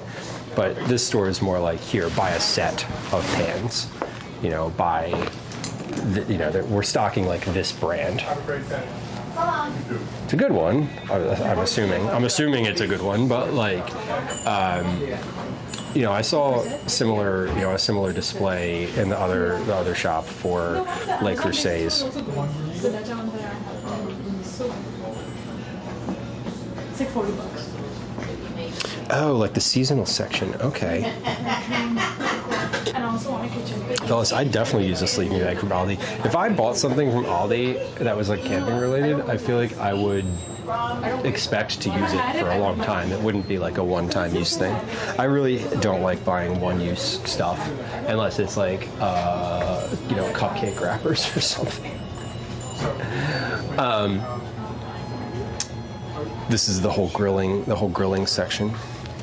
I used to have one of these little timers, and I love the sound of it. It's very tactile. You like turn it, and it has a real bell inside of it. It's so nice.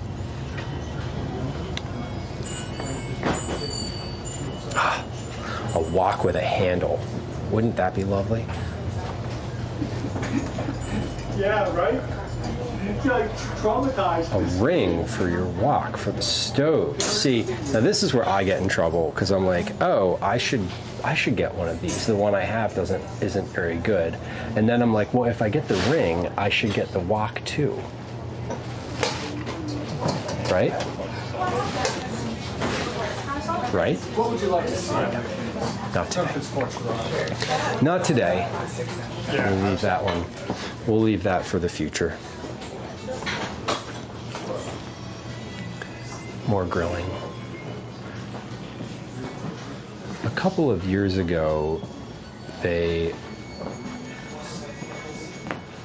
changed the layout of this store. There used to be this area, so like this ramp up here used to go up into this back room, and that was their baking room. Or it's not their technology, and they have been super helpful with the support. British colloquialism. Hey, you want any puds? Having a pud? So we're getting there. We're getting there, right? This is like the right height. Here we go. Angel food pans. Aha. So this is what we were talking about on stream the other day, where instead of sitting it over a bottle, it has these little legs on it. And when you're done cooking, you turn it upside down like that. On the floor, no less. Well, let this be a lesson to you. When you buy something new at the store, you should wash it first. Cool.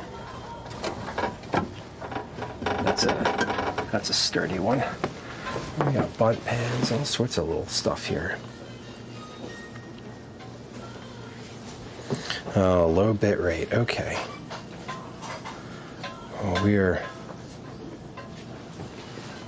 I'm gonna back toward the street just a little bit more.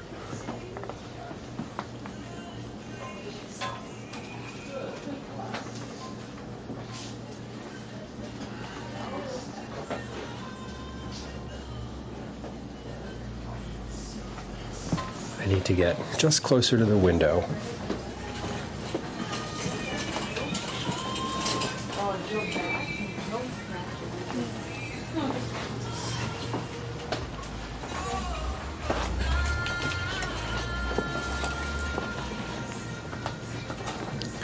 Okay, we have a low bit rate in here, but I can't do anything about it because I'm just indoors.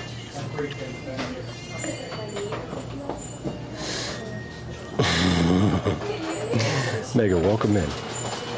I don't know if I'm choppy right now. Let's get closer to the front here. Okay, there it goes. It just picked up. I need it to be like right here. Okay, so there we go. Is there a historical wall? There is one of these, which is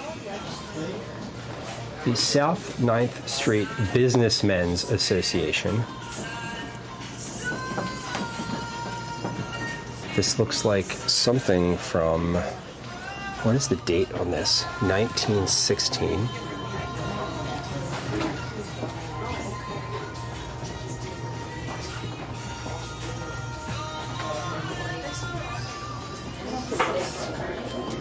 What is this?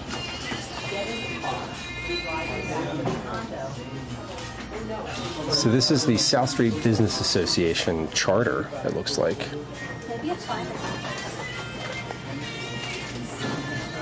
Neat.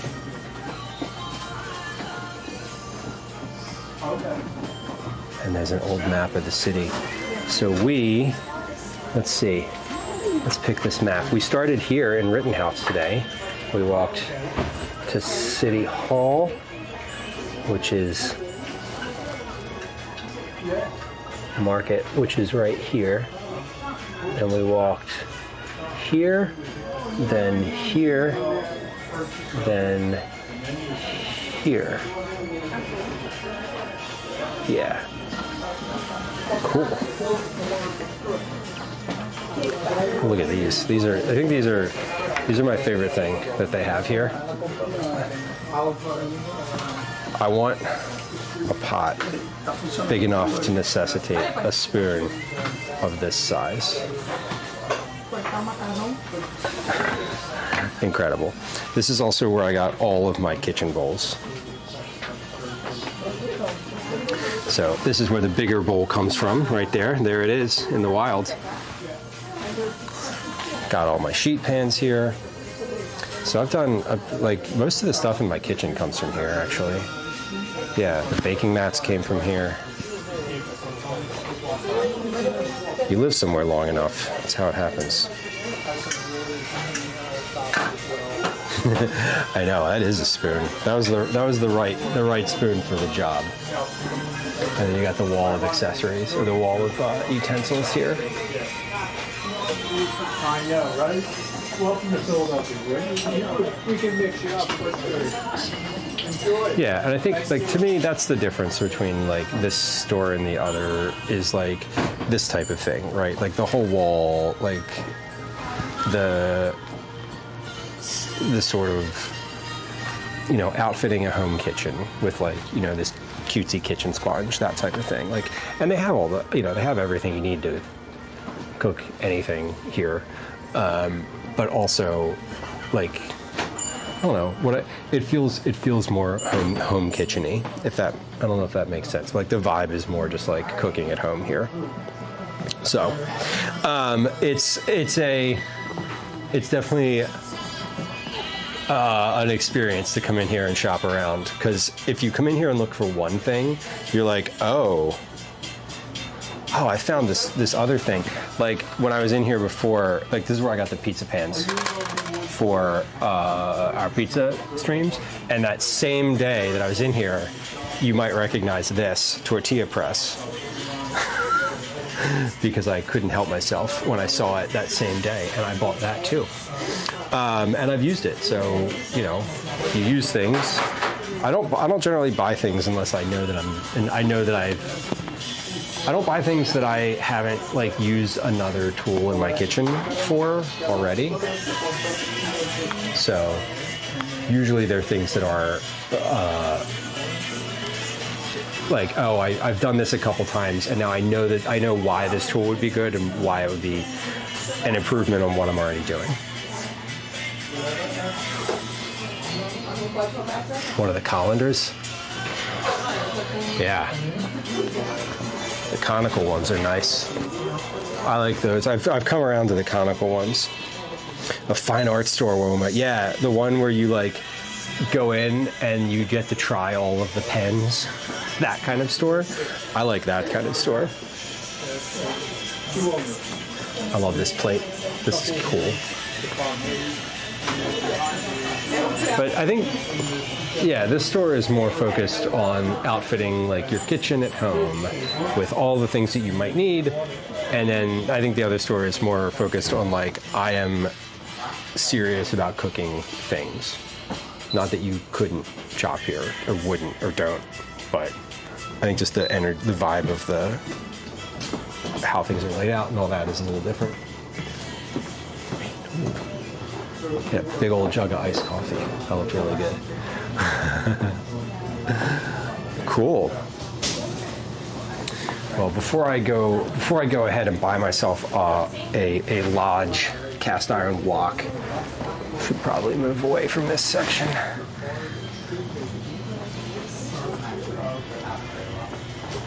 Yeah, these are all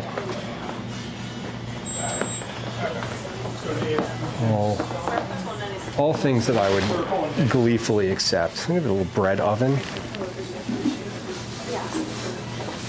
Cool.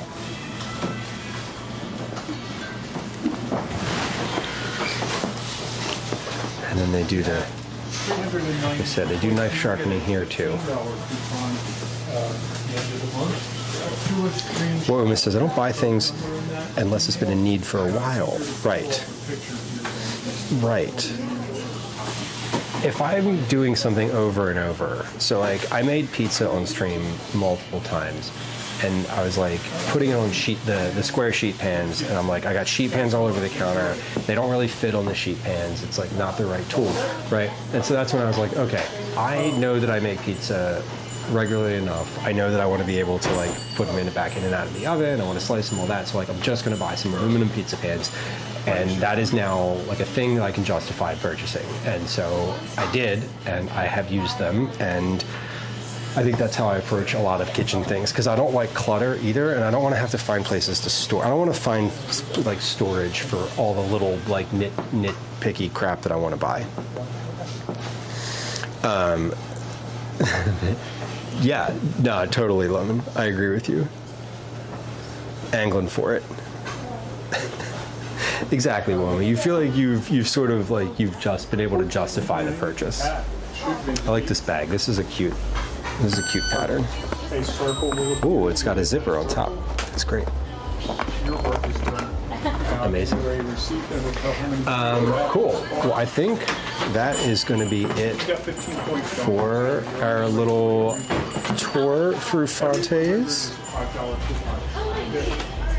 Thank you. You guys have a great day. Very much so. Oh, this is cool. The little Bialetti espresso maker.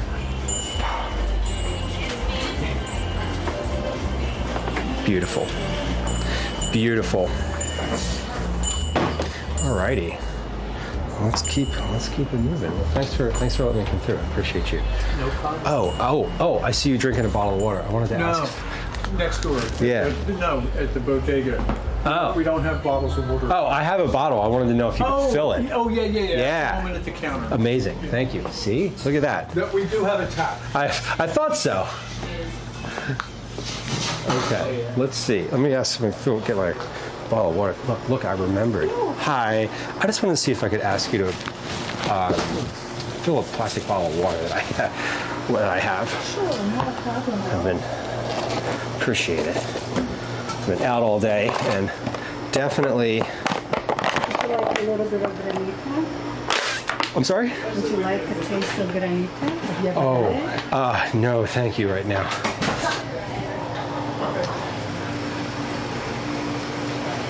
Frozen granita. Should we try the frozen granita? Sure. You know what? I will. You know what? I will. I said no, and then I was like, I really just want a sip of water first, but then I was like, well, what happens after the water? I want some caffeine and sugar. Okay, the water is delicious. Do you want sugar? Sugar is fine. I'm not a candy person, but I definitely caffeine is fine. Espresso, sugar, and milk. That sounds good. Look at it. This granita. Espresso, milk, and sugar. Cool. What are you working on? I'm live streaming, so I have folks who are hanging out with me today in chat. We're looking around in the city. We started in Rittenhouse. We're doing some kitchen stops. Okay. So we're going to go to the cookbook store right after this. She's so wonderful. I know. Kate's yeah. That's really nice. I'm glad. I hope you don't mind that I keep working while you're talking. Cheers. Yeah. Oh no. I definitely don't mind. But yeah, we've been coming through it. I shop here regularly enough. Like I was just talking to folks and saying like, oh, these are the pizza pans I have. Like. Oh, that's really cool. Well, thank you. That's really nice of you to do that. Chat says, why would you say no to granita? Say hi. Say hi to the granita for so hello. They're saying hello. Hi back. It's delicious. It says hello back. Yeah, it's this is really good.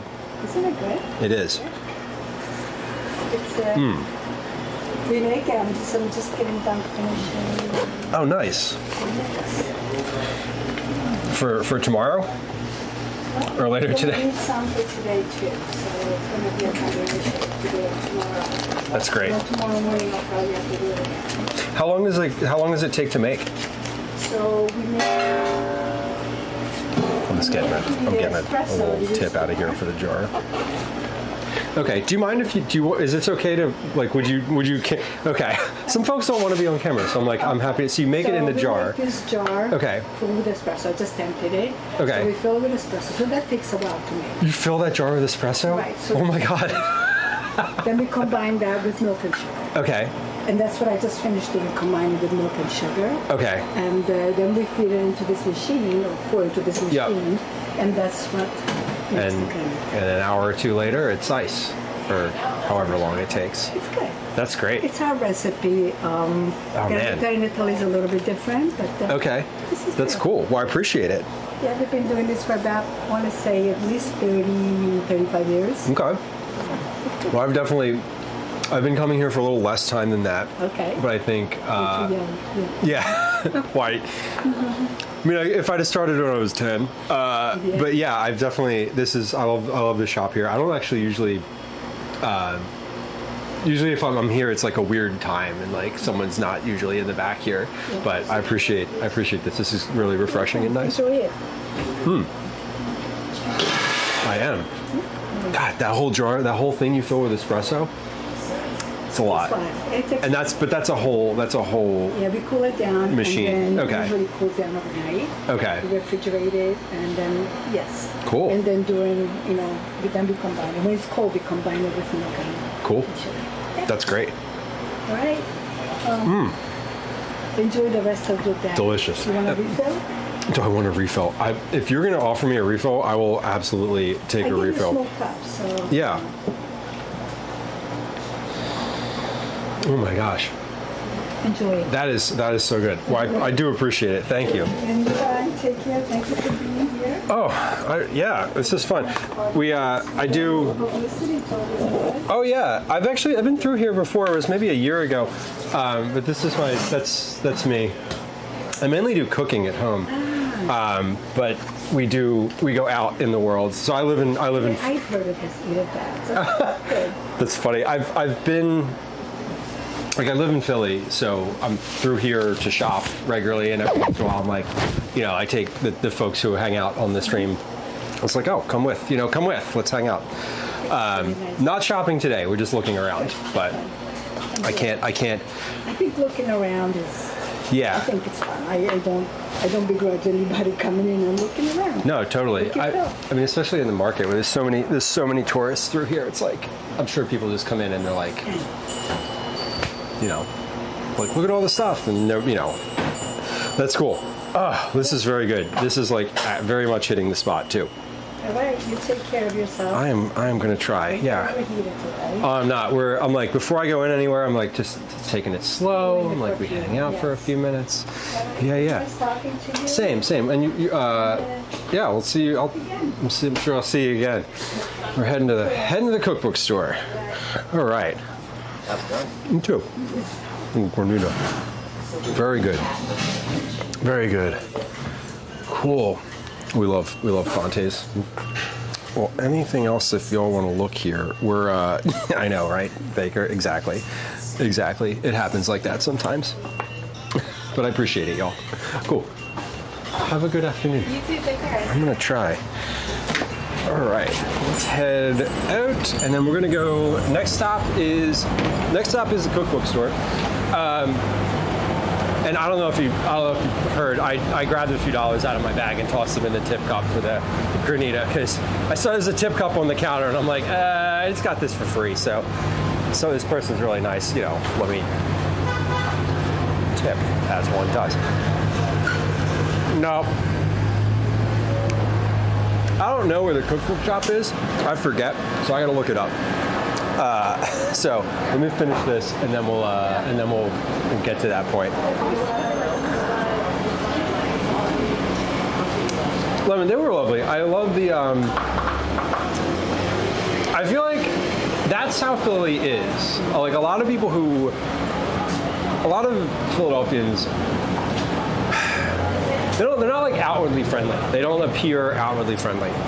They don't, you know. And I'm not saying that this person did not appear friendly, but like, you know, people just kind of going about their life, and then, you know, if you're genuine and curious and, you know, not imposing, they're usually very open to like whatever,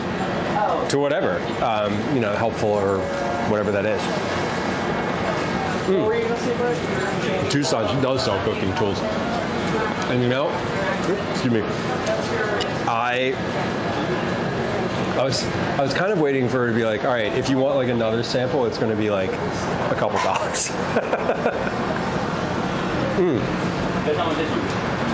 That is a good pick-me-up though. I'm starting to get one of those headaches. I ate something cold too quick headaches. Oh, goddamn, that is good though. Okay. Let's find where this bookstore is. I forget. It's in the same neighborhood, so it's like within a block or two of here. I just forget exactly where it is. It's called Binding Agents. So let's look on the Google map. Binding Agents is 140 meters from here. Right. Okay, it's on Christian Street. I know where we're going. Easy. All right, let's go in that direction. Had granita to the chunkless baker. Oh my God.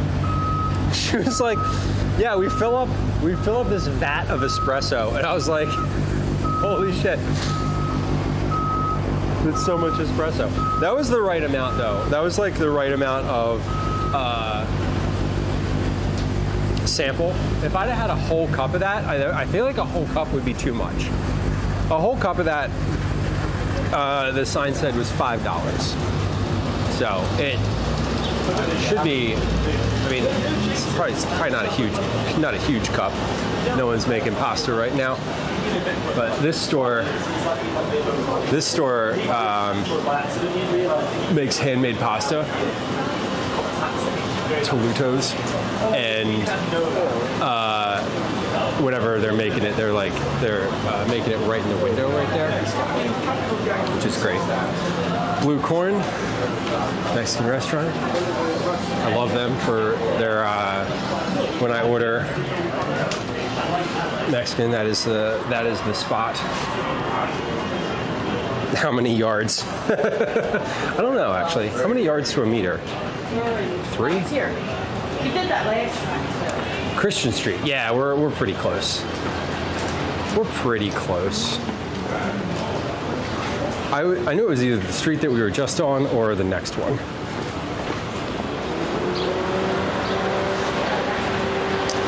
So, thank you for the link.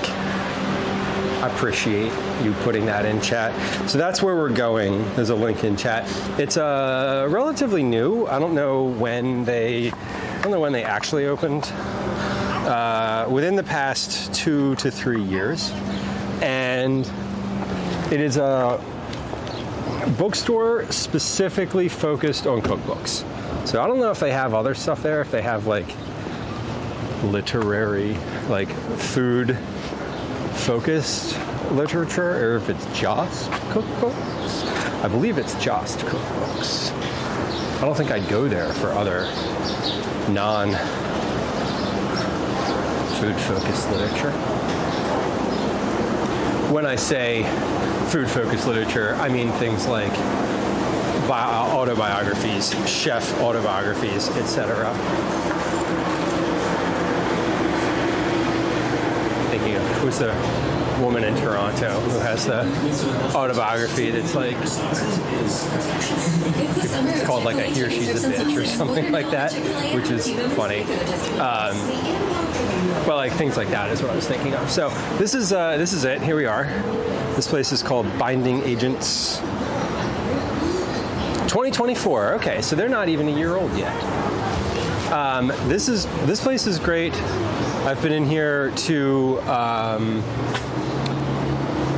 buy presents a lot. It's a good spot for gifts.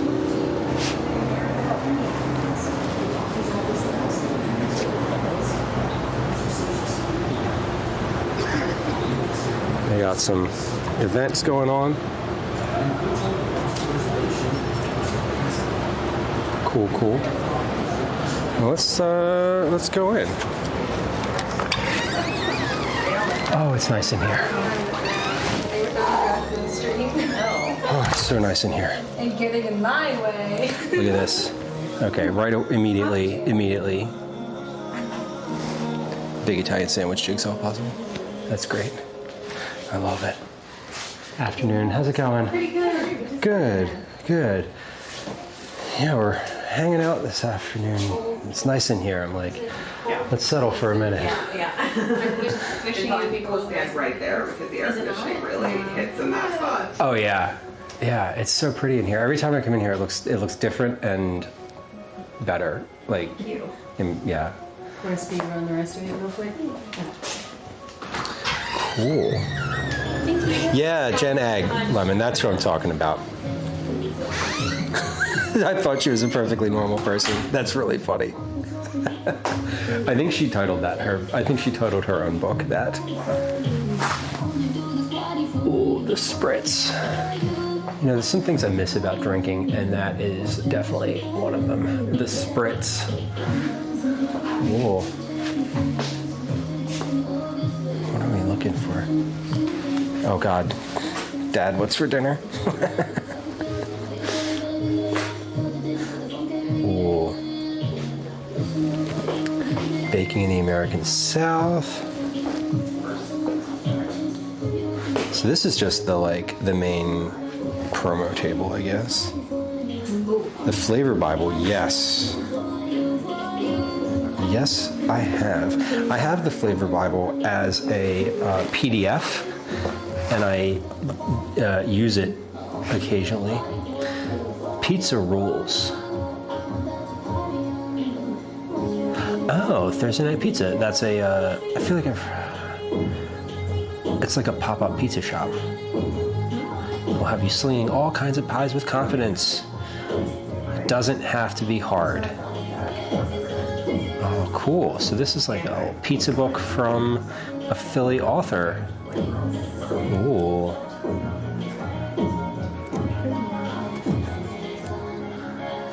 Ooh, like a topping reference. Complimentary toppings for cheeses. Ooh, I like this. See, this place is really dangerous. This place is very dangerous. This is cool. I always love staff recommendations at any bookstore. Lemon, enjoy your lurk. A Philly cheesesteak cookbook. I bet there is. I bet you maybe, if nothing else, there's something about that in here. Unique Eats and Eateries of Philadelphia. Ooh. Kennett Square. We're gonna go there. We're gonna go there. Old Bar. There you go. Philadelphia cheesesteaks. Look, Pat's and Geno's, obviously. So, there's something cheesesteak related. Immediately, Reading Terminal. We were just there. Ralph's. We passed Ralph's today. I didn't even say anything about it, but we did. Let's see, Capogiro. Oh, wait, Capogiro. No way. Capogiro is closed. That's not. When is this book from? This book is old. This place is closed like 5 or 6 years ago. This closed before COVID. When is this photo? When is this book from?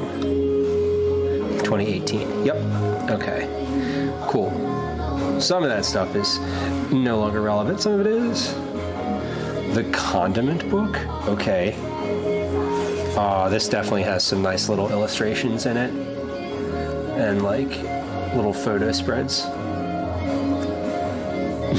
Butter as a condiment. Yeah, Baker, the pre-plague, exactly. It's, I mean, most of these, I would venture to guess that most of the places in the Unique Eats and Eateries book are still around. I was in Metropolitan Bakery yesterday. I was in Reading Terminal today. But Your Pasta Sucks, a cookbook. That's really funny. I like the aesthetic here with the red, orange, yellow, green, blue, indigo, violet. That's cool. Noted. Here we go.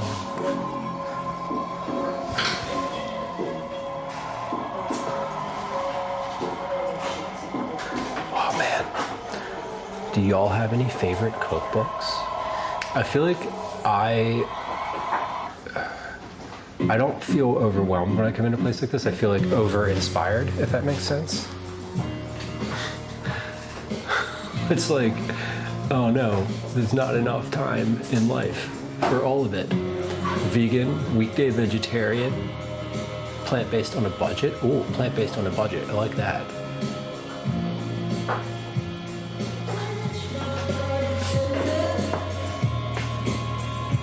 Oh, they have little notes on the shelves.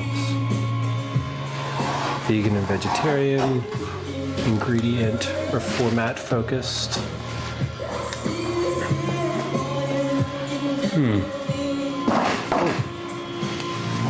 I've bumped the spritz. There we go. I'm a bull in a cookbook shop. B. Dylan Hollis's baking cookbooks. That is the TikTok person who did the older recipes, right? We've definitely talked about him. I feel like William has mentioned him before. Mega, welcome. Hello, Mega. I saw you when we were in the shop earlier, and I was in low bandwidth mode. I saw you say hi. Food in jars. This person's from Philly. Marissa McClellan. She's had the Food in Jars Instagram account for basically forever. Here we go. The Flavor Bible, as just mentioned. Pizza. This book should look really familiar. We were just talking about pizza. If you've been on stream before, you've certainly seen me use that book. Oh, this is I've heard of this book, and I was thinking about this. I've mentioned this one on stream before, but it doesn't give. Is this the one I'm thinking of? It doesn't give the measurements in the ingredient list. It gives the measurements as you're making it. So just as like an onion. So the point of this is like when you're buying this, you just buy like an onion. Like this is your shopping list, right? You need a cinnamon stick. You need white rice. Now, obviously, I feel like if you needed like 10 cups of white rice for this recipe, that would be annoying to find out later, but these are mostly like weekday dinner types of things, so I don't think that's the intent. These folks own a well-known, might have been a James Beard winner restaurant in Philly. Do I actually read the book or just do the recipes? No, I read the book. If I get a cookbook, I read it like an actual book, like start to finish, including the recipes, which is maybe not normal. I don't know. I feel like it's normal, and I don't care if it's not.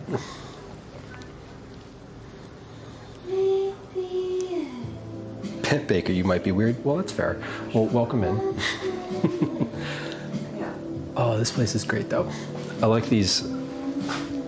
I always love a staff pick. Takes us on a journey with the cold butter method. Oh, my nemesis.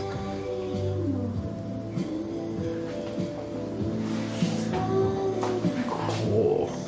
Oh, good drinks. This was on the counter behind me yesterday because I was looking at this one for inspiration. I want to do like a drinks stream at some point.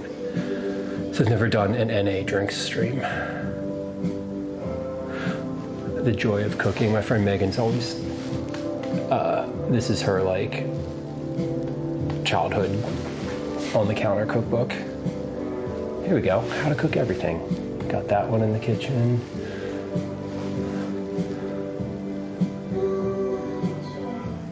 Oh my. I just love looking around. This is like, here we go. Oh, there's your B. Dylan Hollis book. There it is. I have the new one on the table too. Ah, okay. Signed copies of that one. Oh, cool. Yeah, super nice. Yeah, I just asked. I was like, whose books have you been looking at? Yeah. That one just came up. Yeah. Polyflops, welcome back. Yeah, there it is. Baking yesteryear. And you'd love an NA drink stream. We could do an NA drink stream. I would like to do that. I think they. I've had this book for a while, but I mean, obviously, there's like lots more. What do we think of the name Mocktails? Do we like the name Mocktails? I don't, but I will still drink them. It makes me feel like I'm being made fun of. With taste and style. Cool. Ooh, this is really pretty. Look at that. What a nice layout.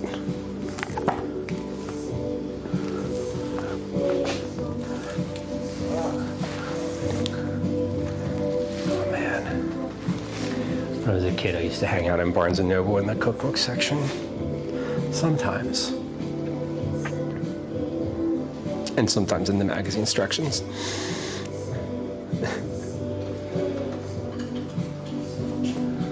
Wow. Yeah, and I think here when I was saying, I was like, I wonder if we have like cookbooks and like memoirs and stuff. Like this is, yeah, we have the whole section of like non-cookbook stuff, cooking adjacent. Yeah, this is the one I was thinking of when I was like, I couldn't bring this one to mind, but the Blood, Bones, and Butters probably. That's the one I was thinking of when I was like, oh, the memoirs. Cool.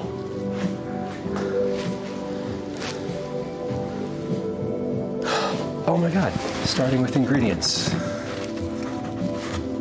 So this person they have I'll show you this book. I have their cookbook at home, but it's this massive book that has just like, you basically just look up an ingredient and then it has a bunch of recipes in it. Back like in another lifetime, I interviewed that person for an article and like went to their house and ended up chatting for like hours, which was kind of nice.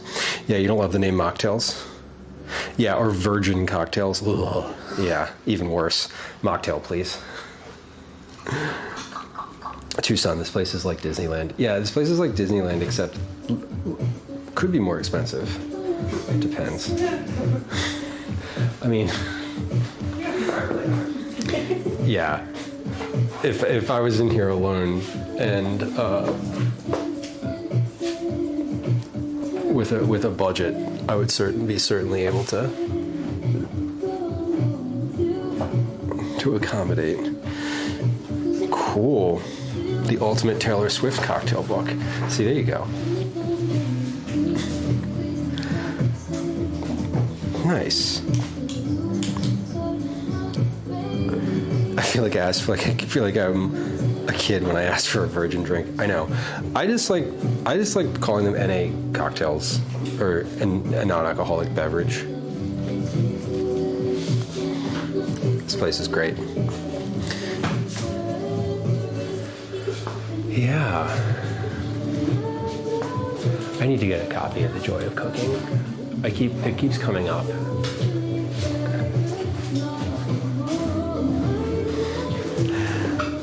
Cool. Well, this place, this is a really, I really love this shop.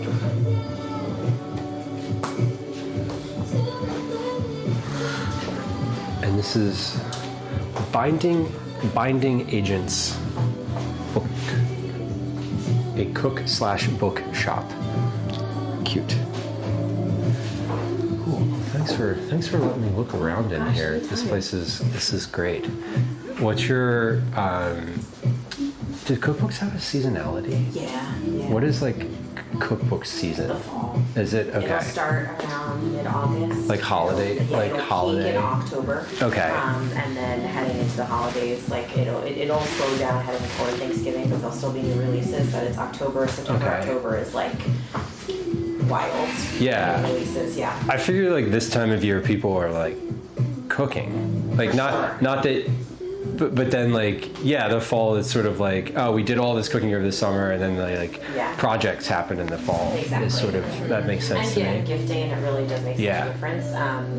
So we see like a little bit of a bump in the spring. Around Father's Day, Mother's Day, like as people are kind of getting back out, like unfurling from their Christmas from the winter. Yeah, for sure. Yeah, but definitely you'll see like it's a quieter time for releases, new books, but not as many. Makes sense. Cool. Do you all do like mail order as well, or we do e-commerce? I think you call it now. We do all our e-commerce through bookshop.org. Okay. So cool. we're an affiliate of bookshop.org, Okay. so you can order any book through that with Binding Agents as your bookshop. Cool. And we get credit for that, but don't have to do a huge fulfillment operation out of our tiny store, which means we can make this much more beautiful and enjoyable. Yeah. Fulfillment's a whole different. Totally different business. Yeah. Mm-hmm. Yes. Yeah, for sure. But I appreciate that I can just walk here, so that's always nice. A good thing, yeah. But cool. Yeah, thanks for letting us come through. I'm delighted to have you. Yeah. Do y'all have any questions to Jet? Yeah. Sorry. Like I said, I was like, oh, if I came here alone, I'm like, objectively, I am alone, but physically. But I know. But bookshop.org, so fluff. Yeah, thank you for the link. Cool. Cookbook. You're marking the cookbook season on the calendar. Yeah. Oh, the fat and flour book. Where did I just saw that. Yes. Oh, the cookies. Super yes. Cool. Yeah, Nicole's awesome. I saw her speak at. I feel like she was on a podcast I listened to recently. She probably was. She did the rounds.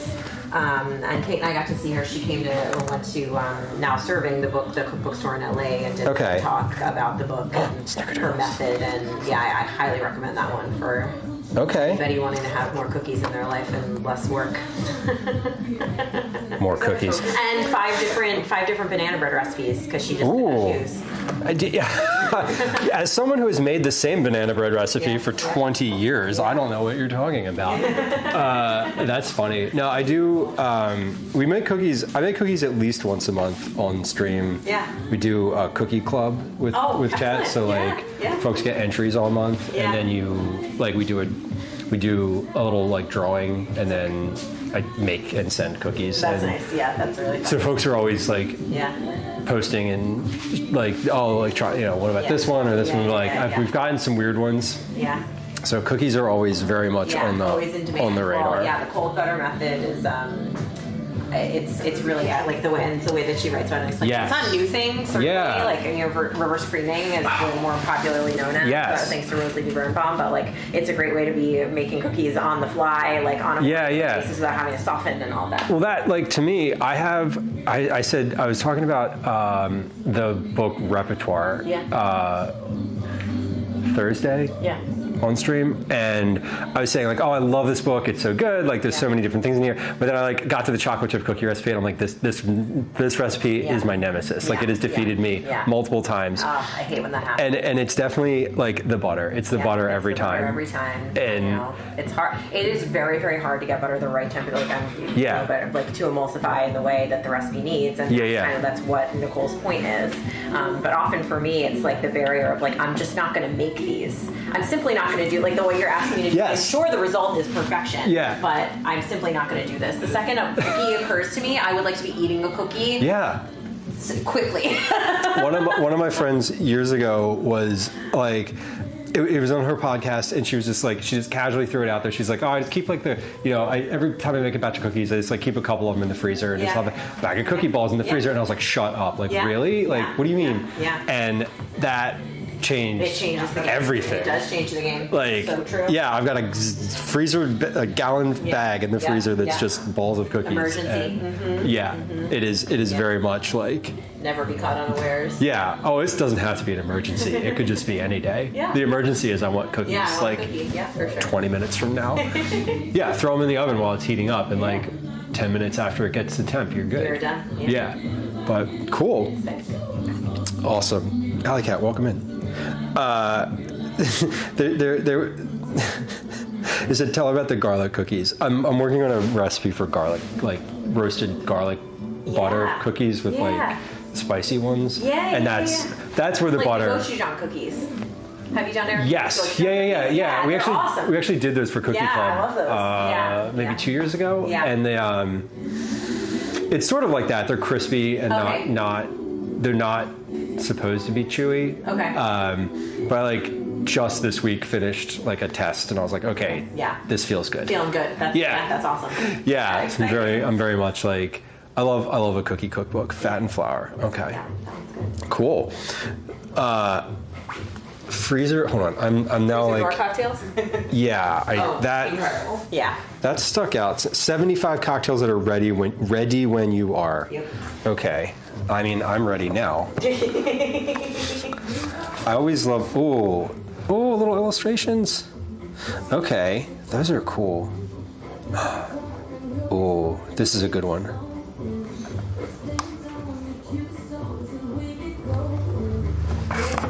Now, these all have alcohol in them, of course, so we would need to make some adjustments. Oh, man. You know, there's sometimes that I just miss drinking, really. Sorry if that. It's harder to freeze juice than it happens. Yeah. No, it really is. Cool. Well, thanks for letting me come through today, y'all. I appreciate it. And we'll certainly be back. This is definitely. I always like. I love buying gifts, and I'm like, if I can get someone a cookbook, I'm like, cool. Yeah, this is a good one. That's a top tier gift. I've always said. Agreed. The whole store about it. Oh, in October, there's a new book called 108 Asian Cookies. That would be a good one. That will be a good one. Just walking around. I love all cookies. I would definitely try a couple from that. Pretty good, yeah. Cool. Tatsu, hello, welcome. All right, thanks, y'all. Have a good one. Oh, hold on. Wait. Sorry. I feel like I gave you that last time. That's why, like, that's the stuff. Cool deal. Yeah. Good to see you again. Same. Oh my god. Oh my god, they're candle holders. Shut up. Oh man. I need a lot of things in here. All right, we gotta go. Thank you. All right. Y'all, that place is great. Oh my god. Holy crap, look at this pigeon. What color pigeon is that? What are you? What bird are you? Wild. Phoenix, you bought 4 people the Flavor Bible. I have a copy. Like I said, I have a copy of it, and I keep it. I have a PDF copy of it that is on my computer that I use.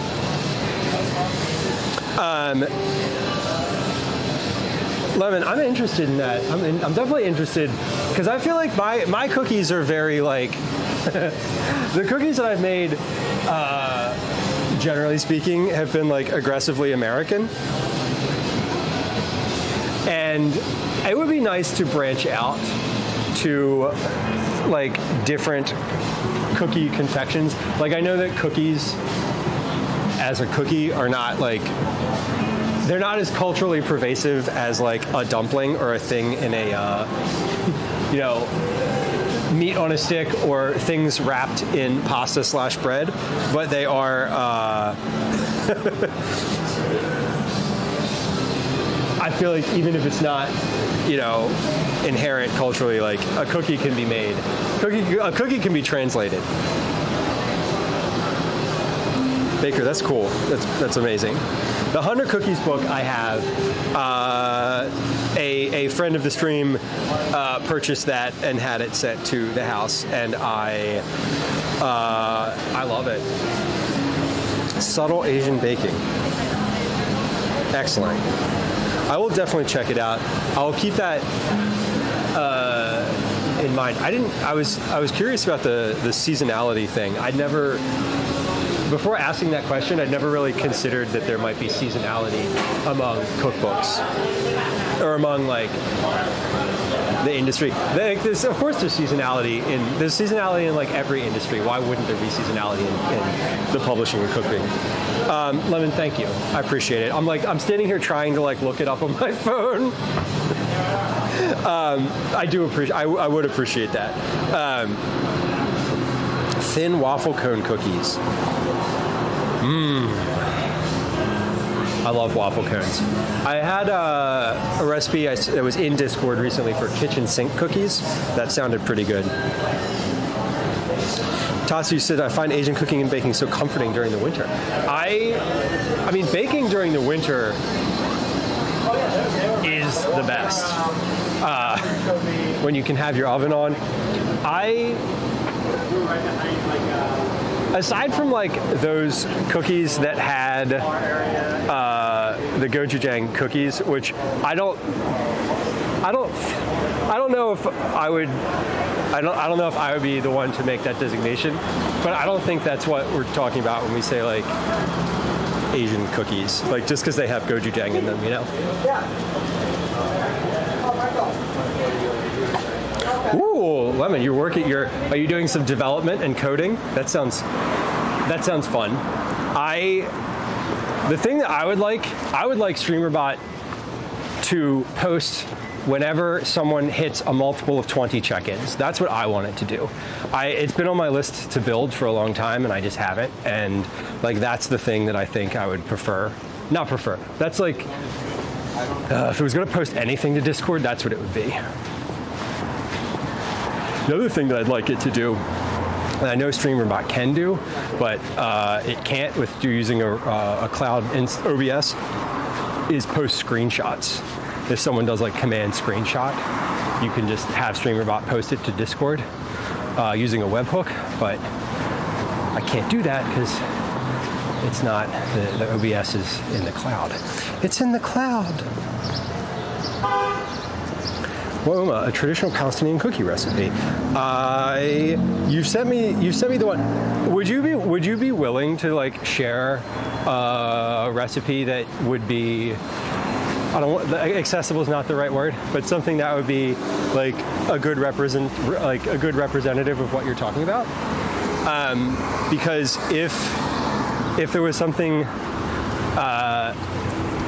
If you'd be willing to do that, I would be appreciative, because that would be, obviously, I would definitely look at that. I mean, you know, I never promise to do anything because sometimes things just don't work out, but I would definitely look at it. And you know, I love cookies, and I do think it would be fun to try cookies, like differently cultural cookies, because I have been thinking a lot recently that I have, you know, like Gwen's been chomping at the bit to ask for me to make these like chocolate chip cookies, and I'm like, those, you know, they're chocolate chip cookies. I don't know, they're very like, they're good, but they're also whatever. Christmas cookies, taught you like, you know, I love like Italian shortbread like Christmas cookies. Those are amazing. I could probably eat 1,000 of those. Actually, no, that's not true. I could probably eat like 10 of them, and then my mouth would be so dry that I'd have to like drink some liquid. I was thinking of finishing up at John's Water Ice today, and getting just a water ice to enjoy, and like sit on the sidewalk a little bit before we end stream. And I think I'm going to do that, but I just want to I want to show you the line at John's right now. So this is it. This is the line at John's. And it's worth it because it's good. They also have ice cream, but we're not getting ice cream today. Well, I do like specific measurements, but I'm not stuck on that. I'm not so stuck that I need that. So if there is something that is, you know, a little less precise, I'm okay with that. It is a long line, but it's John's. So Rita's is also another option. Rita's is a chain. John's is local. We've been here before. Gwen said earlier, well, if you're going to go to Rita's, why not just go to the Get a Gatto Cat Cafe across the street? To which my response was, well, we have cats at home, so why do I need to go to a cafe? But anyway, let's go wait in line at John's. We're going to do that. And then we're going to come like sit on the sidewalk outside of John's and have that. What do we have? What are the flavors? Lemon, cherry, chocolate, and pineapple. And any special flavors today? Strawberry, mango, and peach. Okay. I don't know what I'm gonna get. I'm gonna get something. I love water ice, and I love water ice that is light colored, like lemon, because I don't always love having my mouth get stained. See, now you all want to go. Now you just want to go to the cat cafe, and you don't care about John's at all. Yeah, chocolate Phoenix. I don't know. Chocolate sounds like it would be pretty good. I've had chocolate. I've had a chocolate snowball before, which is very different than water ice. But need to get money out of my bag because we need to pay them, and I think they'll want cash. So let's do that. You know, every time I do a stream IRL, I always bring like a backup battery and all that, and I don't ever I don't ever use it, but like here I am saying that, and my battery is at 0. Not the battery for the camera or the encoder, but the portable battery. You know what's annoying? I feel like the battery should weigh less when it doesn't have any power in it. I know that that's stupid, and like that's a stupid thing to say, but because that's not how it works. But like, all the power's gone. Why doesn't it weigh less? Don't mind me. All right. Cash. Today's been a cash day. Moving up. The anxiety is real. Hold up. Sorry. There we go.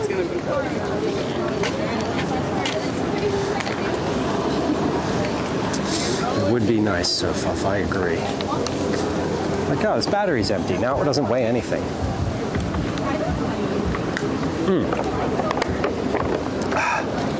And I saw that person drinking water at Fante's, and it like unlocked a whole bunch of stuff for me. In that moment, I was like, oh my God, I'm so thirsty. And I forgot, and I remembered. I was like really happy with myself for like even just remembering to ask for water. So silly, but very true. Sometimes it's the little things that you have to take pride in.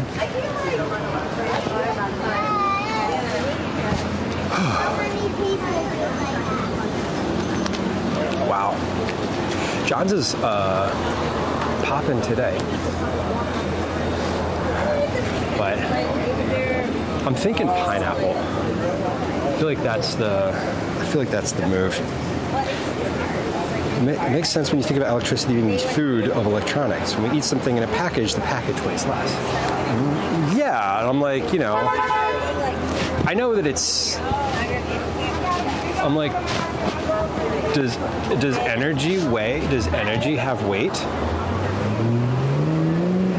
Like it's just energy, right? I am in the shade so far. I think if this wasn't in the shade right now, I might not have been willing to stand here and wait. I probably would have. She was all business. I know. It was like, it made me nervous. Oh my God. Yeah, we are in the shade. No backpacking umbrella. Not yet. Not yet. We'll get one eventually. So we went today to several different places. We went to Reading Terminal. We tried to go to One Kitchen Shop, and they were not. They didn't appear friendly to the camera. They were not open to the camera, so we did not stay. We went to Reading Terminal, which was super busy because it's Saturday at lunchtime, and it's, you know, a massive tourist destination. We went all the way down through the neighborhood, through 13th Street, stopped at the last drop to get a tea and use the bathroom as per tradition. From there, we went all the way down to Passyunk in South Philly. We went to CM Neff Cook Supply Company, looked around in their new shop, just opened like a month ago. We went to Fante's Kitchen Shop, which just opened decades ago. And we went to Binding Agent's Cook/Book store and looked around in there. So of all the places like to shop for kitchen stuff in Philly, you know, Neff, Fante's, and the other place that we were going to go to in Chinatown are really the three spots for like a cook to buy things in Philadelphia. They're not like a restaurant supply store. They don't also sell like, you know, ranges and refrigerators and cold cases and whatnot. There's a couple other stores in Philly, like restaurant supply style stores that are that, you know, will sell, you know, a lot of the same sort of similar things. Two of those specifically are not open on Saturdays, so we didn't go there. And then the other ones that are sort of within the region, you'd have to like get in a car, or it would be a long time on public transit to get there. So that was, you know, sort of the two shops that we looked in, plus the third that we didn't, are really the places in Center City where you would get cooking supplies for a home cook, for whatever you need. So that's kind of fun. It's kind of neat to look around. I haven't ever been to all of those shops in the same day, so it's kind of nice. And now I feel like I really want a bunch of things that I saw.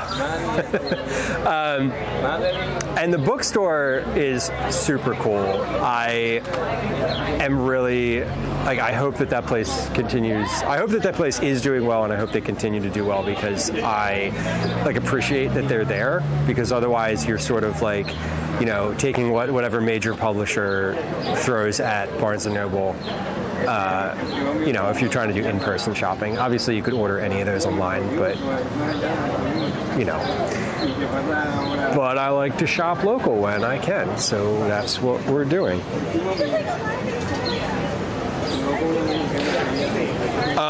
Tucson says there's a tiny mass in the battery of difference due to the movement of ions during charging. It's imperceptibly small. Yeah, I can tell because the battery still weighs the same.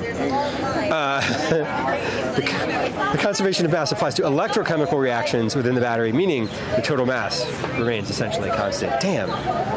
Look at that. Just destroying my battery should weigh less argument with science. Imagine that. Yeah, I wouldn't notice the difference in my backpack, that's for sure. How big of a battery would you have to have for there to be a noticeable difference? I guess the battery would probably be too large to be handled or lifted by a human to begin with, so maybe it's a moot point. Yeah, Baker, the folks who worked in the stores were really fun and nice too. I also, I do want to note that I called ahead to all of those places and asked if I could come in. I was like, you know, are you going to be there this afternoon? To the person I was speaking to, I was like, you know, will you be there this afternoon? I'm a live streamer. Here's my account. Here's, you know, what I'm going to do. I'm going to come in. Like, I'm not going to point the camera at, you know, your customers if I can help it. You know, I'm not going to like make a scene out of it, but like, is it okay to come in with the camera? And, you know, all but the one that I didn't get to talk to anybody were like, oh yeah, sure, like absolutely come in. So I think they also, you know, that was at 11:30 this morning when I called. So like half hour before I started streaming. So, you know, I think they all knew that I was coming in at some point too. So I do like to do that. If I know that I'm going in somewhere in the city, I much prefer to call ahead and just ask if it's okay. Because some people don't want that. Like, I do wish I'd have been able to talk to somebody at the Wayne Key beforehand, because I just, like, I wouldn't have walked to that. That's on the other side of town from where I am now. So I wouldn't have gone all the way up there. But it's fine. And we saw like 10 seconds of the shop, and it was pretty cool. And if you're ever in Philly, I definitely think you could check it out yourself and enjoy it, because it is enjoyable.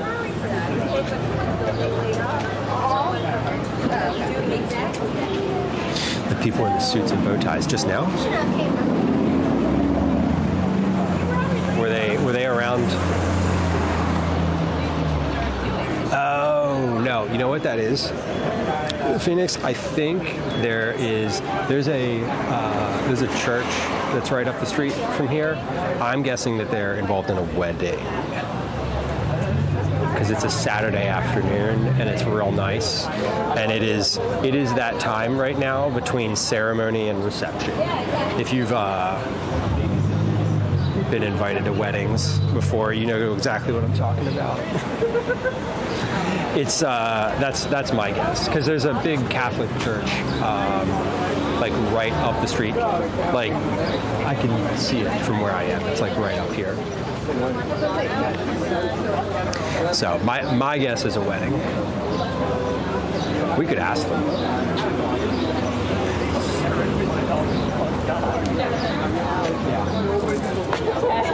Yeah, the line here is like this. Often, the last time we came here, there wasn't any line because it was like cold and raining. So the last time we were here was really awful. This is more, there was awful weather, which means there was no one, but this is more indicative of the John's experience that I've had. And this place is, they also have a truck, food truck that goes around in the city. It has a set schedule, so you can find it like specific places at specific times during the week. It's not like an ice cream truck sort of just roaming around. They like pull up and they'll park. So like we started today in Rittenhouse Square. I think they have like, I'm making this up, but it's like Tuesdays from 3 to 5 p.m. They're like in Rittenhouse Square. And so there's a set schedule of finding them. I think they have 2 trucks actually. But anyway, John's is sort of an institution in Philly. They are the best water ice, very, very clearly, like far and away the best. Just it's like a little different consistency. It's a little denser. I don't know. I think it melts better, which is a silly thing, but it is one person's opinion, and it's worth waiting for on a hot day. The one thing I do wish they had was any type of seating, but I think they probably don't want to encourage people to just like sit outside right here. I don't know. I don't know, truly.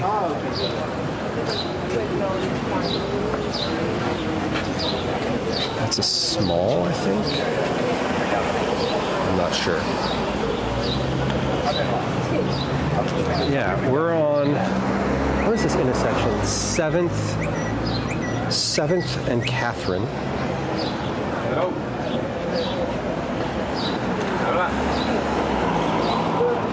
7th and Catherine. Aquí estamos en la puerta del ya, por ahí. Pero si él quería venir acá.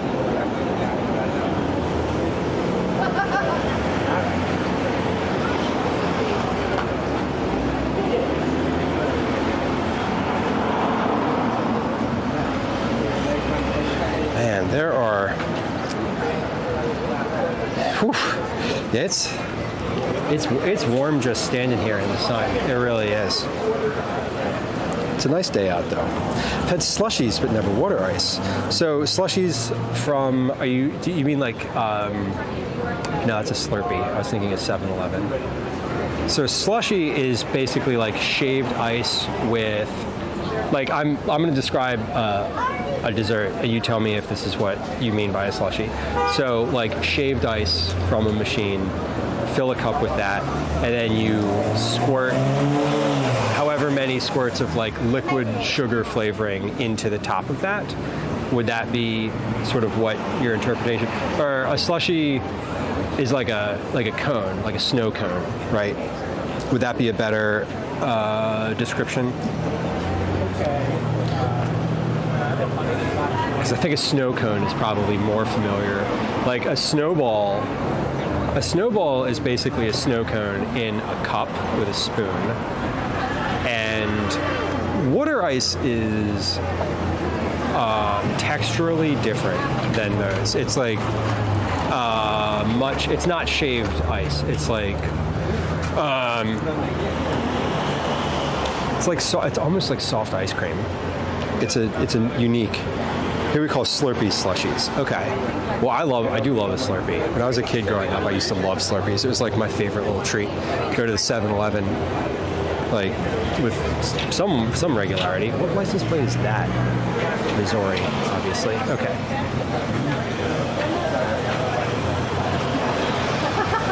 That's a shaved ice, Baker says. Okay.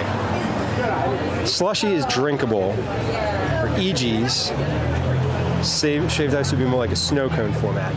And I think there's a lot of things that are shaved ice where you can, so all of these things are like shaved ice, slushy, not really a Slurpee, where you can like, the ice has texture in your mouth, right? Like you can, you might get like a little piece of ice and like crunch it. That I think is the biggest difference to me between water ice and all of that genre, is that it's just much finer shaved. Slush Phoenix says a slushy is the gas station liquid with ice throughout. Snow cone is the shaved ice. Okay, Italian ice. Yeah, and Italian ice is probably, I feel like water ice is probably what one would call Italian ice. In Tucson, EGs, really smooth shaved ice with different flavors. He's hype about EGs. Am I saying that correctly? I've not actually heard of it, so I'm unfamiliar. That's definitely a regional thing, which sounds great. Whoa! That was packing material popping in the road. Plastic popping material getting run over. I think I might go with mango today. That does sound good.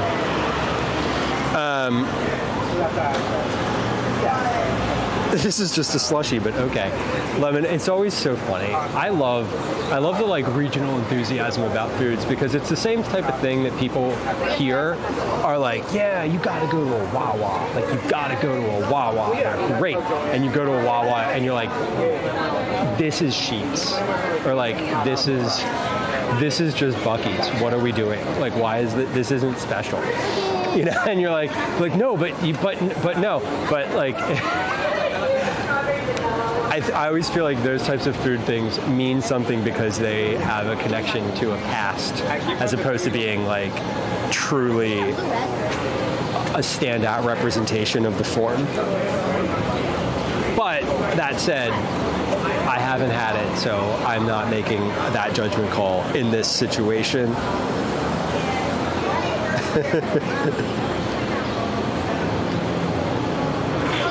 Avocado condensed milk? Yes, please.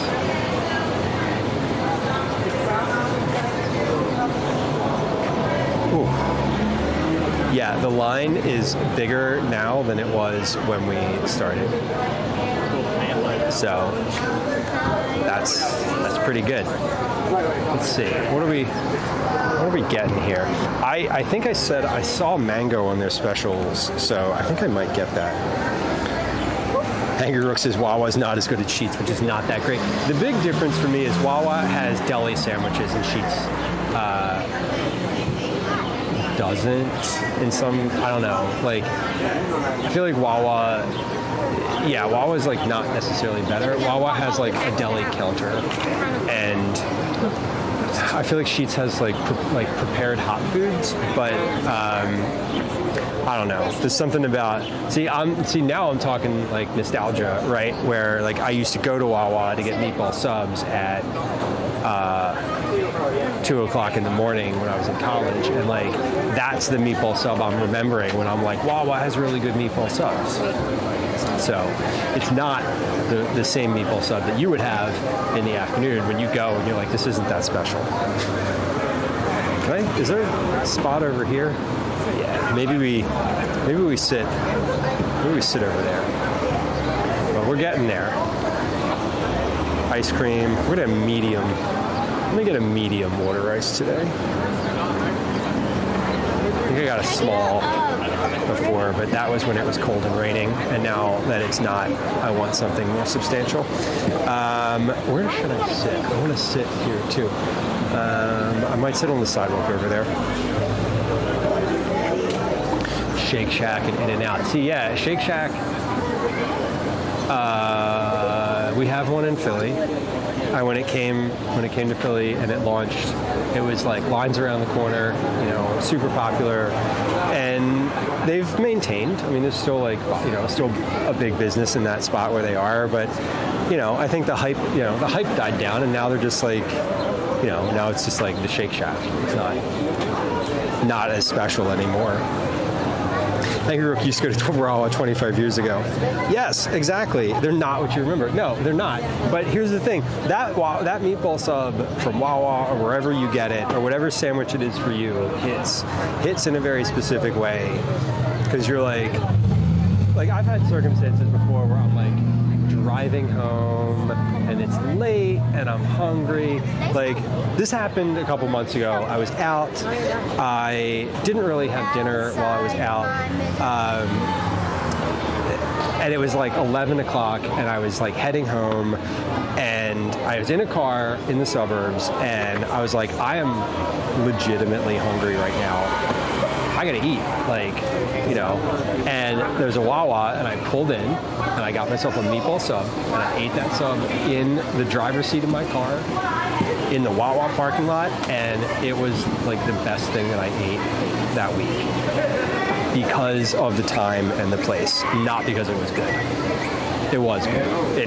It hit all the spots that it needed to hit. And I feel like that's the case with those types of foods. You're just sort of, it's also a mindset in addition to like the food itself. Yeah, look at this line. It's intense. All right, I know these folks, I think, don't want to be on camera, as I've been here before, and they did not like the look of the camera, so we'll avoid avoid that.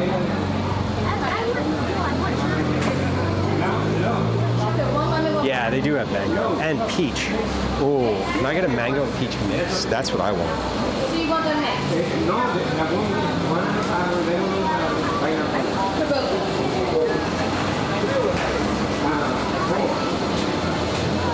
Okay, I gotta order, so I gotta be ready. I got my cash in my hand. I gotta be like ready to go. These people, there's no fuckery.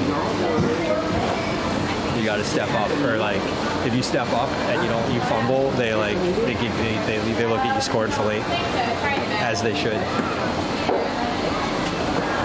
18 is gonna be your total. So much pressure.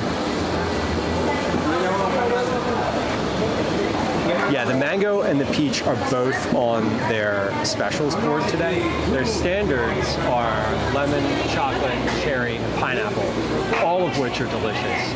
I love the lemon is my standard order at John's. Angry Rook, exactly. Like you step up and you fumble and they're just like, come on, they just like look at you like you absolute failure, and like it's just this withering glance that you just can't recover from. Like if you mess up your order, you gotta tip them like double. It's just the rules. I don't make the rules. Wow, the line is massive now. We're gonna go sit along the fence out here and like be able to look at the line as we eat. Chocolate cherry. Oh yeah, that's a good one. I think any of them really would be good together, but chocolate cherry would be pretty unique.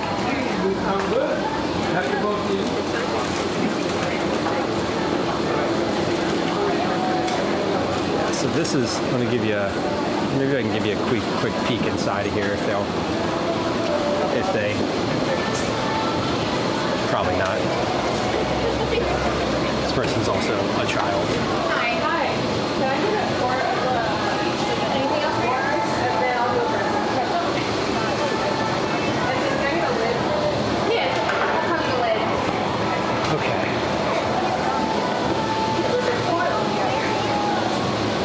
You're allowed to work at places if you are a family member. Family businesses do not have a working age restriction limit. I don't think.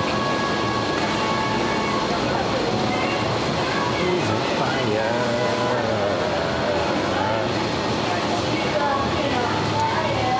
this place is funny. They just like open these big glass doors and it's just open.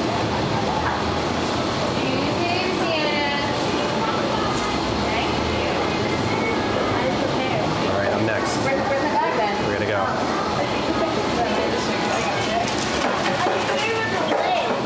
Yeah, when you bag those Don't two mess it girls. up. I'm like, you gotta psych yourself up in order. 17. No, I'm so sorry. $9. I'll take you guys. No worries. These folks are probably been working These folks just work nonstop for like 5 straight months. How can I help you? Hi, can I get a 2 flavors and a medium water ice? Sure.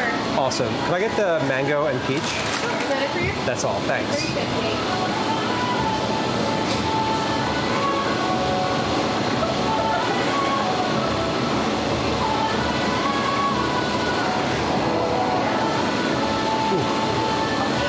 Awesome, thank you.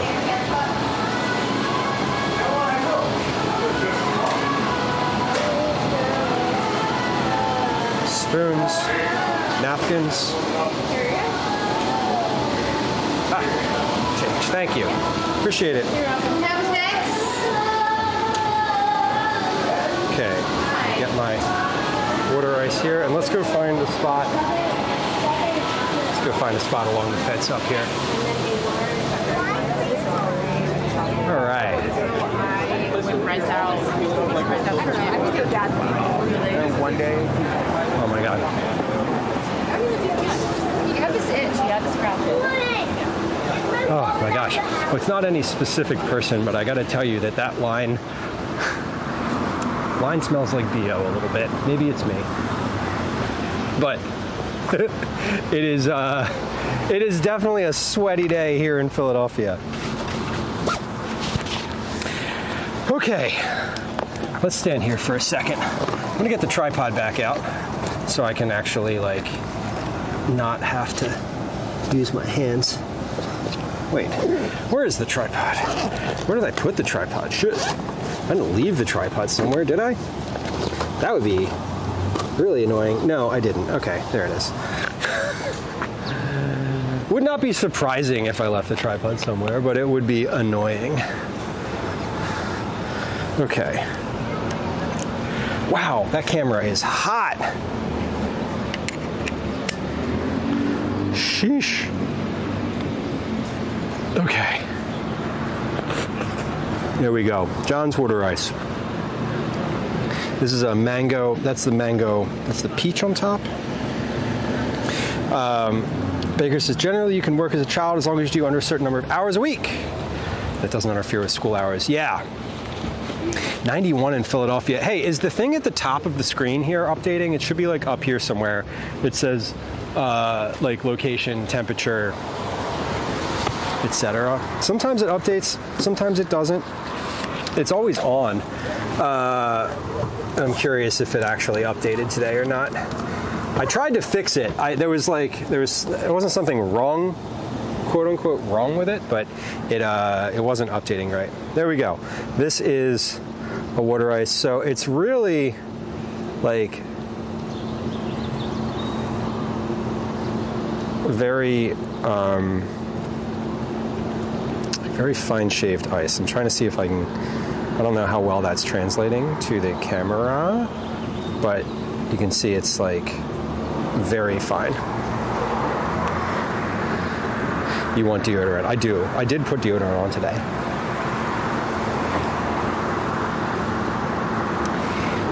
'91. Bella Vista, that is where we are. So that's accurate. Good. Bella Vista is the approximate, that is the neighborhood where we are standing. Cool. I'm wondering if do I have this other thing here?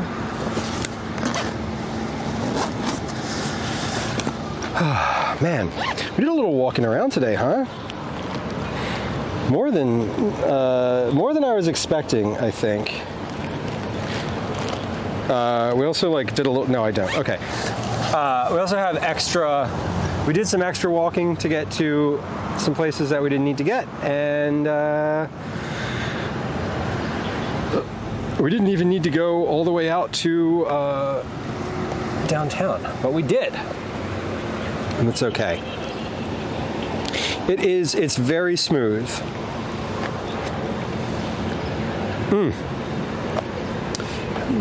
It is very smooth, and water ice is just like Philly summer. This is like the treat. I have to move my backpack because where I want to stand, if I stand there, I will be dripping water ice directly onto my backpack. Let's see, how many steps did we do? 15,719 steps. We did less than that because I walked to the farmer's market this morning. So, did the farmer's market, which today was probably about 3,000 steps for the farmer's market today. So, we probably did about, it's conservative, maybe 12,000 steps on stream today. It should also have a distance counter up here somewhere. It should say the time, the temperature in Celsius, the location, like the regional, the neighborhood, and then a distance counter. That's what it's designed to say. 13 kilometers. Yeah, so that's about what we walked then. That doesn't feel right. My pedometer says 11 kilometers, but Close enough. Close enough. Well, anyway, this is delicious. Next week, we're going to do another IRL on Wednesday next week. I have Monday and Tuesday, I have something going on. So I would like to prefer to stream on Tuesday, but I think Tuesday next week is, what do I have? I have a bunch of stuff. It doesn't matter. I'm going to be live on Wednesday. Wednesday and Thursday are the goal next week. I don't know what the IRL is going to be, but Thursday we'll be back in the kitchen.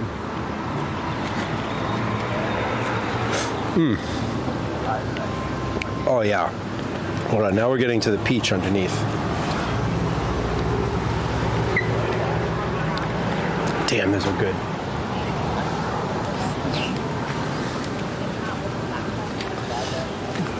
Damn, those are good. Okay. Does that sound good? Even the dads are looking like Hassan now.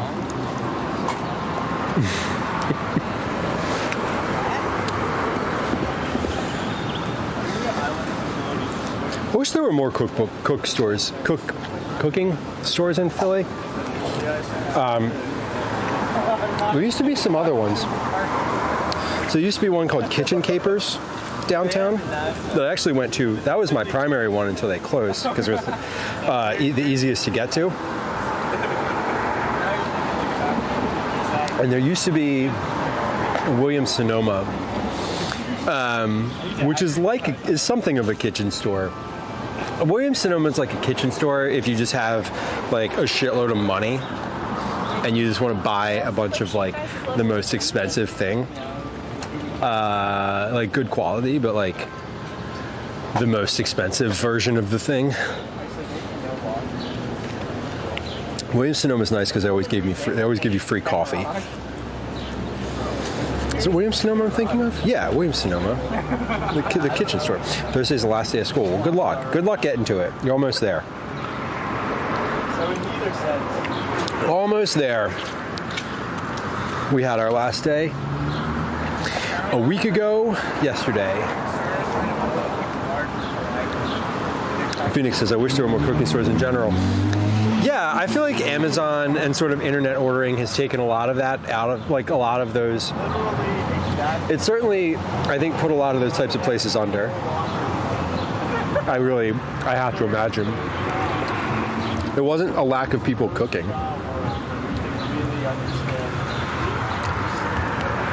Right? I mean, that's the thing about cooking is, like, it just continues to happen. Like, you may not like it. Even people who don't like cooking still like throw shit in the oven, you know? Prepared freezer meals or whatever. It's mixing all these two. When I mix these together, they taste kind of like apple. There was a Calphalon store. I went into, one time I was in, where were we? We were in either Vermont or New Hampshire. I forget. But it was one of the trips that I go on it was a trip, a fall trip with my friends. And we go to various places. Anyway, it doesn't matter. We were in one of those places and there was a Le Creuset outlet. And one of my buddies definitely bought like I think he bought 2 pans there, or 2 like expensive pieces. Excuse me.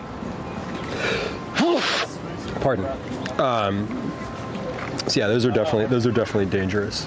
You are right. The outlet stores especially, because I feel like the outlet stores aren't necessarily going to be like significantly cheaper. Correct me if I'm wrong.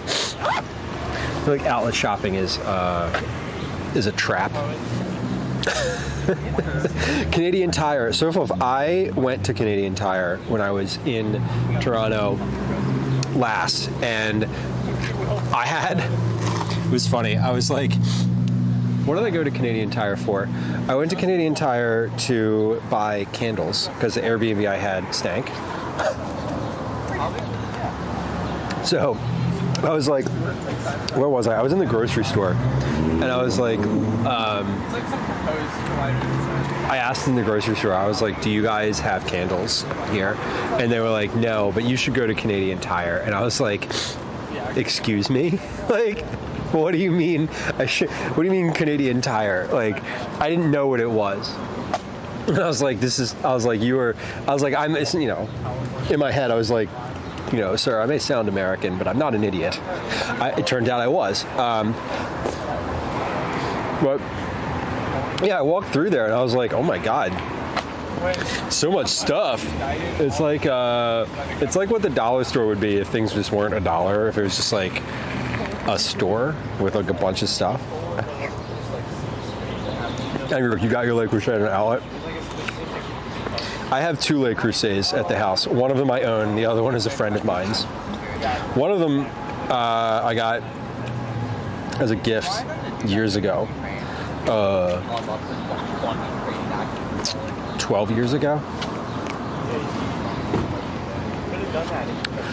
But the other one I borrowed from my friend Drew,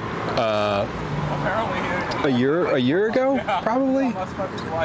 And I heard about this. I got black eye. No, probably, I don't know when I borrowed it from. I borrowed it from him to work on the weeknight chicken pot pie recipe, and then I never gave it back. But I've asked him if he wants it back. Like, I've offered it back. Like, I'm not. He knows I have it. I'm not like withholding it, but. He was just like, you know, keep it for as long as you need it. And I was like, I don't need it, but I will continue to use it, so thanks. I will find a need for it. Always find a need for it. I like it better than the one I own. If he's like, if you ever ask for it back, I might just be like, do you want mine, the one that I have? Because it's oblong. It's like an oval, and I just the shape of it is annoying to me. And the bottom is. I like the one that I got from him because it's got like a nice gentle curve on the bottom, and it's easy to like scrape and stir. Tucson, yeah, that was my reaction. The guy was like, okay, oh yeah, Canadian Tire will have those, and I was like, why you got to be like that? You know, like why you got to lie to me? That's not funny. But I in the moment I was like Tire. I was like Canadian Tire, and he was like, yeah, it's just a name. It's like a general store, and I was like, oh, okay. Most people don't get their tires from there. Yeah, but it looks like you can get a leaf blower from there, or like a large electronic perhaps, or candles. I did get candles. I got several different scented candles there. Yeah, I did. That's so fun. It's trying to set the mood, you know. This Airbnb is kind of lacking. And also, it smelled like grease, which was the primary motivator. Oh my, this is good, and it's so just a little like look at how we've evolved here. This is now slushy, like very liquidy. Good. It's good still. How funny it would be if they stopped selling tires. I feel like they would have to change their name. Or do they have enough brand recognition that it wouldn't matter now? More of a home and gardens place. It definitely reminded me of. It reminded me of a home and garden store in, like, near where I grew up. And I'm trying to remember the name of that place. But it was like a home garden and craft store was the one I was thinking of.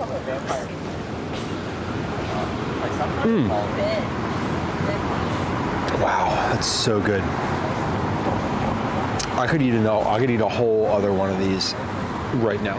Like, I could get back in line and get another one and eat it, and I wouldn't even. I would definitely finish it. That had real chunks of fruit in it too. There was real peach chunks in there.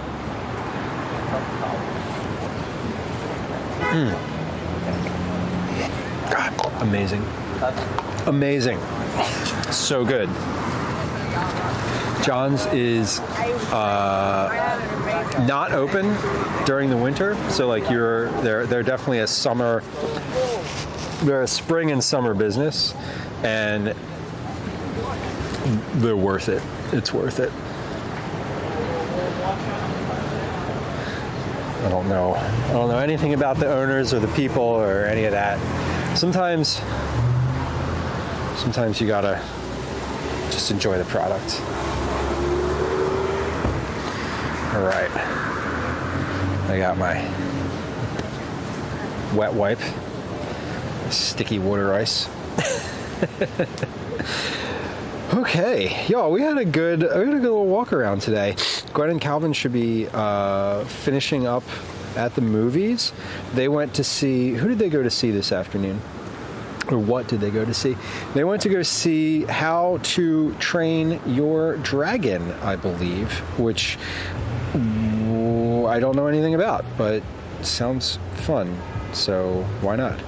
All right, let's see. Where are we going to raid today? Let's raid another IRL because we are IRL. So that's always fun. Although we do have some good food and drink streamers who are going, who are live right now. Chef Nobi's live, Annika's Cakery's live, Chef JT's live, Rusty Rhymes is live. Okay, hold on. Rusty Rhymes is live. A Date Night In is live. Ice Cream Posse is live. Kelly Cakes is live in Food and Drink. Do we want to raid an IRL stream so we could do IRL music, IRL parade, or cooking? If anyone has an opinion, I'm actually inclined, I think, to go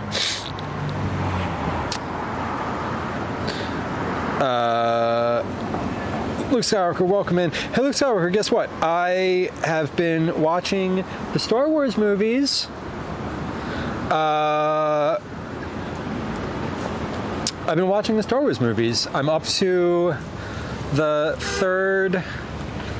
I just finished watching the second, or I'm watching them linearly, and I just finished watching the second old movie, which I think is Empire Strikes Back.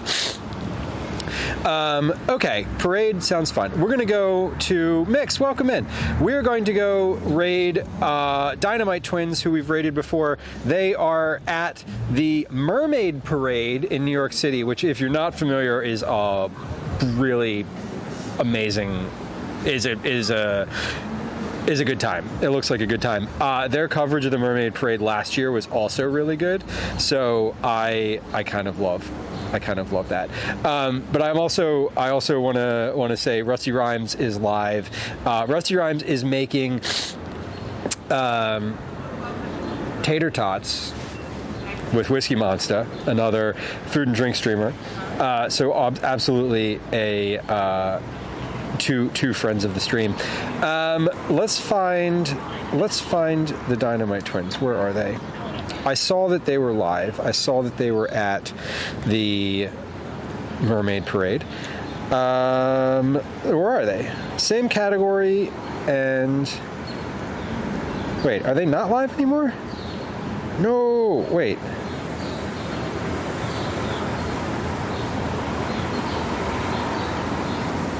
No, there they are. Hold on. I can't find things because I have DINO. There it is. Okay. Okay. No, it was totally. This was a me issue. Okay. It is funny that they're making Tots Baker. Yeah, and Rusty has said that he's not a fan of tater tots, so I appreciate that that's what they're up to. Okay, let's go to the Dynamite Twins. We're gonna start the raid. Here we go. Raid started.